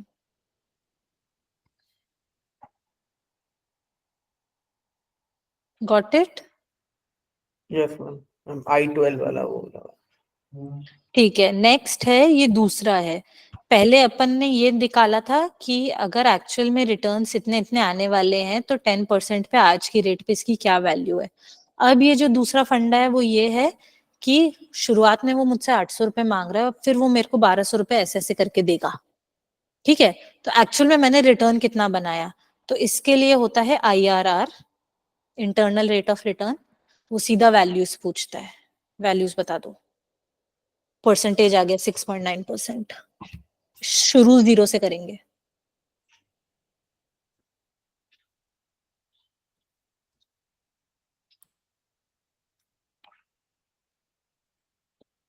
मैम उसमें वापस जो गेस करके लिखा है वो क्या है?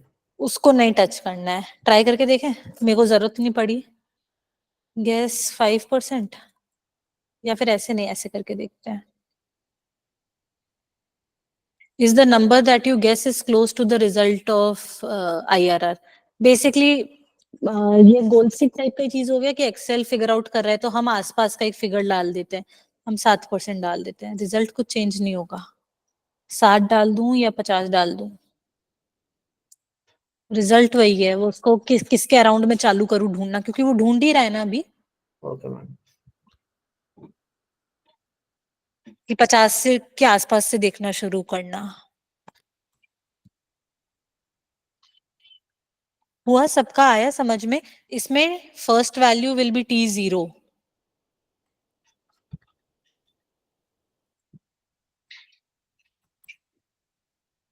Okay, last function PV.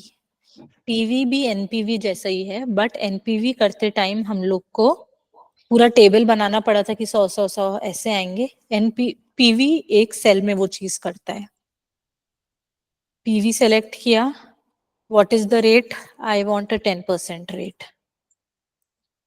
अच्छा ठीक है, लास्ट फंक्शन है इसीलिए हेल्प कर रही हूँ इस चीज में। FX पे क्लिक कर लेना, अगर कोई भी फंक्शन नया लिख रहे हो नहीं समझ में आ रहा है, FX पे क्लिक कर लेना। चैट बॉक्स ये बॉक्स जैसा आ गया। अब हर एंट्री पे वो तुमको बताता भी जाएगा क्या क्या करना है। तो rate is the interest rate पर period 10%। NPAR is the total number of payment periods in an investment। मेरे केस में 12 थे, मैं सेम ही सिनेरियो वापस कर रही हूँ ताकि अपन आंसर चेक कर पाए। 12। और PMT is the payment made each period and cannot change over the life of investment, तो 100 रुपया। FP is the future value or cash balance you want to attain after the last payment is made। 0, ऐसा कुछ भी नहीं है, blank छोड़ दो। मतलब एंड में पूल में कितना बचे वैसा कुछ नहीं बचना चाहिए। 100 रुपया दे दिया, काम खत्म। कोई लास्ट में बड़ा लमसम पेमेंट नहीं है। Type is a logical value, payment at the beginning of period 1, payment eight the end of period. Payment at the beginning of the period नहीं, साल के एंड पे पेमेंट आती है मेरे को, तो मैं 0 डाल दूंगी। ओके, तो 681 आज के डेट पे 681 नेगेटिव है of all these cash flows. Same value आ गया। लेट्स सी, इसको बदलते हैं, इसको करते हैं 15%। इसको भी मैंने 15% किया, सेम वैल्यू आ गई।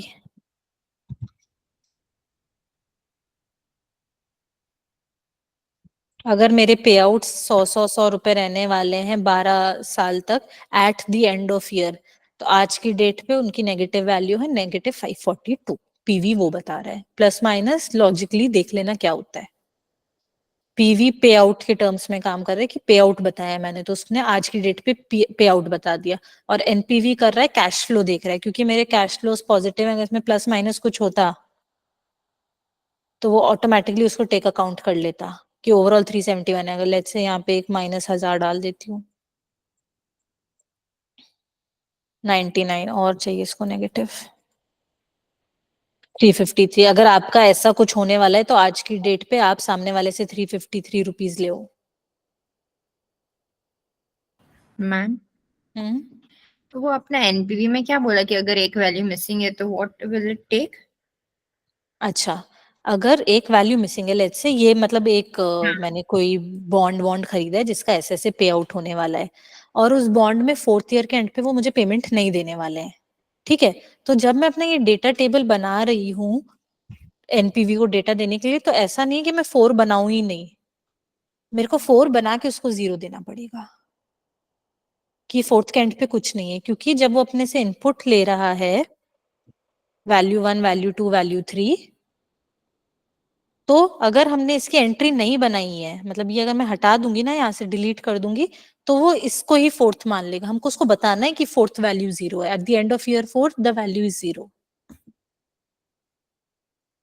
ओके। और अगर, हाँ हाँ बराबर सही है। मैम पीवी में आपने बताया कि अगर मतलब कैश फ्लो डिफरेंट हो जाएगा तो फिर नहीं आएगा ना? नहीं आएगा, नहीं आएगा, क्योंकि अभी अब फंक्शन ही पढ़ते हैं।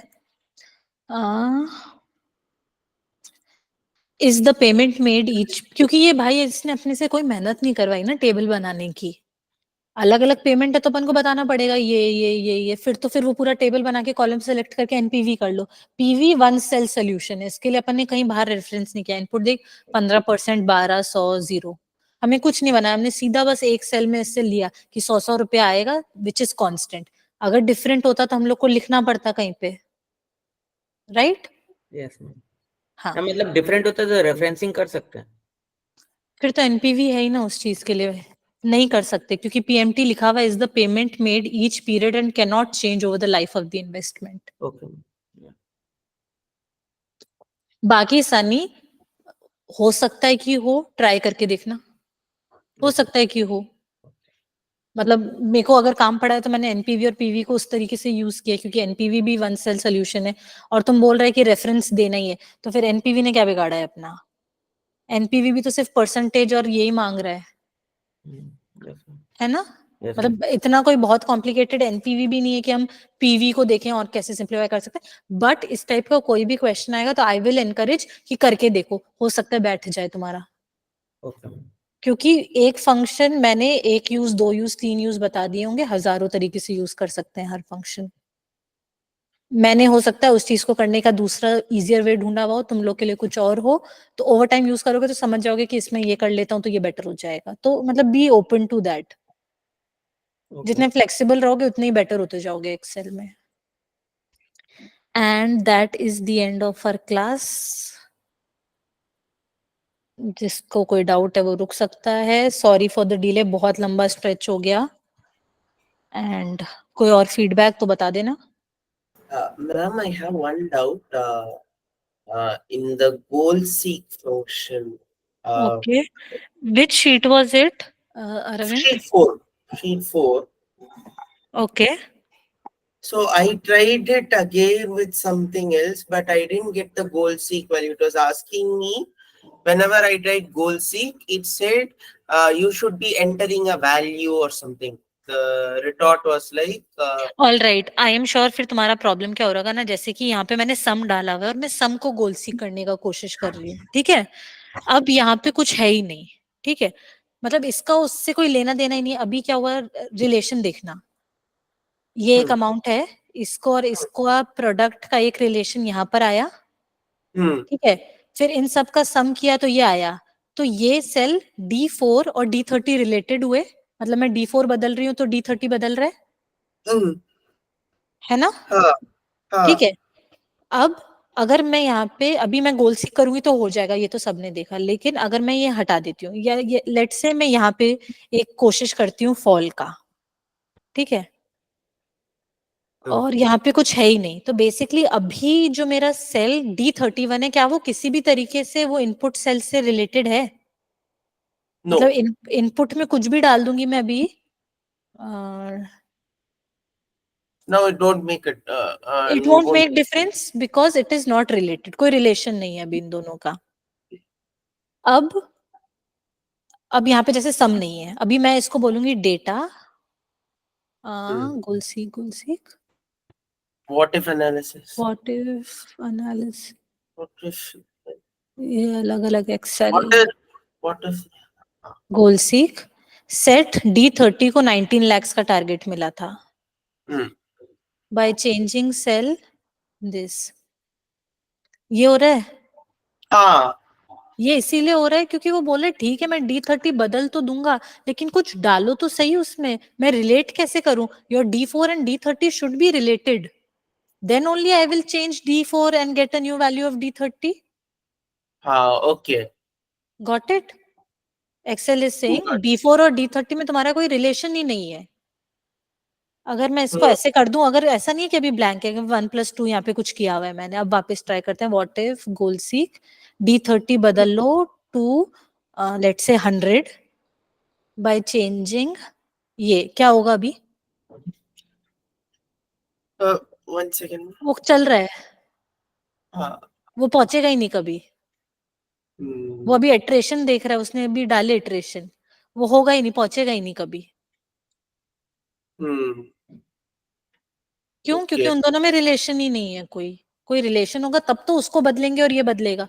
गोल तो यही है ना कि वो बदलो और आंसर यहाँ पे 1,90,000 आ जाए या 90 लाख या 19 लाख जो भी है वो आ जाए. Okay.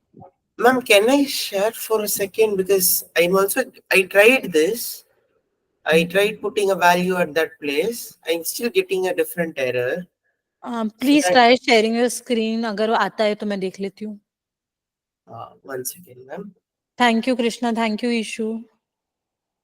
1 second. I will share.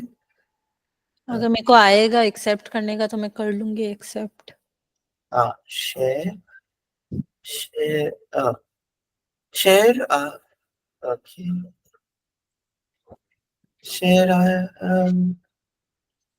अच्छा मेरे को वर्बली बोल दे. मैं अपनी शीट में क्या चेंजेस करूं जो तुम किया है, ताकि वो ट्राई करके देखते हैं फिर क्या हो रहा है.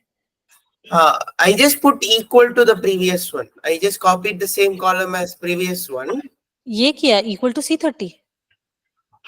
No. अच्छा C11, ये C6 to D6. Some of D6 to D29 नहीं. हाँ. या सम ऑफ C6 टू C29 लिखा. सेल D30 में क्या लिखा हुआ है? सेल D30 में लिखा था. तो I went into what if analysis. I went to goal seek. I chose D30 to set cell and I chose it to set to 18 lakhs कुछ भी डाल दे, बस 100-200 कुछ भी डाल दे. something 100 and by changing cell D4. Okay. I am getting a thing that cell must contain a value. अच्छा मेरे को अपना फॉर्मूला D6 का फॉर्मूला बोलना. क्या लिखा है D6 में? D6 में I wrote that C6 minus 2 into C6 percentage. I wrote by 2 by 100 of C6. Something. हाँ तो फिर D4 कैसे लिंक हुआ? मेरा फॉर्मूला है C6 times 1 minus D4. Okay. अच्छा. रिलेशन तो उसी सेल से बिठाना है ना भाई. I did that mistake. ठीक है. हमने अपना परसेंटेज फॉर्मूला में नहीं लिखा है. हमने परसेंटेज को D4 से लिंक किया है कि C6 टाइम्स 1 माइनस वो सेल में जो भी परसेंटेज है वो करके दे देना. Okay. Now I think it will come. Okay. हाँ प्लीज चेक. नहीं आया तो बोलना. और किसी का कोई doubt? Ma'am, I had the doubt with offset. Yes, ma'am, same. अच्छा बोलो offset. So should I share my screen? हाँ प्लीज ट्राई अगर हो तो. Yes, ma'am.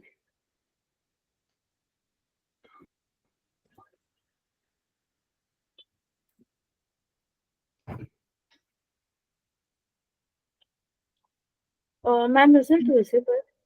Yes. Yeah, so I am getting this error actually. ठीक है. Type करना. वापस शुरू से कर एक बार. फॉर्मूला तो ठीक ही लग रहा है. अच्छा सुनना, एक बार वैल्यू फॉर्मूलाज में जाना. ऊपर फॉर्मूला. ऊपर ऊपर ऊपर और ऊपर होम टैब है ना, वहाँ पे फॉर्मूला टैब जो होता है उस पे. Now it's working. All right Arvind, great. ऊपर हाँ राइट में फॉर्मूला. थोड़ा लेफ्ट, थोड़ा लेफ्ट, थोड़ा लेफ्ट, थोड़ा राइट. धीरे धीरे धीरे लेफ्ट. फॉर्मूला लिखा हुआ है ना. हाँ इसमें evaluate formula FX, evaluate formula पे क्लिक करना उसमें। नहीं दिख रहा है इसमें किस स्टेप पे वैल्यू, मतलब तुम्हारा वो जो पॉपअप बॉक्स है, जैसे मेरा नहीं दिख रहा था अभी, मेरे को तुम्हारा नहीं दिख रहा है। Offset C7, 2 steps down, 1 step to the right, 5। अच्छा मैं बोलूँ ये एक्सेल वर्जन का प्रॉब्लम है। तुम लोग दोनों ना अब क्या करो, ये जो ऑफसेट लिखा है ना, कुछ कुछ में ना एरे रिटर्न करके देता है, कुछ कुछ में नहीं दिखता। एक कंट्रोल Z रहने देना, वो जो लिखा है वो सही है, कोई प्रॉब्लम नहीं है। अब ऑफसेट के बाहर सम लिख दे एक बार, पहले इक्वल टू सम और ब्रैकेट में करो, आंसर आ जाएगा। तुम लोग का जो वर्जन ऑफ एक्सेल है वो एरे रिटर्न नहीं कर रहा है, लेकिन अब सम ठीक रिटर्न कर देगा। एंड इन मोस्ट ऑफिसेज ये जो तुम लोग वाला वर्जन है वही है। अब देखो हाईलाइट करके सम वही आएगा। Ma'am, but if we want the values, then फिर ये वाले वर्जन ऑफ एक्सेल से नहीं होगा। हाँ, मोस्टली एरे का वैल्यू ना ऑनेस्टली बोलूं तो निकाल के आने में कुछ नहीं होता, उस पे कोई ना कोई और ऑपरेशन ही होगा जो काम का होगा। तो ऐसा नहीं है कि I want to see it, तो मोस्ट प्रॉब्ली नहीं जरूरत पड़ेगी उस चीज की। एक उस पे कोई ऑपरेशन करके, जैसे सम निकाला था, मोस्टली सम एंड ऑफसेट का ही कॉम्बिनेशन चलता है। क्योंकि क्या होता है, एक एरे निकालते हैं, तुम सोचो अगर मैंने 100 by 100 की एक एरे निकाल मांग ली उससे, तो वो तो पूरा एक्सेल शीट भर देगा मेरा, राइट? तो वो चीज यूजुअली नहीं काम आती है, सम विथ ऑफसेट काम आता है, या उस टाइप का कोई और operation on offset, V lookup में ऑफसेट, वो काम आ जाएगा। Thank you, ma'am. ओके, तो ये रिद्धि का डाउट था और जानवी का Ma'am, डाउट था, दोनों का ना यही डाउट था। मैम लाइक अगर लाइक सम में चाहिए तो ये ऑफसेट क्यों यूज करना है, डायरेक्ट सिलेक्ट करके अच्छा सम एग्जैक्टली अभी देखो ना, अभी तुमको मैंने बहुत क्लियरली अच्छे से कलर किया था हाईलाइट, फिर उसको बोला कि इसको सम करना है, तो तुम बोल सकती हो कि मैम सीधा सम करके हाईलाइट कर दो। ये सोचो जब बहुत बड़ा बड़ा कुछ काम कर रहे होते हो ना, तब ये सब बहुत हैंडी आता है। अगेन मैं यही बोल रही हूँ कि अभी तुम लोग को लग रहा होगा ये क्यों बकवास पढ़ा रहे हो हमको, ये तो ऐसे ही सम कर लेना सीधा। लेकिन जब वो बड़े बड़े डेटा पे काम करते हैं, अब तुमको जैसे ऑफसेट एक पर्टिकुलरली एक फॉर्मूला ऐसा है जो बहुत लोग जो बहुत साल से काम करते हैं ना उनको भी नहीं आता, कि कितना डाउन जाना है, कितना राइट जाना है, क्या है वो। लेकिन वंस यू नो कि okay Excel is capable of it, जब तुम्हारी वो सिचुएशन आएगी ना कि अब मुझे ये करना है, तो then you will be able to use these formulas. So अभी it is very difficult for me to give you an example कि अभी आपने किया, जैसे मैंने अपना केस में बताया कि हम लोग जब लिंक रेशियोज बनाते हैं, अब बड़ा बड़ा ट्राइंगल है 20-20 साल का, मैंने वो रेशियोज बना के दिखाए थे ना कि वो बार बार मुझे रेंज ऊपर ऊपर ऊपर करनी पड़ती है। अब वो 20 टाइम्स मुझे वो काम करना पड़ता है, लेकिन बिकॉज आई नो ऑफसेट में एक बार फॉर्मूला लिखती हूँ, मेरे सारे रेशियोज आ जाते हैं। सो वो जब करोगे तब हेल्प, मतलब तब तुम्हें पता होगा कि अच्छा ऐसा कुछ है and I can use it and you know how to use it, तो हो जाएगा। I give you my example कि कहाँ काम आता है। यस सम, क्योंकि लाइक ऑफसेट में भी देखना पड़ता है ना कितना स्टेप्स नीचे है, हाइट एंड सुनो सुनो, ऑल। अच्छा ठीक है, मैं जो मेरा वाला एग्जाम्पल दे रही थी उसमें एक बार हाइट देखनी पड़ी है मुझे, फिर हर बार -1 ही है हाइट, वो ऊपर जा रहा था, है ना? तो मैंने को फर्स्ट वाले में मैंने हाईलाइट करके देख लिया कि ओके 20 है, फिर 20 के बाद 19 ही है, तो मैंने एक दूसरा सेल बना लिया 20, पास वाला -1 -1 -1, तो मेरे को नहीं करना पड़ा वो चीज। Yes ma'am. अच्छा Riddhi, what I can do इस बार जब मैं ये वाला शीट 2 का सोल्यूशन शेयर करूंगी ना, उसमें मैं एक ऑफसेट का हम लोग का क्या एग्जाम्पल है वो भी डाल दूंगी, फिर उसमें थोड़ा F2 करके देखना क्या हो रहा है नहीं हो रहा, तुमको समझ में आ जाएगा। मैं एक रॉ वर्जन जहां मैं मैनुअली करूंगी वो भी बना के दे दूंगी।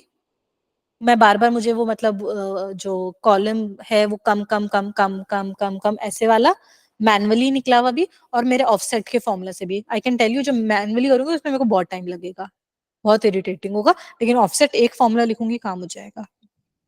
ओके शायद उससे तुमको समझ में आ जाएगा क्या यूज है, क्योंकि उसके अलावा मैं और ज्यादा कन्विंस नहीं कर सकती तुमको कि ये अच्छा फॉर्मूला है। तुमको अच्छा लगेगा तो तुम यूज करोगी, नहीं जरूरत पड़ेगा तो नहीं यूज करोगी। Yes ma'am. मैम लाइक आपने जो एग्जांपल दिया ना वो मुझे पता नहीं था, वो लिंक हाँ, वाला। मतलब तुम्हारा क्या बैकग्राउंड है, एक्चुअरियल स्टूडेंट या कोई और? यस मैम, मैं लाइक फर्स्ट पेपर अभी CM1 अभी अच्छा दूंगी। ठीक है, थोड़ा ट्रायंगल्स वायंगल्स करोगी समझ में आ जाएगा बात, बट मैं अपना शीट में ऐड कर दूंगी जिससे तुमको मेरे को क्यों पसंद है ऑफसेट, क्यों मेरे काम में यूज में आता है वो आ जाएगा, तो नहीं आएगा तो फिर मत यूज करना। Yes ma'am. All right, thank you so much ma'am. Okay, Riddhi, thank you. Anything else, anybody?